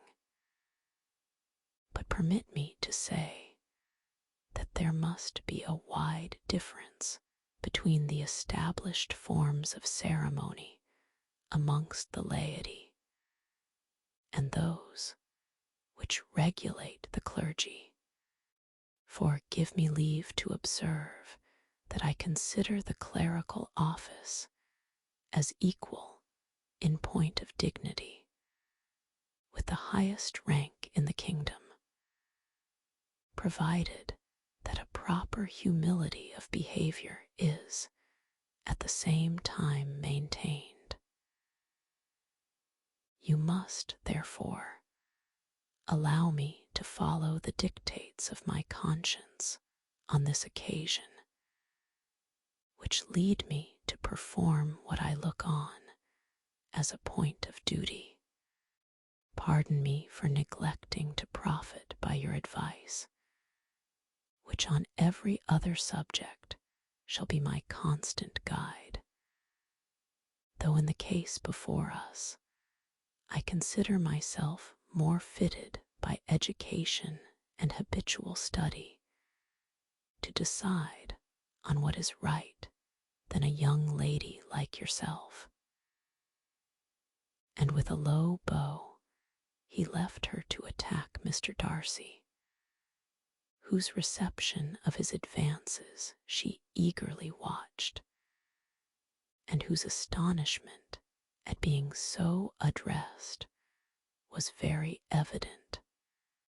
Her cousin prefaced his speech with a solemn bow, and though she could not hear a word of it, she felt as if hearing it all, and saw in the motion of his lips the words apology, Hunsford, and Lady Catherine de Bourgh. It vexed her to see him expose himself to such a man. Mr. Darcy was eyeing him with unrestrained wonder, and when at last Mr. Collins allowed him to speak, replied with an air of distant civility. Mr. Collins, however, was not discouraged from speaking again, and Mr. Darcy's contempt seemed abundantly increasing with the length of his second speech, and at the end of it he only made him a slight bow and moved another way. Mr. Collins then returned to Elizabeth. I have no reason, I assure you, said he, to be dissatisfied with my reception. Mr. Darcy seemed much pleased with the attention. He answered me with the utmost civility, and even paid me the compliment of saying that he was so well convinced of Lady Catherine's discernment as to be certain she could never bestow a favour unworthily. It was really a very handsome thought. Upon the whole, I am much pleased with him, as Elizabeth had no longer any interest of her own to pursue. She turned her attention almost entirely on her sister and Mr. Bingley, and the train of agreeable reflections which her observations gave birth to made her perhaps almost as happy as Jane. She saw her in idea settled in that very house, in all the felicity which a marriage of true affection could bestow, and she felt capable, under such circumstances, of endeavouring even to like Bingley's two sisters. Her mother's thoughts, she plainly saw, were bent the same way, and she determined not to venture near her, lest she might hear too much. When they sat down to supper, therefore, she considered it a most unlucky perverseness which placed them within one of each other, and deeply was she vexed to find that her mother was talking to that one person, Lady Lucas, freely, openly, and of nothing else but of her expectation that Jane would be soon married to Mr. Bingley. It was an animating subject, and Mrs. Bennet seemed incapable of fatigue while enumerating the advantages of the match. His being such a charming young man, and so rich, and living but 3 miles from them, were the first points of self-gratulation. And then it was such a comfort to think how fond the 2 sisters were of Jane, and to be certain that they must desire the connection as much as she could do. It was, moreover, such a promising thing for her younger daughters, as Jane's marrying so greatly must throw them in the way of other rich men. And lastly, it was so pleasant at her time of life to be able to consign her single daughters to the care of their sister, that she might not be obliged to go into company more than she liked. It was necessary to make this circumstance a matter of pleasure, because on such occasions it is the etiquette. But no one was less likely than Mrs. Bennet to find comfort in staying at home at any period of her life. She concluded with many good wishes that Lady Lucas might soon be equally fortunate, though evidently and triumphantly believing there was no chance of it. Vain did Elizabeth endeavor to check the rapidity of her mother's words, or persuade her to describe her felicity in a less audible whisper, for to her inexpressible vexation she could perceive that the chief of it was overheard by Mr. Darcy, who sat opposite to them. Her mother only scolded her for being nonsensical. "What is Mr. Darcy to me, pray, that I should be afraid of him? I am sure we owe him no such particular civility as to be obliged to say nothing he may not like to hear. For heaven's sake, madam, speak lower. What advantage can it be to you to offend Mr. Darcy? You will never recommend yourself to his friend by so doing." Nothing that she could say, however, had any influence. Her mother would talk of her views in the same intelligible tone. Elizabeth blushed and blushed again with shame and vexation. She could not help frequently glancing her eye at Mr. Darcy, though every glance convinced her of what she dreaded. For though he was not always looking at her mother, she was convinced that his attention was invariably fixed by her. The expression of his face changed gradually from indignant contempt to a composed and steady gravity. At length, however, Mrs. Bennet had no more to say, and Lady Lucas, who had been long yawning at the repetition of delights which she saw no likelihood of sharing, was left to the comforts of cold ham and chicken. Elizabeth now began to revive, but not long was the interval of tranquillity, for when supper was over, singing was talked of, and she had the mortification of seeing Mary, after very little entreaty, preparing to oblige the company. By many significant looks and silent entreaties did she endeavor to prevent such a proof of complaisance, but in vain. Mary would not understand them. Such an opportunity of exhibiting was delightful to her, and she began her song. Elizabeth's eyes were fixed on her with most painful sensations, and she watched her progress through the several stanzas with an impatience which was very ill rewarded at their close.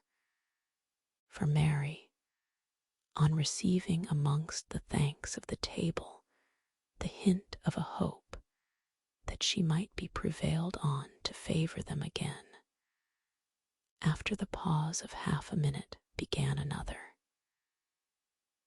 Mary's powers were by no means fitted for such a display. Her voice was weak, and her manner affected. Elizabeth was in agonies. She looked at Jane to see how she bore it, but Jane was very composedly talking to Bingley. She looked at his two sisters, and saw them making signs of derision at each other, and at Darcy, who continued, however, impenetrably grave. She looked at her father to entreat his interference, lest Mary should be singing all night. He took the hint, and when Mary had finished her second song, said aloud, "That will do extremely well, child. You have delighted us long enough. Let the other young ladies have time to exhibit." Mary, though pretending not to hear, was somewhat disconcerted, and Elizabeth, sorry for her and sorry for her father's speech, was afraid her anxiety had done no good. Others of the party were now applied to.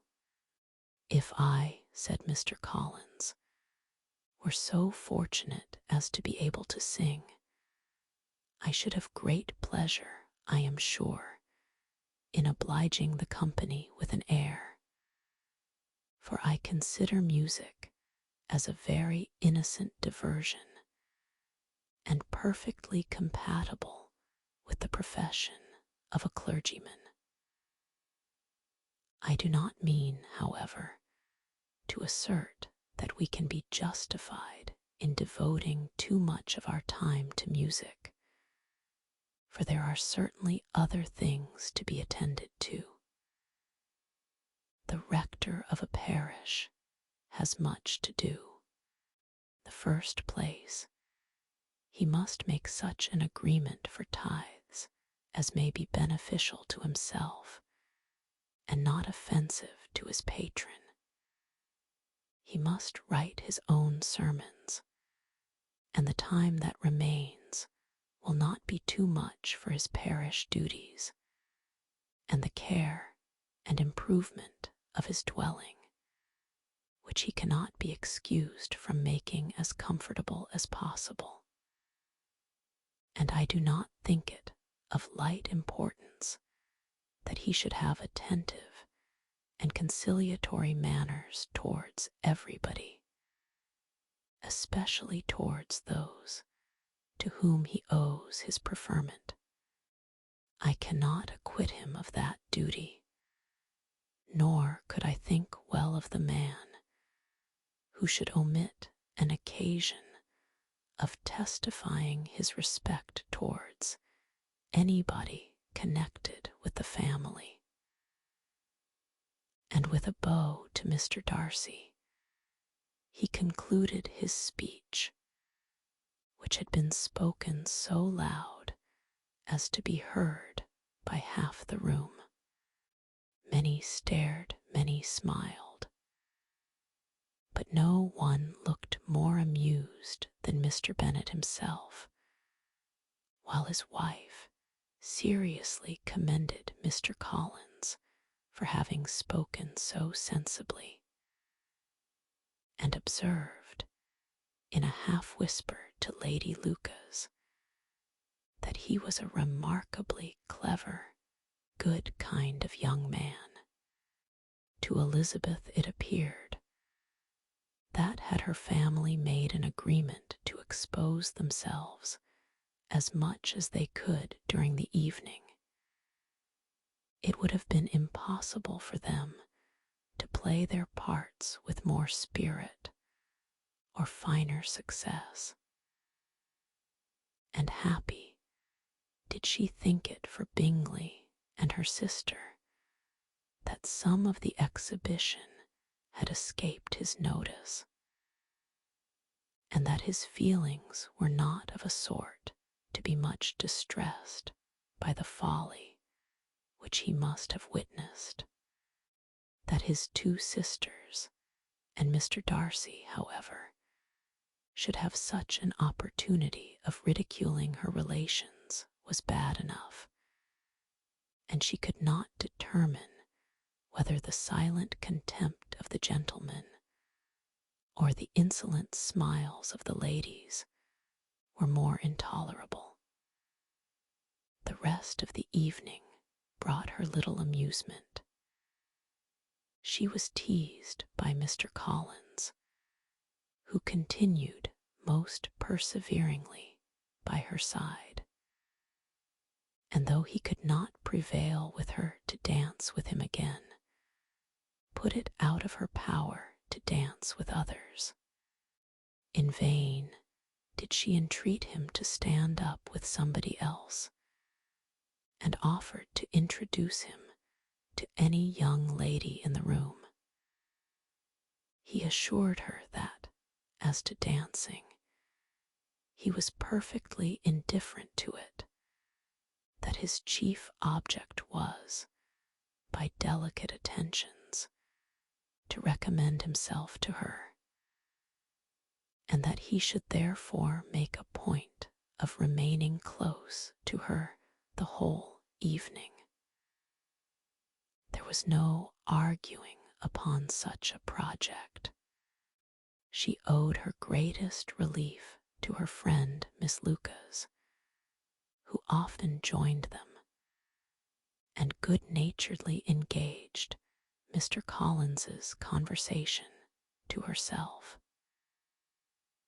She was at least free from the offence of Mr. Darcy's further notice, though often standing within a very short distance of her, quite disengaged. He never came near enough to speak. She felt it to be the probable consequence of her allusions to Mr. Wickham, and rejoiced in it. The Longbourn party were the last of all the company to depart, and by a manoeuvre of Mrs. Bennet had to wait for their carriage a quarter of an hour after everybody else was gone, which gave them time to see how heartily they were wished away by some of the family. Mrs. Hurst and her sister scarcely opened their mouths, except to complain of fatigue, and were evidently impatient to have the house to themselves. They repulsed every attempt of Mrs. Bennet at conversation, and by so doing threw a languor over the whole party, which was very little relieved by the long speeches of Mr. Collins, who was complimenting Mr. Bingley and his sisters on the elegance of their entertainment, and the hospitality and politeness which had marked their behavior to their guests. Darcy said nothing at all. Mr. Bennet, in equal silence, was enjoying the scene. Mr. Bingley and Jane were standing together, a little detached from the rest, and talked only to each other. Elizabeth preserved as steady a silence as either Mrs. Hurst or Miss Bingley, and even Lydia was too much fatigued to utter more than the occasional exclamation of "Lord, how tired I am," accompanied by a violent yawn. When at length they arose to take leave, Mrs. Bennet was most pressingly civil in her hope of seeing the whole family soon at Longbourn, and addressed herself particularly to Mr. Bingley, to assure him how happy he would make them by eating a family dinner with them at any time, without the ceremony of a formal invitation.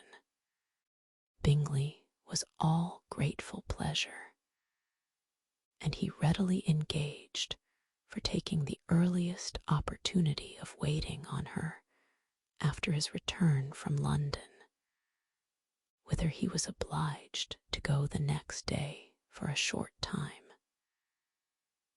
Mrs. Bennet was perfectly satisfied, and quitted the house under the delightful persuasion that, allowing for the necessary preparations of settlements, new carriages, and wedding clothes, she should undoubtedly see her daughter settled at Netherfield in the course of 3 or 4 months. Of having another daughter married to Mr. Collins she thought with equal certainty, and with considerable, though not equal, pleasure. Elizabeth was the least dear to her of all her children, and though the man and the match were quite good enough for her, the worth of each was eclipsed by Mr. Bingley and Netherfield. To assure you in the most animated language, Chapter XIX, he next day opened a new scene at Longbourn. Mr. Collins made his declaration in form, having resolved to do it without loss of time, as his leave of absence extended only to the following Saturday, and having no feelings of diffidence to make it distressing to himself even at the moment, he set about it in a very orderly manner, with all the observances which he supposed a regular part of the business.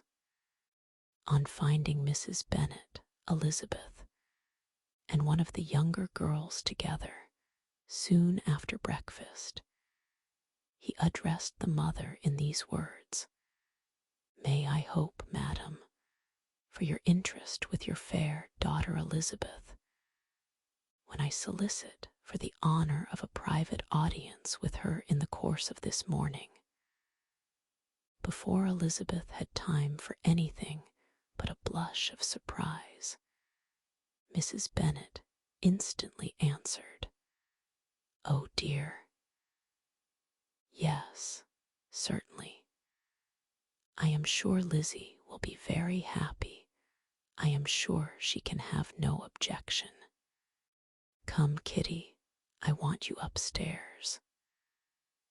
And gathering her work together, she was hastening away when Elizabeth called out, "Dear ma'am, do not go. I beg you will not go. Mr. Collins must excuse me. He can have nothing to say to me that anybody need not hear. I am going away myself." "No, no, nonsense, Lizzie. I desire you will stay where you are." And upon Elizabeth seeming really, with vexed and embarrassed looks, about to escape, she added, "Lizzie, I insist upon your staying and hearing Mr. Collins."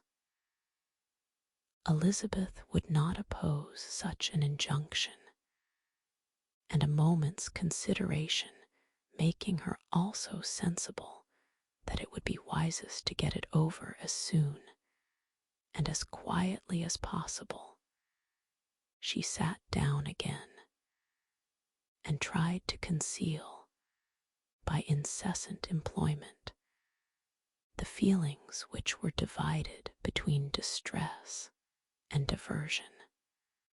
Mrs. Bennet and Kitty walked off, and as soon as they were gone, Mr. Collins began, "Believe me, my dear Miss Elizabeth, that your modesty, so far from doing you any disservice, rather adds to your other perfections. You would have been less amiable in my eyes had there not been this little unwillingness. But allow me to assure you that I have your respected mother's permission for this address. You can hardly doubt the purport of my discourse, however your natural delicacy may lead you to dissemble. My attentions have been too marked to be mistaken. Almost as soon as I entered the house, I singled you out as the companion of my future life. But before I am run away with by my feelings on this subject, perhaps it will be advisable for me to state my reasons for marrying, and moreover, for coming into Hertfordshire with the design of selecting a wife, as I certainly did.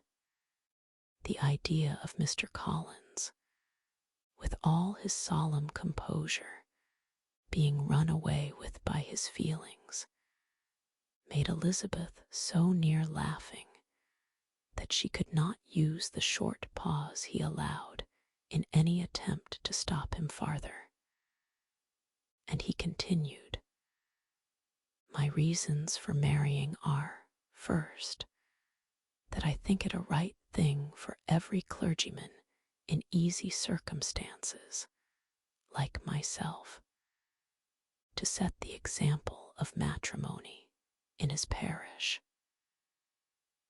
Secondly, that I am convinced it will add very greatly to my happiness.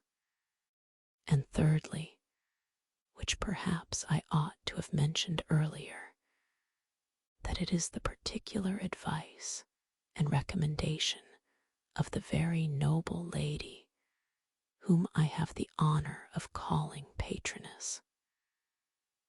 Twice has she condescended to give me her opinion, unasked too, on this subject, and it was but the very Saturday night before I left Hunsford, between our pools at quadrille, while Mrs. Jenkinson was arranging Miss de Bourgh's footstool, that she said, "Mr. Collins, you must marry."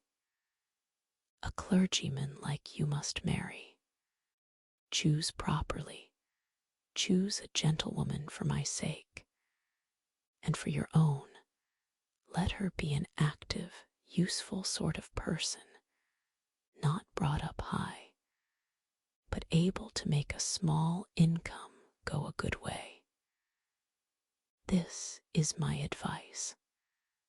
Find such a woman as soon as you can. Bring her to Hunsford, and I will visit her. Allow me, by the way, to observe, my fair cousin, that I do not reckon the notice and kindness of Lady Catherine de Bourgh as among the least of the advantages in my power to offer.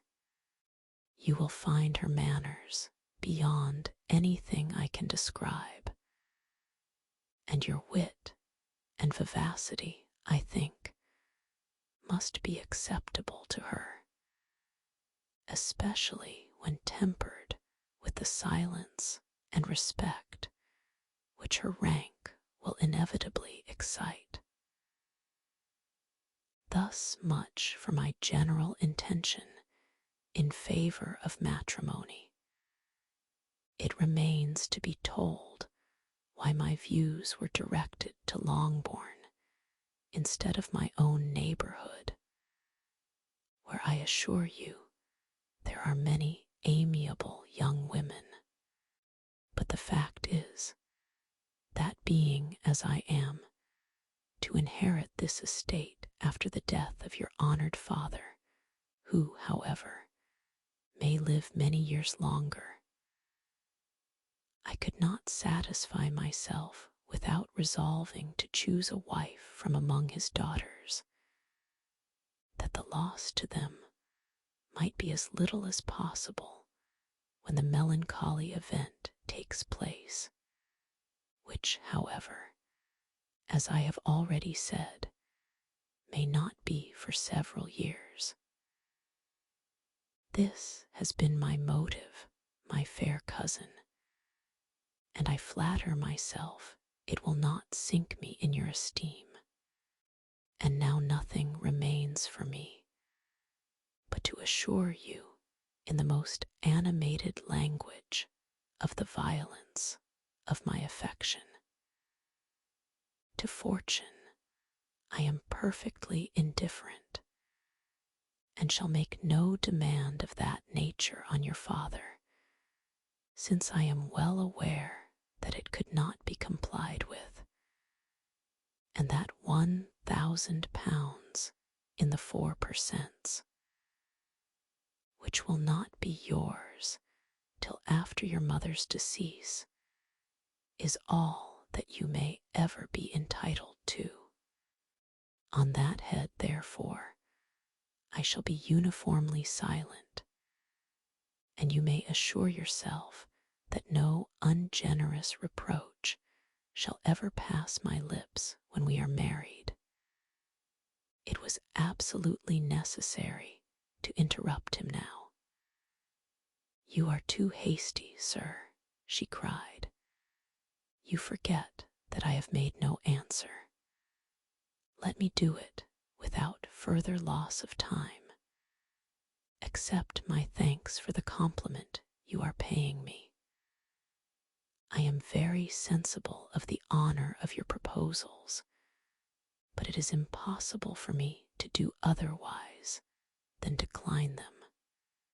I am not now to learn, replied Mr. Collins, with a formal wave of the hand, that it is usual with young ladies to reject the addresses of the man whom they secretly mean to accept when he first applies for their favor, and that sometimes the refusal is repeated a second or even a third time. I am, therefore, by no means discouraged by what you have just said, and shall hope to lead you to the altar ere long. Upon my word, sir, cried Elizabeth, your hope is rather an extraordinary one after my declaration. I do assure you that I am not one of those young ladies, if such young ladies there are, who are so daring as to risk their happiness on the chance of being asked a second time. I am perfectly serious in my refusal. You could not make me happy, and I am convinced that I am the last woman in the world who would make you so. Nay, were your friend Lady Catherine to know me, I am persuaded she would find me in every respect ill qualified for the situation. Were it certain that Lady Catherine would think so, said Mr. Collins, very gravely, but I cannot imagine that her ladyship would at all disapprove of you. And you may be certain that when I have the honor of seeing her again, I shall speak in the highest terms of your modesty, economy, and other amiable qualifications. Indeed, Mr. Collins, all praise of me will be unnecessary.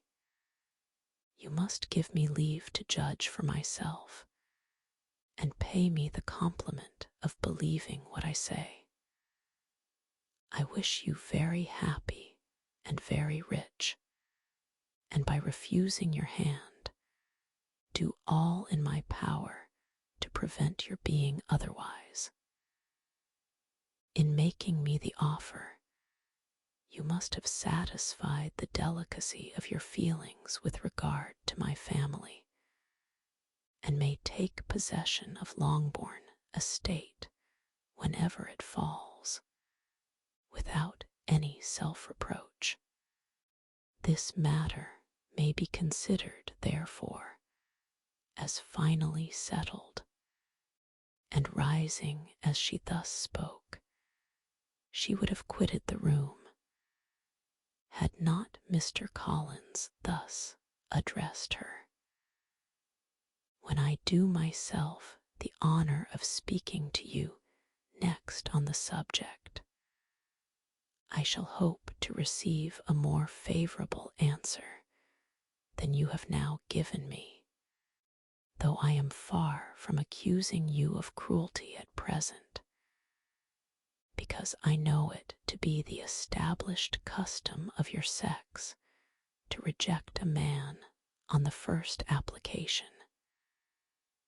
And perhaps you have even now said as much to encourage my suit as would be consistent with the true delicacy of the female character. Really, Mr. Collins, cried Elizabeth, with some warmth, you puzzle me exceedingly. If what I have hitherto said can appear to you in the form of encouragement, I know not how to express my refusal in such a way as may convince you of its being one. You must give me leave to flatter myself, my dear cousin, that your refusal of my addresses are merely words of course. My reasons for believing it are briefly these. It does not appear to me that my hand is unworthy of your acceptance, or that the establishment I can offer would be any other than highly desirable. My situation in life, my connections with the family of de Bourgh, and my relationship to your own are circumstances highly in my favor, and you should take it into further consideration that, in spite of your manifold attractions, it is by no means certain that another offer of marriage may ever be made you. Your portion is unhappily so small that it will in all likelihood undo the effects of your loveliness and amiable qualifications. As I must, therefore, conclude that you are not serious in your rejection of me, I shall choose to attribute it to your wish of increasing my love by suspense, according to the usual practice of elegant females. I do assure you, sir, that I have no pretensions whatever to that kind of elegance which consists in tormenting a respectable man. I would rather be paid the compliment of being believed sincere. I thank you again and again for the honor you have done me in your proposals, but to accept them is absolutely impossible. My feelings in every respect forbid it. Can I speak plainer? Do not consider me now as an elegant female intending to plague you, but as a rational creature speaking the truth from her heart. You are uniformly charming, cried he with an air of awkward gallantry, and I am persuaded that, when sanctioned by the express authority of both your excellent parents, my proposals will not fail of being acceptable. To such perseverance in wilful self-deception, Elizabeth would make no reply, and immediately and in silence withdrew, determined that if he persisted in considering her repeated refusals as flattering encouragement, to apply to her father, whose negative might be uttered in such a manner as must be decisive, and whose behavior at least could not be mistaken for the affectation and coquetry of an elegant female. Chapter XX.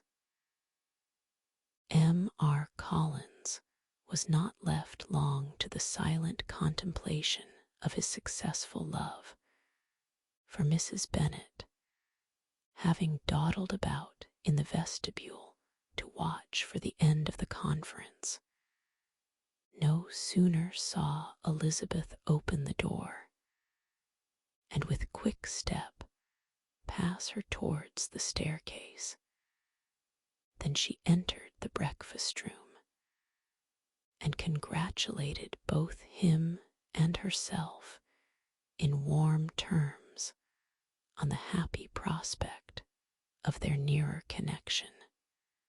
Mr. Collins received and returned these felicitations with equal pleasure, and then proceeded to relate the particulars of their interview,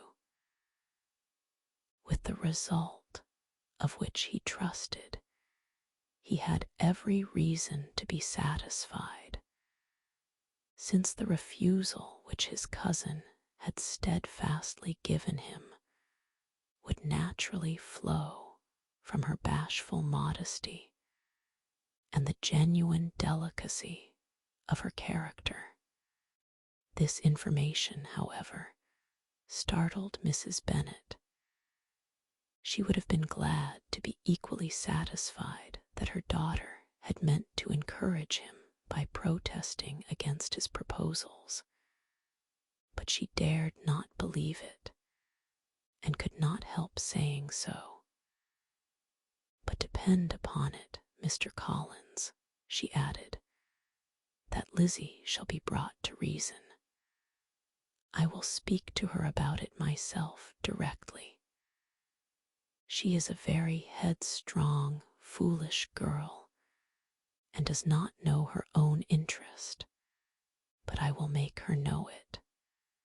Pardon me for interrupting you, madam, cried Mr. Collins, but if she is really headstrong and foolish, I know not whether she would altogether be a very desirable wife to a man in my situation, who naturally looks for happiness in the marriage state. If, therefore, she actually persists in rejecting my suit, perhaps it were better not to force her into accepting me, because, if liable to such defects of temper, she could not contribute much to my felicity. Sir, you quite misunderstand me, said Mrs. Bennet, alarmed. Lizzie is only headstrong in such matters as these. In everything else she is as good-natured a girl as ever lived. I will go directly to Mr. Bennet, and we shall very soon settle it with her, I am sure. She would not give him time to reply, but hurrying instantly to her husband, called out, as she entered the library, "Oh, Mr. Bennet, you are wanted immediately. We are all in an uproar. You must come and make Lizzie marry Mr. Collins, for she vows she will not have him, and if you do not make haste, he will change his mind and not have her." Mr. Bennet raised his eyes from his book as she entered, and fixed them on her face with a calm unconcern, which was not in the least altered by her communication. "I have not the pleasure of understanding you," said he, when she had finished her speech. "Of what are you talking?" "Of Mr. Collins and Lizzie. Lizzie declares she will not have Mr. Collins, and Mr. Collins begins to say that he will not have Lizzie. And what am I to do on the occasion? It seems a hopeless business. Speak to Lizzie about it yourself. Tell her that you insist upon her marrying him. Let her be called down. She shall hear my opinion." Mrs. Bennet rang the bell, and Miss Elizabeth was summoned to the library. "Come here, child," cried her father as she appeared. "I have sent for you on an affair of importance. I understand that Mr. Collins has made you an offer of marriage. Is it true?" Elizabeth replied that it was. "Very well, and this offer of marriage you have refused?" "I have, sir." "Very well. We now come to the point. Your mother insists upon your accepting it. Is it not so, Mrs. Bennet?" "Yes, or I will never see her again. An unhappy alternative is before you, Elizabeth. From this day you must be a stranger to one of your parents. Your mother will never see you again if you do not marry Mr. Collins, and I will never see you again if you do." Elizabeth could not but smile at such a conclusion of such a beginning, but Mrs. Bennet, who had persuaded herself that her husband regarded the affair as she wished, was excessively disappointed. "What do you mean, Mr. Bennet, by talking in this way? You promised me to insist upon her marrying him." "My dear," replied her husband, "I have two small favors to request. First, that you will allow me the free use of my understanding on the present occasion, and secondly, of my room. I shall be glad to have the library to myself as soon as may be.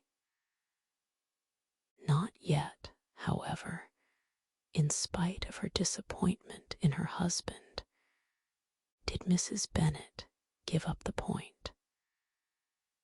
She talked to Elizabeth again and again, coaxed and threatened her by turns.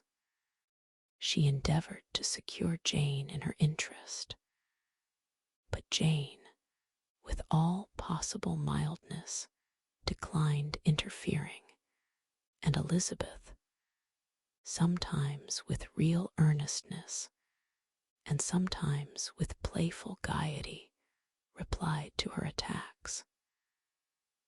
Though her manner varied, however, her determination never did. Mr. Collins, meanwhile, was meditating in solitude on what had passed. He thought too well of himself to comprehend on what motive his cousin could refuse him, and though his pride was hurt, he suffered in no other way. His regard for her was quite imaginary, and the possibility of her deserving her mother's reproach prevented his feeling any regret. While the family were in this confusion, Charlotte Lucas came to spend the day with them. She was met in the vestibule by Lydia, who, flying to her, cried in a half-whisper, "I am glad you are come, for there is such fun here. What do you think has happened this morning? Mr. Collins has made an offer to Lizzie, and she will not have him." They entered the breakfast room. Charlotte had hardly time to answer before they were joined by Kitty, who came to tell the same news. And no sooner had they entered the breakfast room, where Mrs. Bennet was alone, than she likewise began on the subject, calling on Miss Lucas for her compassion, and entreating her to persuade her friend Lizzie to comply with the wishes of her family. "Pray do, my dear Miss Lucas," she added in a melancholy tone, "for nobody is on my side. Nobody takes part with me. I am cruelly used. Nobody feels for my poor nerves." Charlotte's reply was spared by the entrance of Jane and Elizabeth. "Aye, there she comes," continued Mrs. Bennet, looking as unconcerned as may be, and caring no more for us than if we were at York, provided she can have her own way. But I tell you what, Miss Lizzie, if you take it into your head to go on refusing every offer of marriage in this way, you will never get a husband at all, and I am sure I do not know who is to maintain you when your father is dead. I shall not be able to keep you, and so I warn you. I have done with you from this very day. I told you in the library, you know, that I should never speak to you again, and you will find me as good as my word. I have no pleasure in talking to undutiful children. Not that I have much pleasure, indeed, in talking to anybody. People who suffer, as I do, from nervous complaints, can have no great inclination for talking. Nobody can tell what I suffer, but it is always so. those who do not complain are never pitied.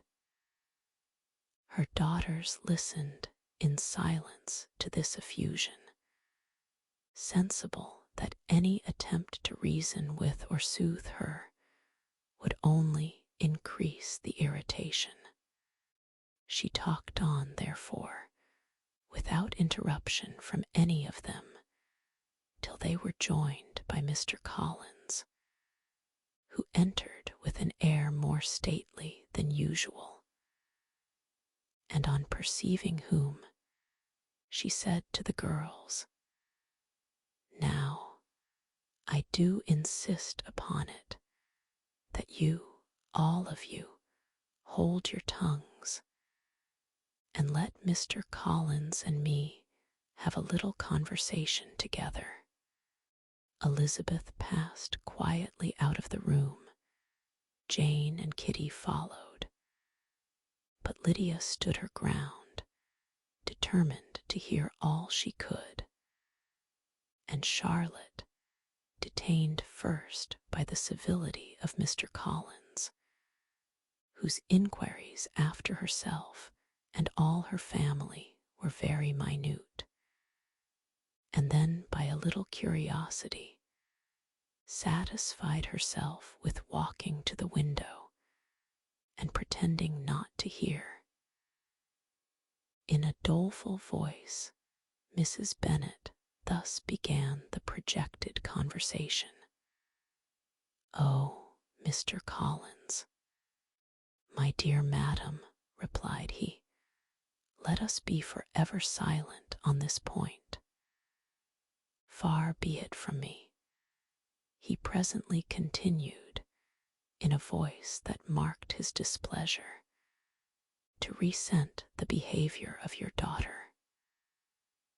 Resignation to inevitable evils is the duty of us all, the peculiar duty of a young man who has been so fortunate as I have been in early preferment, and I trust I am resigned, perhaps not the less so from feeling a doubt of my positive happiness, had my fair cousin honored me with her hand. For I have often observed that resignation is never so perfect as when the blessing denied begins to lose somewhat of its value in our estimation.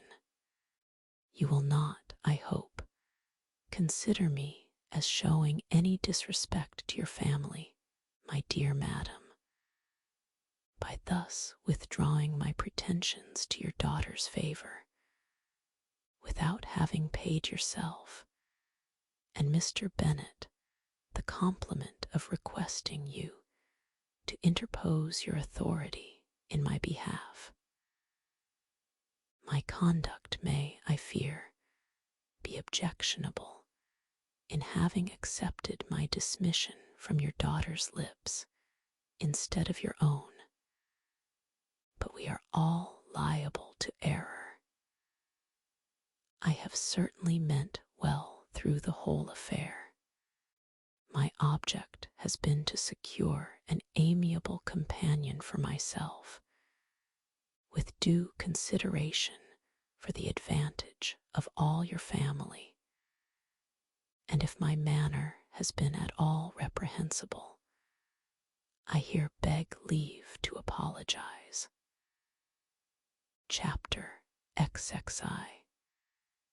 Tee-hee discussion of Mr. Collins's offer was now nearly at an end, and Elizabeth had only to suffer from the uncomfortable feelings necessarily attending it, and occasionally from some peevish allusion of her mother.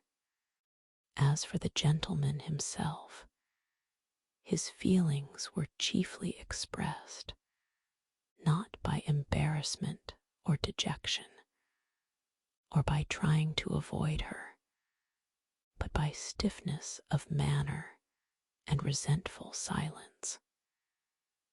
He scarcely ever spoke to her, and the assiduous attentions which he had been so sensible of himself were transferred for the rest of the day to Miss Lucas, whose civility in listening to him was a seasonable relief to them all, and especially to her friend.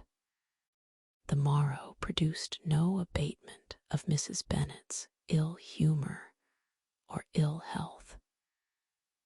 Mr. Collins was also in the same state of angry pride.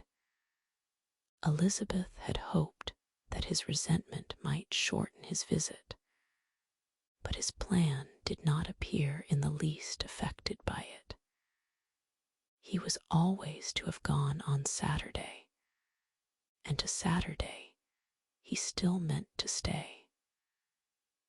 After breakfast, the girls walked to Meryton to inquire if Mr. Wickham were returned, and to lament over his absence from the Netherfield ball.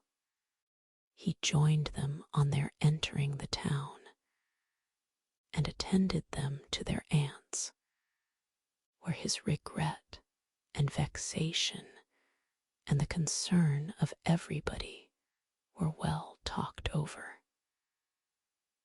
To Elizabeth, however, he voluntarily acknowledged that the necessity of his absence had been self-imposed. "I found," said he, as the time drew near, "that I had better not meet Mr. Darcy, that to be in the same room, the same party with him for so many hours together, might be more than I could bear, and that scenes might arise unpleasant to more than myself."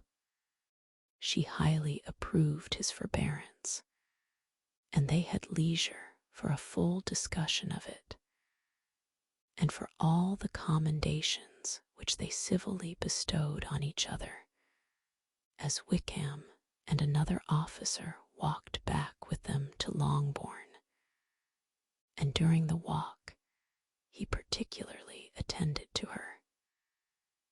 His accompanying them was a double advantage. She felt all the compliment it offered to herself, and it was most acceptable as an occasion of introducing him to her father and mother. Walked back with them. Soon after their return, a letter was delivered to Miss Bennet. It came from Netherfield, and was opened immediately. The envelope contained a sheet of elegant, little hot-pressed paper, well covered with a lady's fair, flowing hand, and Elizabeth saw her sister's countenance change as she read it, and saw her dwelling intently on some particular passages. Jane recollected herself soon, and putting the letter away, tried to join, with her usual cheerfulness, in the general conversation.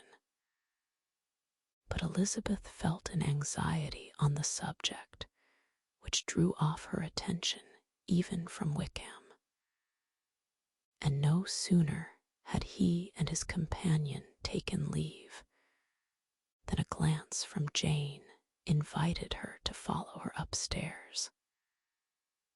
When they had gained their own room, Jane, taking out her letter, said, "This is from Caroline Bingley. What it contains has surprised me a good deal. The whole party have left Netherfield by this time, and are on their way to town, and without any intention of coming back again. You shall hear what she says." She then read the first sentence aloud, which comprised the information of their having just resolved to follow their brother to town directly, and of their meaning to dine that day in Grosvenor Street, where Mr. Hurst had a house. The next was in these words: "I do not pretend to regret anything I shall leave in Hertfordshire, except your society, my dearest friend. But we will hope, at some future period, to enjoy many returns of that delightful intercourse we have known, and in the meanwhile may lessen the pain of separation by a very frequent and most unreserved correspondence. I depend on you for that." To these high-flown expressions, Elizabeth listened with all the insensibility of distrust, and though the suddenness of their removal surprised her, she saw nothing in it really to lament. It was not to be supposed that their absence from Netherfield would prevent Mr. Bingley's being there, and as to the loss of their society, she was persuaded that Jane must soon cease to regard it in the enjoyment of his.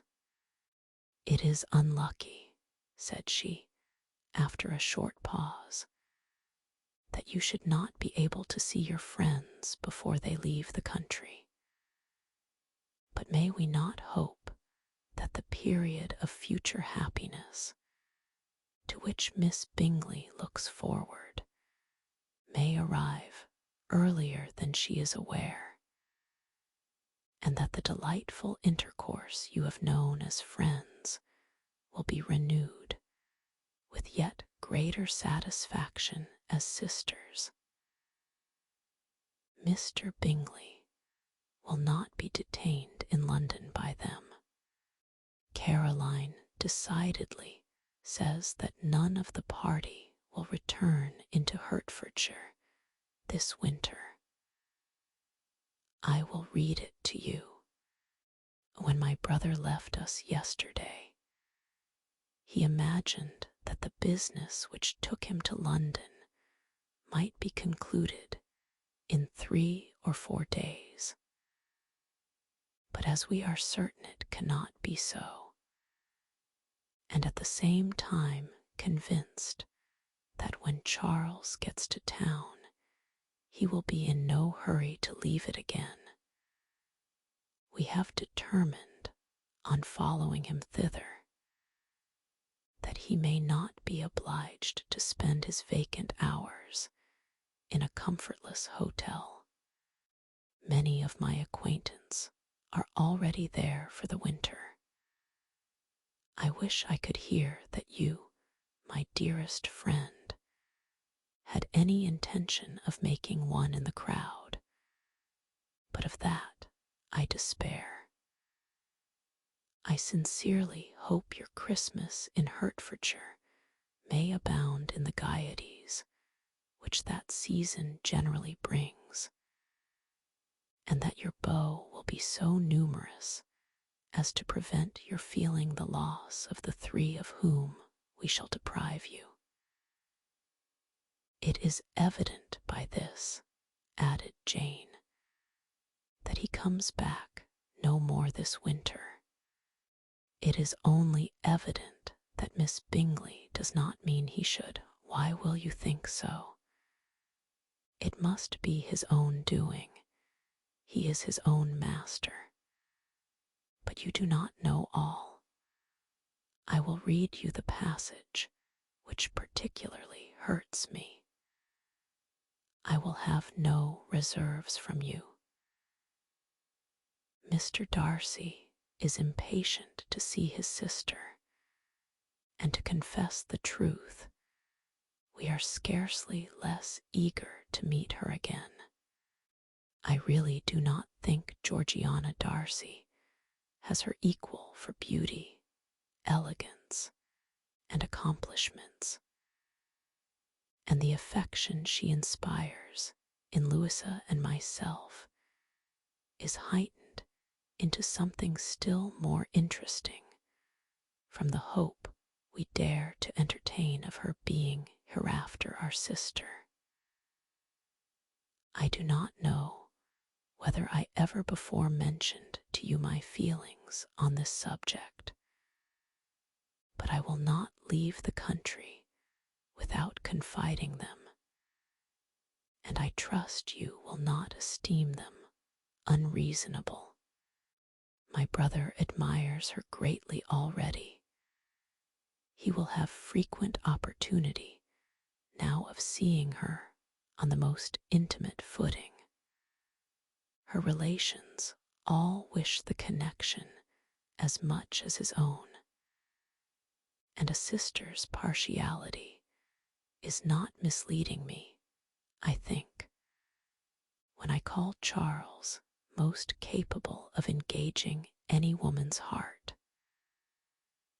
With all these circumstances to favor an attachment, and nothing to prevent it, am I wrong, my dearest Jane, in indulging the hope of an event which will secure the happiness of so many?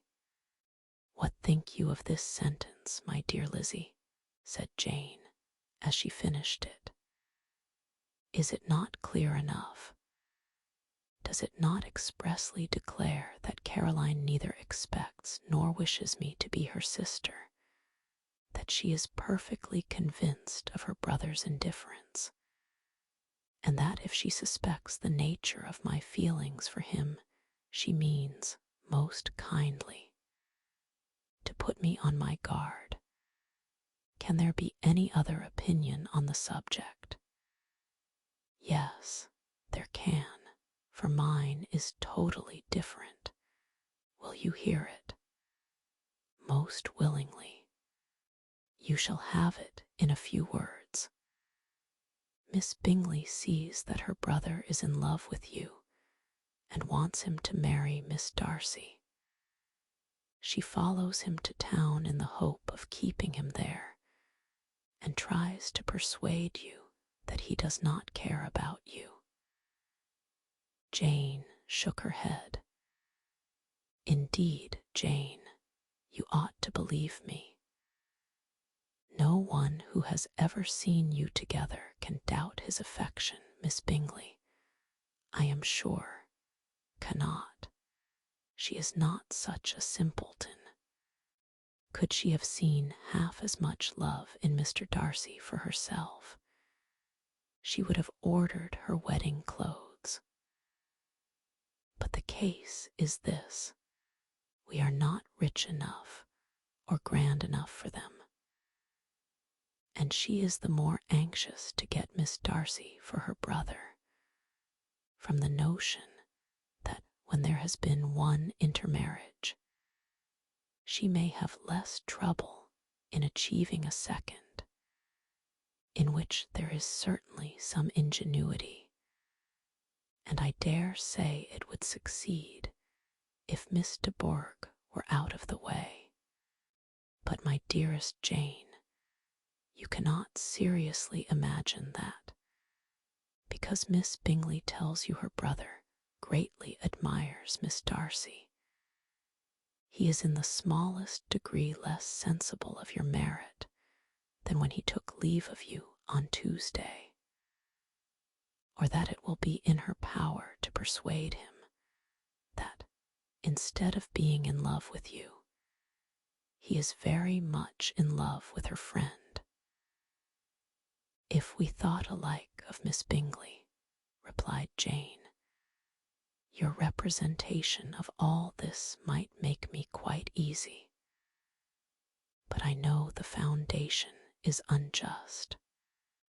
Caroline is incapable of wilfully deceiving anyone, and all that I can hope in this case is that she is deceived herself. That is right. You could not have started a more happy idea, since you will not take comfort in mine. Believe her to be deceived by all means. You have now done your duty by her, and must fret no longer.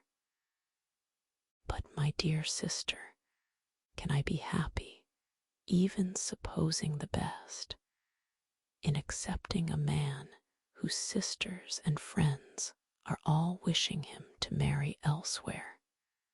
You must decide for yourself, said Elizabeth. And if, upon mature deliberation, you find that the misery of disobliging his two sisters is more than equivalent to the happiness of being his wife, I advise you, by all means, to refuse him. How can you talk so? Said Jane, faintly smiling. You must know that, though I should be exceedingly grieved at their disapprobation, I could not hesitate. I did not think you would, and that being the case, I cannot consider your situation with much compassion. But if he returns no more this winter, my choice will never be required. 1,000 things may arise in 6 months. The idea of his returning no more Elizabeth treated with the utmost contempt.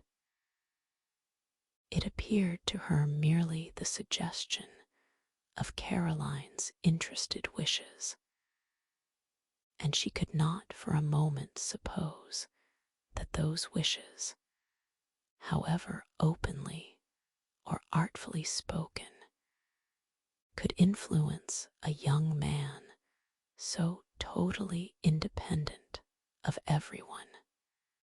She represented to her sister, as forcibly as possible, what she felt on the subject, and had soon the pleasure of seeing its happy effect. Jane's temper was not desponding, and she was gradually led to hope, though the diffidence of affection sometimes overcame the hope, that Bingley would return to Netherfield and answer every wish of her heart. They agreed that Mrs. Bennet should only hear of the departure of the family, without being alarmed on the score of the gentleman's conduct. But even this partial communication gave her a great deal of concern, and she bewailed it as exceedingly unlucky that the ladies should happen to go away just as they were all getting so intimate together.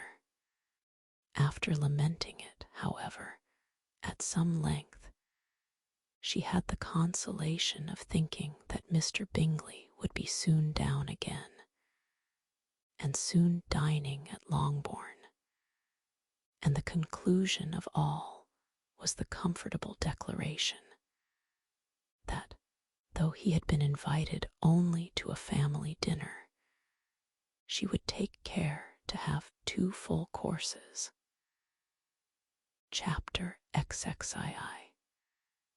T.H.E. Bennets were engaged to dine with the Lucases, and again, during the chief of the day, was Miss Lucas so kind as to listen to Mr. Collins. Elizabeth took an opportunity of thanking her.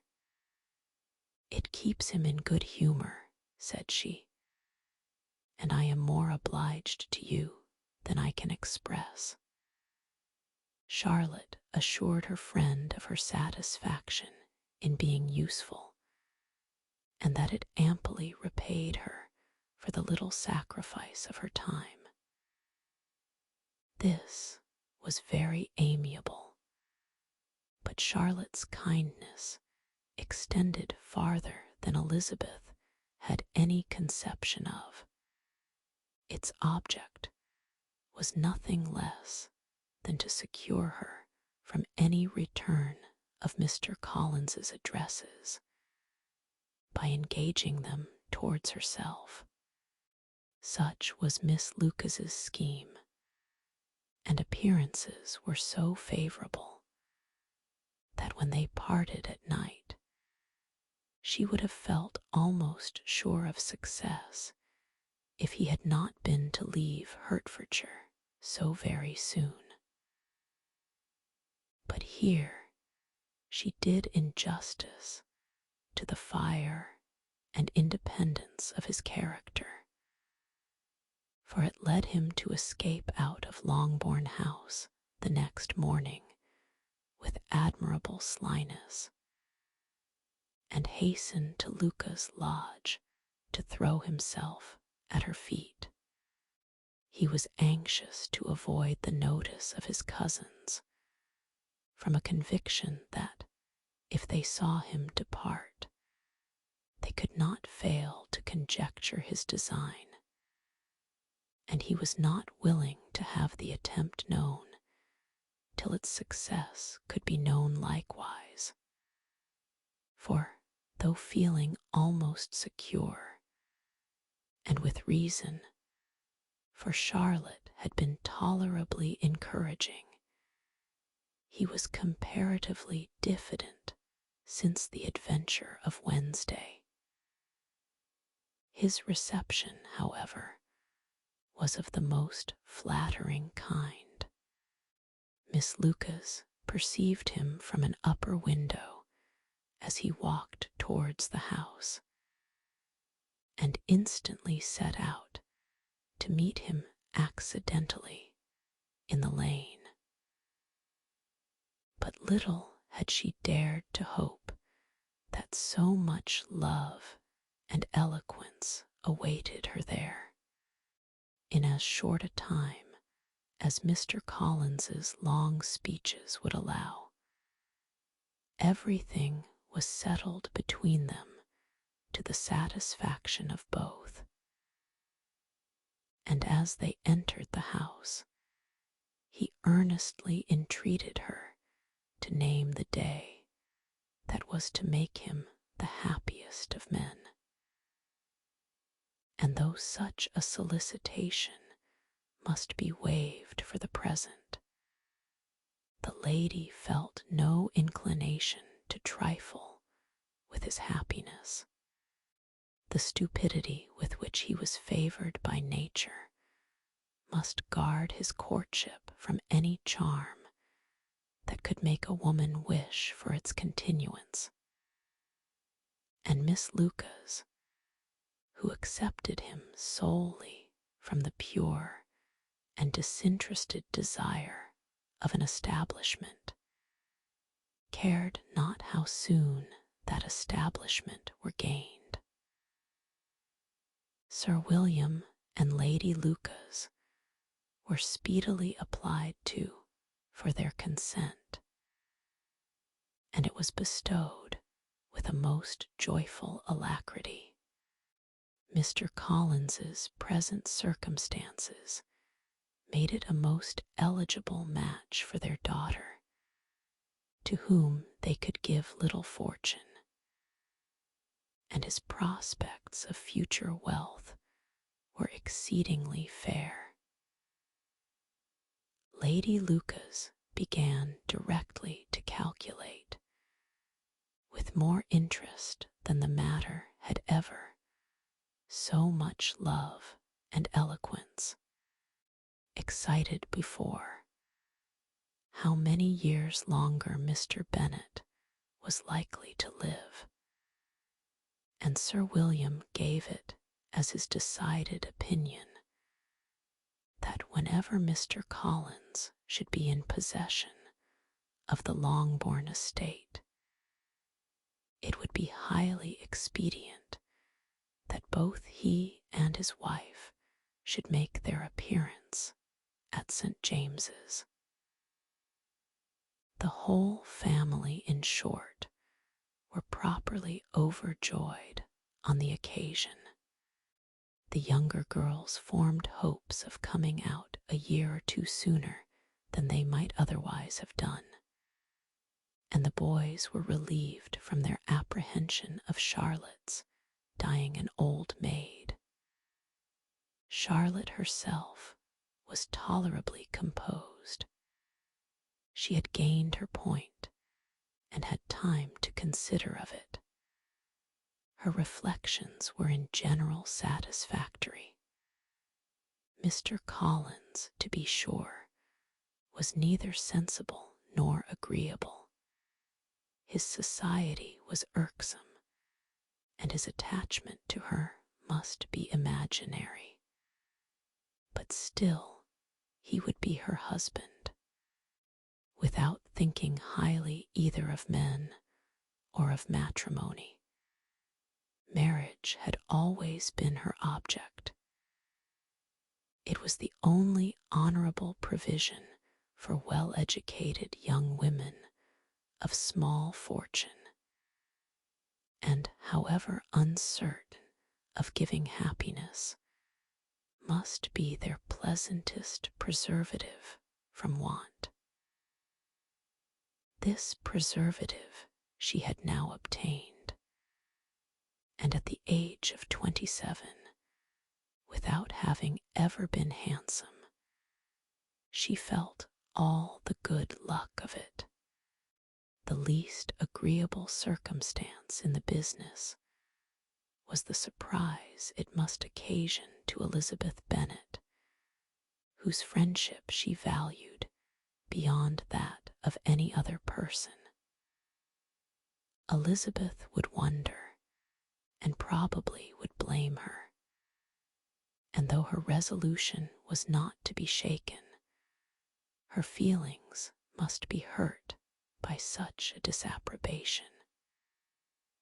She resolved to give her the information herself, and therefore charged Mr. Collins, when he returned to Longbourn to dinner, to drop no hint of what had passed before any of the family. A promise of secrecy was, of course, very dutifully given, but it could not be kept without difficulty, for the curiosity excited by his long absence burst forth in such very direct questions on his return as required some ingenuity to evade, and he was at the same time exercising great self-denial, for he was longing to publish his prosperous love, as he was to begin his journey too early on the morrow to see any of the family.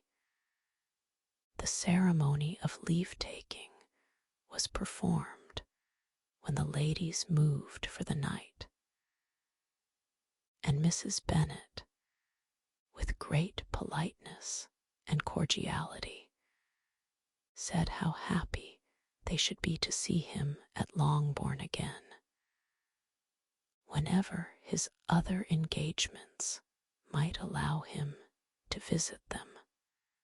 "My dear madam," he replied, "this invitation is particularly gratifying, because it is what I have been hoping to receive, and you may be very certain that I shall avail myself of it as soon as possible." They were all astonished, and Mr. Bennet, who could by no means wish for so speedy a return, immediately said, "But is there not danger of Lady Catherine's disapprobation here, my good sir? You had better neglect your relations than run the risk of offending your patroness."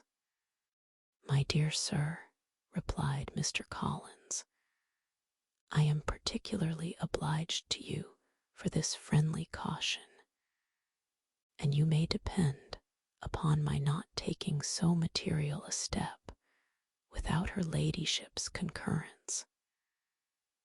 You cannot be too much on your guard.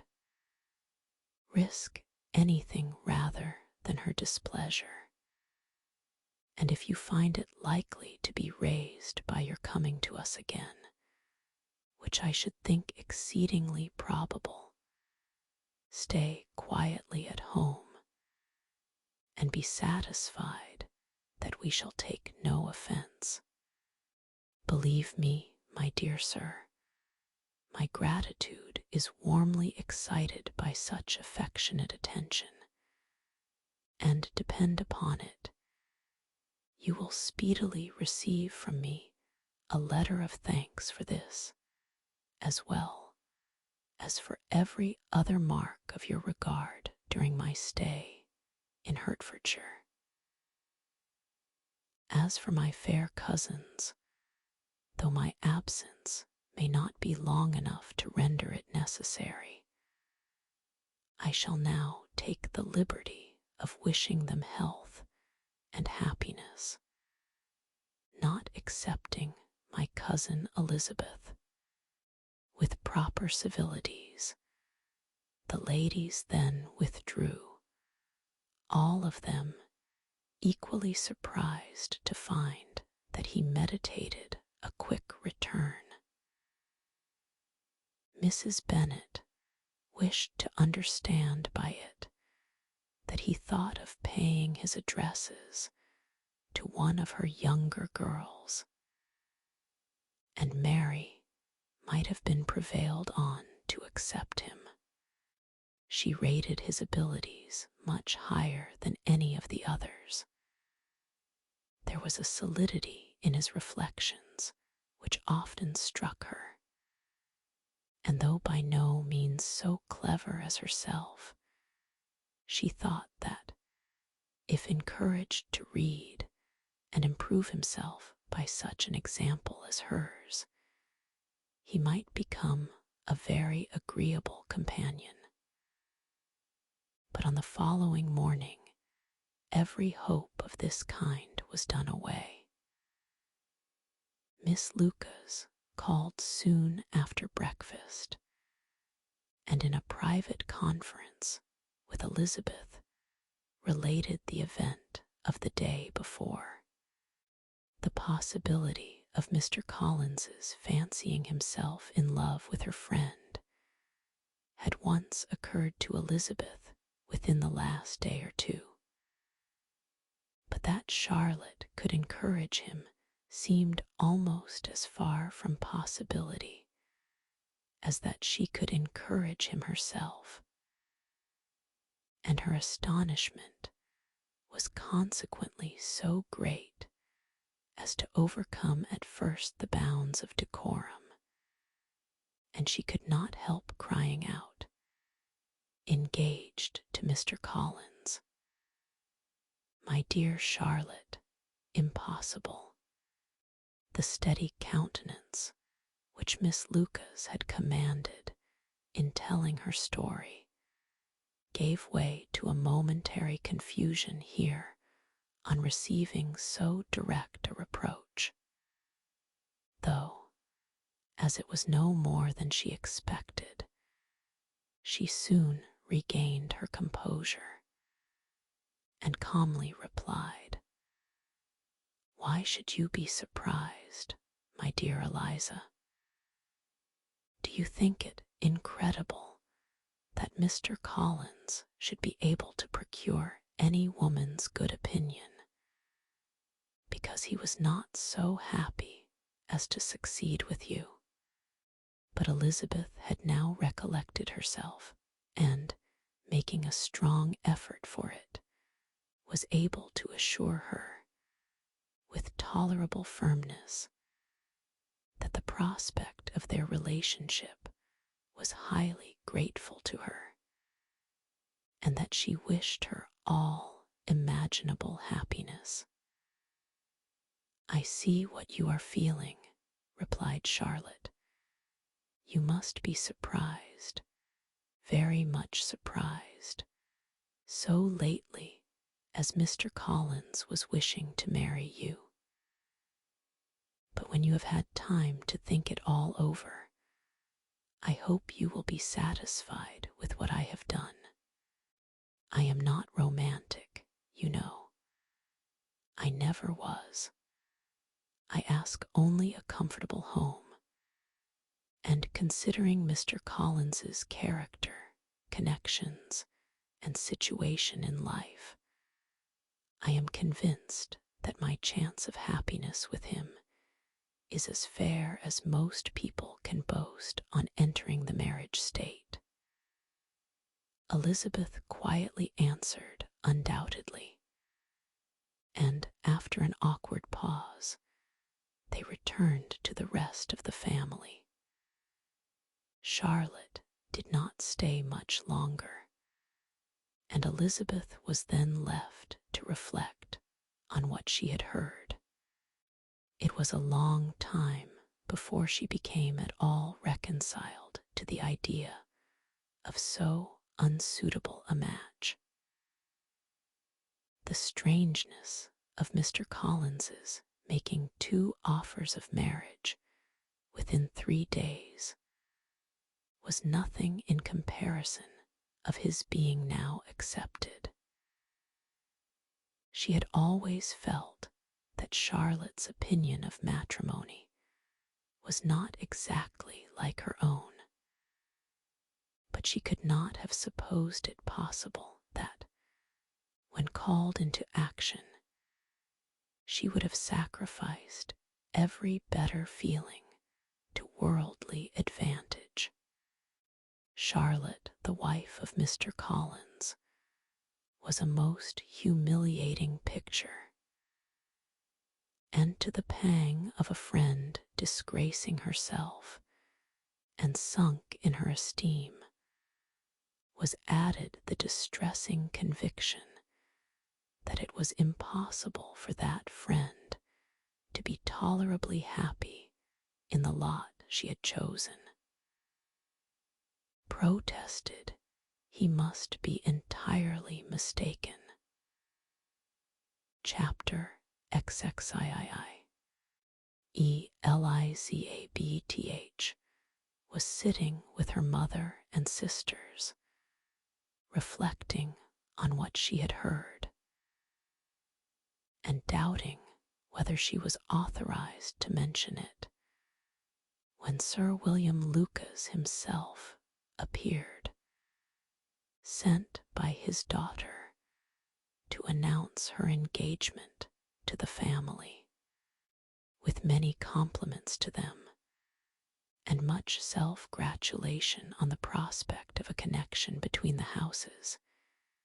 He unfolded the matter to an audience not merely wondering, but incredulous, for Mrs. Bennet, with more perseverance than politeness, protested he must be entirely mistaken, and Lydia, always unguarded and often uncivil, boisterously exclaimed, "Good Lord, Sir William, how can you tell such a story? Do not you know that Mr. Collins wants to marry Lizzie? Nothing less than the complaisance of a courtier could have borne without anger such treatment. But Sir William's good breeding carried him through it all, and though he begged leave to be positive as to the truth of his information, he listened to all their impertinence with the most forbearing courtesy. Elizabeth, feeling it incumbent on her to relieve him from so unpleasant a situation, now put herself forward to confirm his account by mentioning her prior knowledge of it from Charlotte herself, and endeavored to put a stop to the exclamations of her mother and sisters by the earnestness of her congratulations to Sir William, in which she was readily joined by Jane, and by making a variety of remarks on the happiness that might be expected from the match, the excellent character of Mr. Collins, and the convenient distance of Hunsford from London. Mrs. Bennet was, in fact, too much overpowered to say a great deal while Sir William remained. But no sooner had he left them than her feelings found a rapid vent. In the first place, she persisted in disbelieving the whole of the matter. Secondly, she was very sure that Mr. Collins had been taken in. Thirdly, she trusted that they would never be happy together. And fourthly, that the match might be broken off. Two inferences, however, were plainly deduced from the whole. One, that Elizabeth was the real cause of all the mischief, and the other, that she herself had been barbarously used by them all. And on these two points she principally dwelt during the rest of the day. Nothing could console and nothing appease her, nor did that day wear out her resentment. A week elapsed before she could see Elizabeth without scolding her. A month passed away before she could speak to Sir William or Lady Lucas without being rude, and many months were gone before she could at all forgive their daughter. Mr. Bennet's emotions were much more tranquil on the occasion, and such as he did experience he pronounced to be of a most agreeable sort, for it gratified him, he said, to discover that Charlotte Lucas, whom he had been used to think tolerably sensible, was as foolish as his wife, and more foolish than his daughter. Jane confessed herself a little surprised at the match, but she said less of her astonishment than of her earnest desire for their happiness, nor could Elizabeth persuade her to consider it as improbable. Kitty and Lydia were far from envying Miss Lucas, for Mr. Collins was only a clergyman, and it affected them in no other way than as a piece of news to spread at Meryton. Lady Lucas could not be insensible of triumph on being able to retort on Mrs. Bennet the comfort of having a daughter well married, and she called at Longbourn rather oftener than usual to say how happy she was, though Mrs. Bennet's sour looks and ill-natured remarks might have been enough to drive happiness away. Between Elizabeth and Charlotte there was a restraint which kept them mutually silent on the subject, and Elizabeth felt persuaded that no real confidence could ever subsist between them again. Her disappointment in Charlotte made her turn with fonder regard to her sister, of whose rectitude and delicacy she was sure her opinion could never be shaken, and for whose happiness she grew daily more anxious. As Bingley had now been gone a week, and nothing was heard of his return, Jane had sent Caroline an early answer to her letter, and was counting the days till she might reasonably hope to hear again. The promised letter of thanks from Mr. Collins arrived on Tuesday, addressed to their father, and written with all the solemnity of gratitude which a 12 months' abode in the family might have prompted. After discharging his conscience on that head, he proceeded to inform them, with many rapturous expressions, of his happiness in having obtained the affection of their amiable neighbour, Miss Lucas, and then explained that it was merely with the view of enjoying her society that he had been so ready to close with their kind wish of seeing him again at Longbourn, whither he hoped to be able to return on Monday fortnight. For Lady Catherine, he added, so heartily approved his marriage that she wished it to take place as soon as possible, which he trusted would be an unanswerable argument with his amiable Charlotte to name an early day for making him the happiest of men. Mr. Collins's return into Hertfordshire was no longer a matter of pleasure to Mrs. Bennet. On the contrary, she was as much disposed to complain of it as her husband. It was very strange that he should come to Longbourn instead of to Lucas Lodge. It was also very inconvenient and exceedingly troublesome. She hated having visitors in the house while her health was so indifferent, and lovers were of all people the most disagreeable. Such were the gentle murmurs of Mrs. Bennet, and they gave way only to the greater distress of Mr. Bingley's continued absence. Neither Jane nor Elizabeth were comfortable on this subject.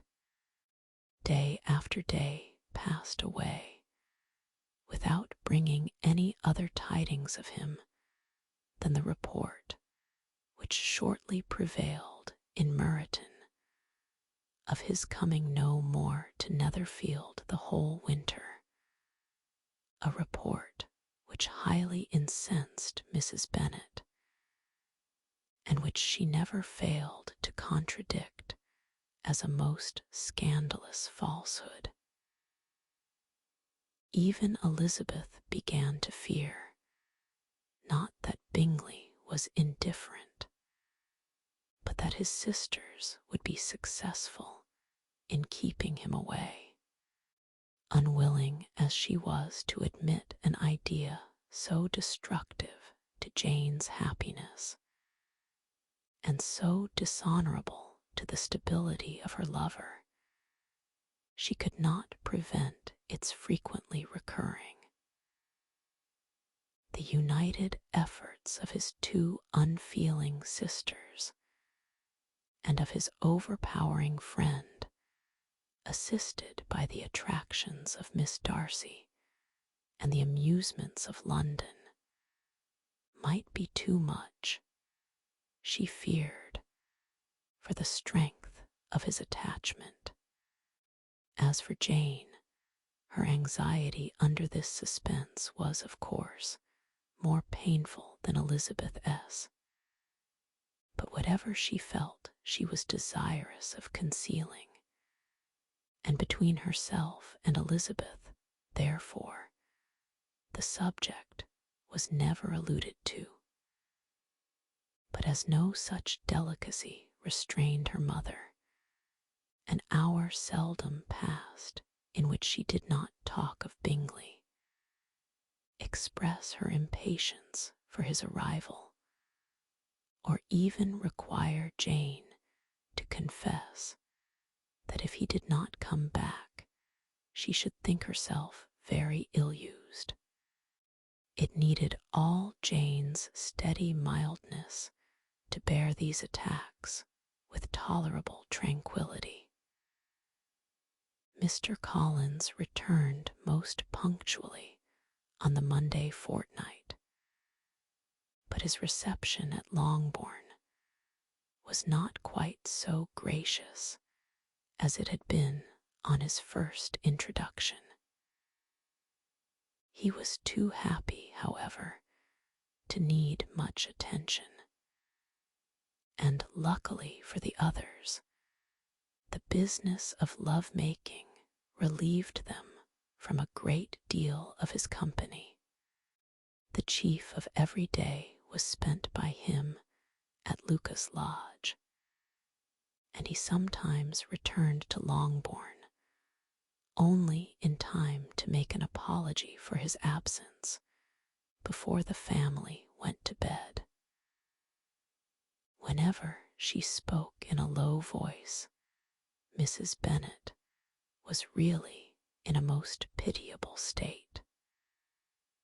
The very mention of anything concerning the match threw her into an agony of ill humor, and wherever she went, she was sure of hearing it talked of. The sight of Miss Lucas was odious to her. As her successor in that house, she regarded her with jealous abhorrence. Whenever Charlotte came to see them, she concluded her to be anticipating the hour of possession, and whenever she spoke in a low voice to Mr. Collins, was convinced that they were talking of the Longbourn estate, and resolving to turn herself and her daughters out of the house as soon as Mr. Bennet was dead. She complained bitterly of all this to her husband. "Indeed, Mr. Bennet," said she, "it is very hard to think that Charlotte Lucas should ever be mistress of this house, that I should be forced to make way for her, and live to see her take my place in it. My dear, do not give way to such gloomy thoughts. Let us hope for better things. Let us flatter ourselves that I may be the survivor." This was not very consoling to Mrs. Bennet, and therefore, instead of making any answer, she went on as before. "I cannot bear to think that they should have all this estate. If it was not for the entail, I should not mind it. What should not you mind? I should not mind anything at all. Let us be thankful that you are preserved from a state of such insensibility. I never can be thankful, Mr. Bennet, for anything about the entail. How anyone could have the conscience to entail away an estate from one's own daughters, I cannot understand. And all for the sake of Mr. Collins, too. Why should he have it more than anybody else? I leave it to yourself to determine," said Mr. Bennet. Chapter XXIV. Miss Bingleys letter arrived, and put an end to doubt. The very first sentence conveyed the assurance of their being all settled in London for the winter, and concluded with her brother's regret at not having had time to pay his respects to his friends in Hertfordshire before he left the country. Hope was over, entirely over, and when Jane could attend to the rest of the letter, she found little, except the professed affection of the writer, that could give her any comfort. Miss Darcy's praise occupied the chief of it. Her many attractions were again dwelt on, and Caroline boasted joyfully of their increasing intimacy, and ventured to predict the accomplishment of the wishes which had been unfolded in her former letter. She wrote also with great pleasure of her brother, being an inmate of Mr. Darcy's house, and mentioned with raptures some plans of the latter with regard to new furniture. Elizabeth, to whom Jane very soon communicated the chief of all this, heard it in silent indignation. Her heart was divided between concern for her sister and resentment against all others. To Caroline's assertion of her brother being partial to Miss Darcy, she paid no credit. That he was really fond of Jane, she doubted no more than she had ever done, and much as she had always been disposed to like him, she could not think without anger, hardly without contempt, on that easiness of temper, that want of proper resolution, which now made him the slave of his designing friends, and led him to sacrifice his own happiness to the caprice of their inclinations. Had his own happiness, however, been the only sacrifice, he might have been allowed to sport with it in whatever manner he thought best. But her sister's was involved in it, as she thought he must be sensible himself. It was a subject, in short, on which reflection would be long indulged, and must be unavailing. She could think of nothing else, and yet, whether Bingley's regard had really died away, or were suppressed by his friends' interference, whether he had been aware of Jane's attachment, or whether it had escaped his observation, whichever were the case, though her opinion of him must be materially affected by the difference, her sister's situation remained the same, her peace equally wounded. A day or two passed before Jane had courage to speak of her feelings to Elizabeth, but at last, on Mrs. Bennet's leaving them together, after a longer irritation than usual about Netherfield and its master, she could not help saying, "Oh, that my dear mother had more command over herself. She can have no idea of the pain she gives me by her continual reflections on him. But I will not repine. It cannot last long. He will be forgot, and we shall all be as we were before." Elizabeth looked at her sister with incredulous solicitude, but said nothing. "You doubt me," Jane, slightly coloring. "Indeed, you have no reason. He may live in my memory as the most amiable man of my acquaintance, but that is all. I have nothing either to hope or fear, and nothing to reproach him with. Thank God, I have not that pain. A little time, therefore, I shall certainly try to get the better." With a stronger voice she soon added, "I have this comfort immediately, that it has not been more than an error of fancy on my side, and that it has done no harm to anyone but myself." "My dear Jane," exclaimed Elizabeth, "you are too good. Your sweetness and disinterestedness are really angelic. I do not know what to say to you. I feel as if I had never done you justice, or loved you as you deserve." Miss Bennet eagerly disclaimed all extraordinary merit, and threw back the praise on her sister's warm affection. "Nay," said Elizabeth, "this is not fair.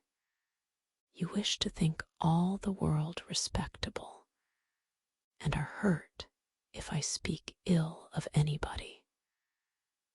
I only want to think you perfect, and you set yourself against it. Do not be afraid of my running into any excess, of my encroaching on your privilege of universal good will. You need not. There are few people whom I really love, and still fewer of whom I think well. The more I see of the world, the more am I dissatisfied with it, and every day confirms my belief of the inconsistency of all human characters, and of the little dependence that can be placed on the appearance of either merit or sense. I have met with two instances lately. One I will not mention, the other is Charlotte's marriage. It is unaccountable. In every view it is unaccountable. My dear Lizzie, do not give way to such feelings as these. They will ruin your happiness. You do not make allowance enough for difference of situation and temper. Consider Mr. Collins's respectability and Charlotte's prudent, steady character. Remember that she is one of a large family, that as to fortune it is a most eligible match, and be ready to believe, for everybody's sake, that she may feel something like regard and esteem for our cousin. To oblige you, I would try to believe almost anything, but no one else could be benefited by such a belief as this.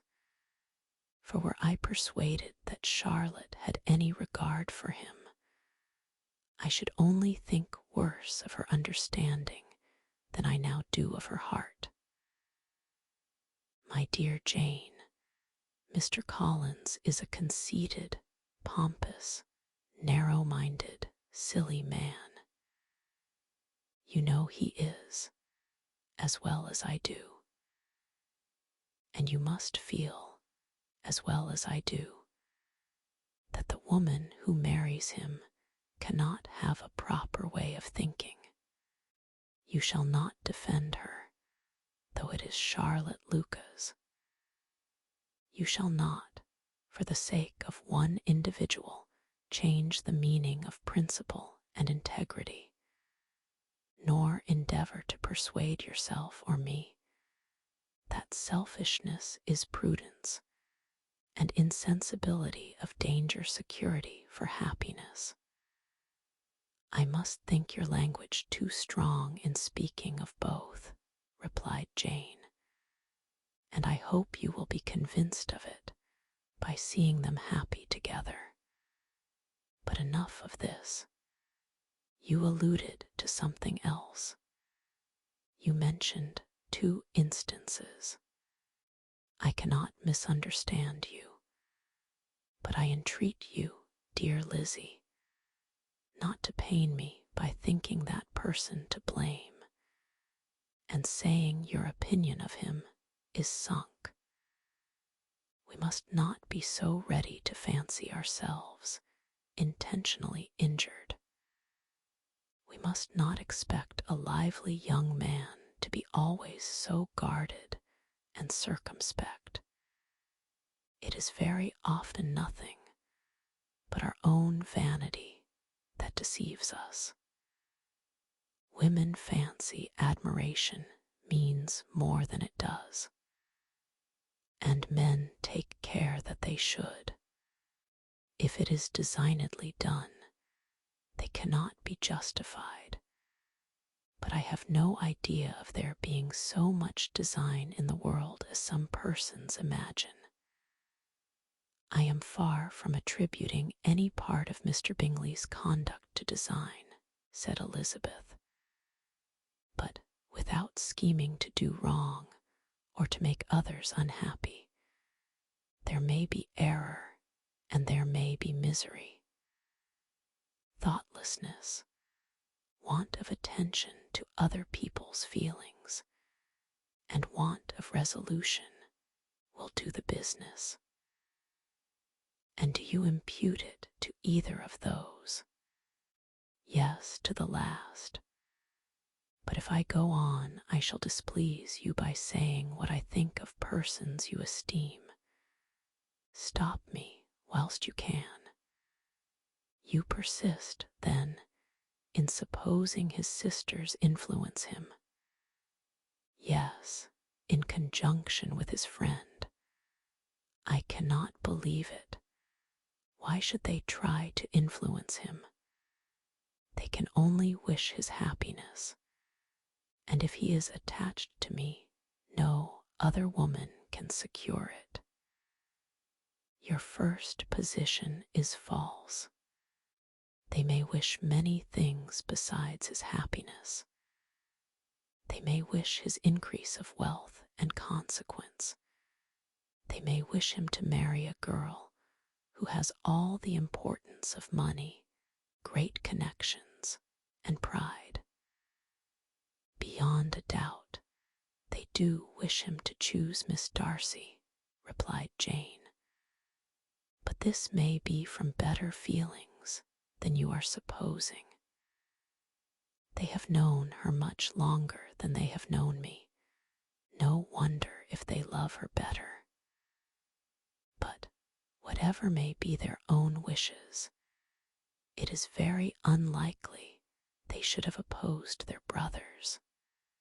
What sister would think herself at liberty to do it, unless there were something very objectionable? If they believed him attached to me, they would not try to part us. If he were so, they could not succeed. By supposing such an affection, you make everybody acting unnaturally and wrong, and me most unhappy. Do not distress me by the idea. I am not ashamed of having been mistaken, or, at least, it is slight. It is nothing in comparison of what I should feel in thinking ill of him or his sisters. Let me take it in the best light, in the light in which it may be understood. Elizabeth could not oppose such a wish, and from this time Mr. Bingley's name was scarcely ever mentioned between them. Mrs. Bennet still continued to wonder and repine at his returning no more, and though a day seldom passed in which Elizabeth did not account for it clearly. There seemed little chance of her ever considering it with less perplexity. Her daughter endeavored to convince her of what she did not believe herself, that his attentions to Jane had been merely the effect of a common and transient liking, which ceased when he saw her no more. But though the probability of the statement was admitted at the time, she had the same story to repeat every day. Mrs. Bennet's best comfort was that Mr. Bingley must be down again in the summer. Mr. Bennet treated the matter differently. "So, Lizzie," said he one day, "your sister is crossed in love, I find. I congratulate her. Next to being married, a girl likes to be crossed in love a little now and then. It is something to think of, and gives her a sort of distinction among her companions. When is your turn to come? You will hardly bear to be long outdone by Jane. Now is your time. Here are officers enough at Meryton to disappoint all the young ladies in the country. Let Wickham be your man.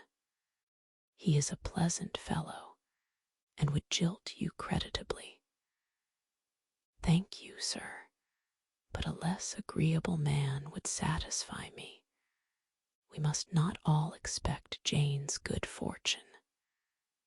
"True," said Mr. Bennet, "but it is a comfort to think that, whatever of that kind may befall you, you have an affectionate mother who will always make the most of it." Mr. Wickham's society was of material service in dispelling the gloom which the late perverse occurrences had thrown on many of the Longbourn family. They saw him often, and to his other recommendations was now added that of general unreserve. The whole of what Elizabeth had already heard, his claims on Mr. Darcy, and all that he had suffered from him, was now openly acknowledged and publicly canvassed, and everybody was pleased to think how much they had always disliked Mr. Darcy before they had known anything of the matter. Miss Bennet was the only creature who could suppose there might be any extenuating circumstances in the case unknown to the society of Hertfordshire. Her mild and steady candour always pleaded for allowances, and urged the possibility of mistakes. But by everybody else, Mr. Darcy was condemned as the worst of men. We close this first part tonight with our main players fixed in their stubborn, deep-seated convictions. Mr. Darcy's arrogance has been fully established, and Elizabeth's contempt is set in stone. The stage is now perfectly set for their complex dynamic to unravel further in the coming parts. Join me for part 2, where their painful misunderstandings escalate and the true depth of their mutual obsession begins to surface. Thank you for choosing to spend your evening with me. Sleep well, and I'll see you soon.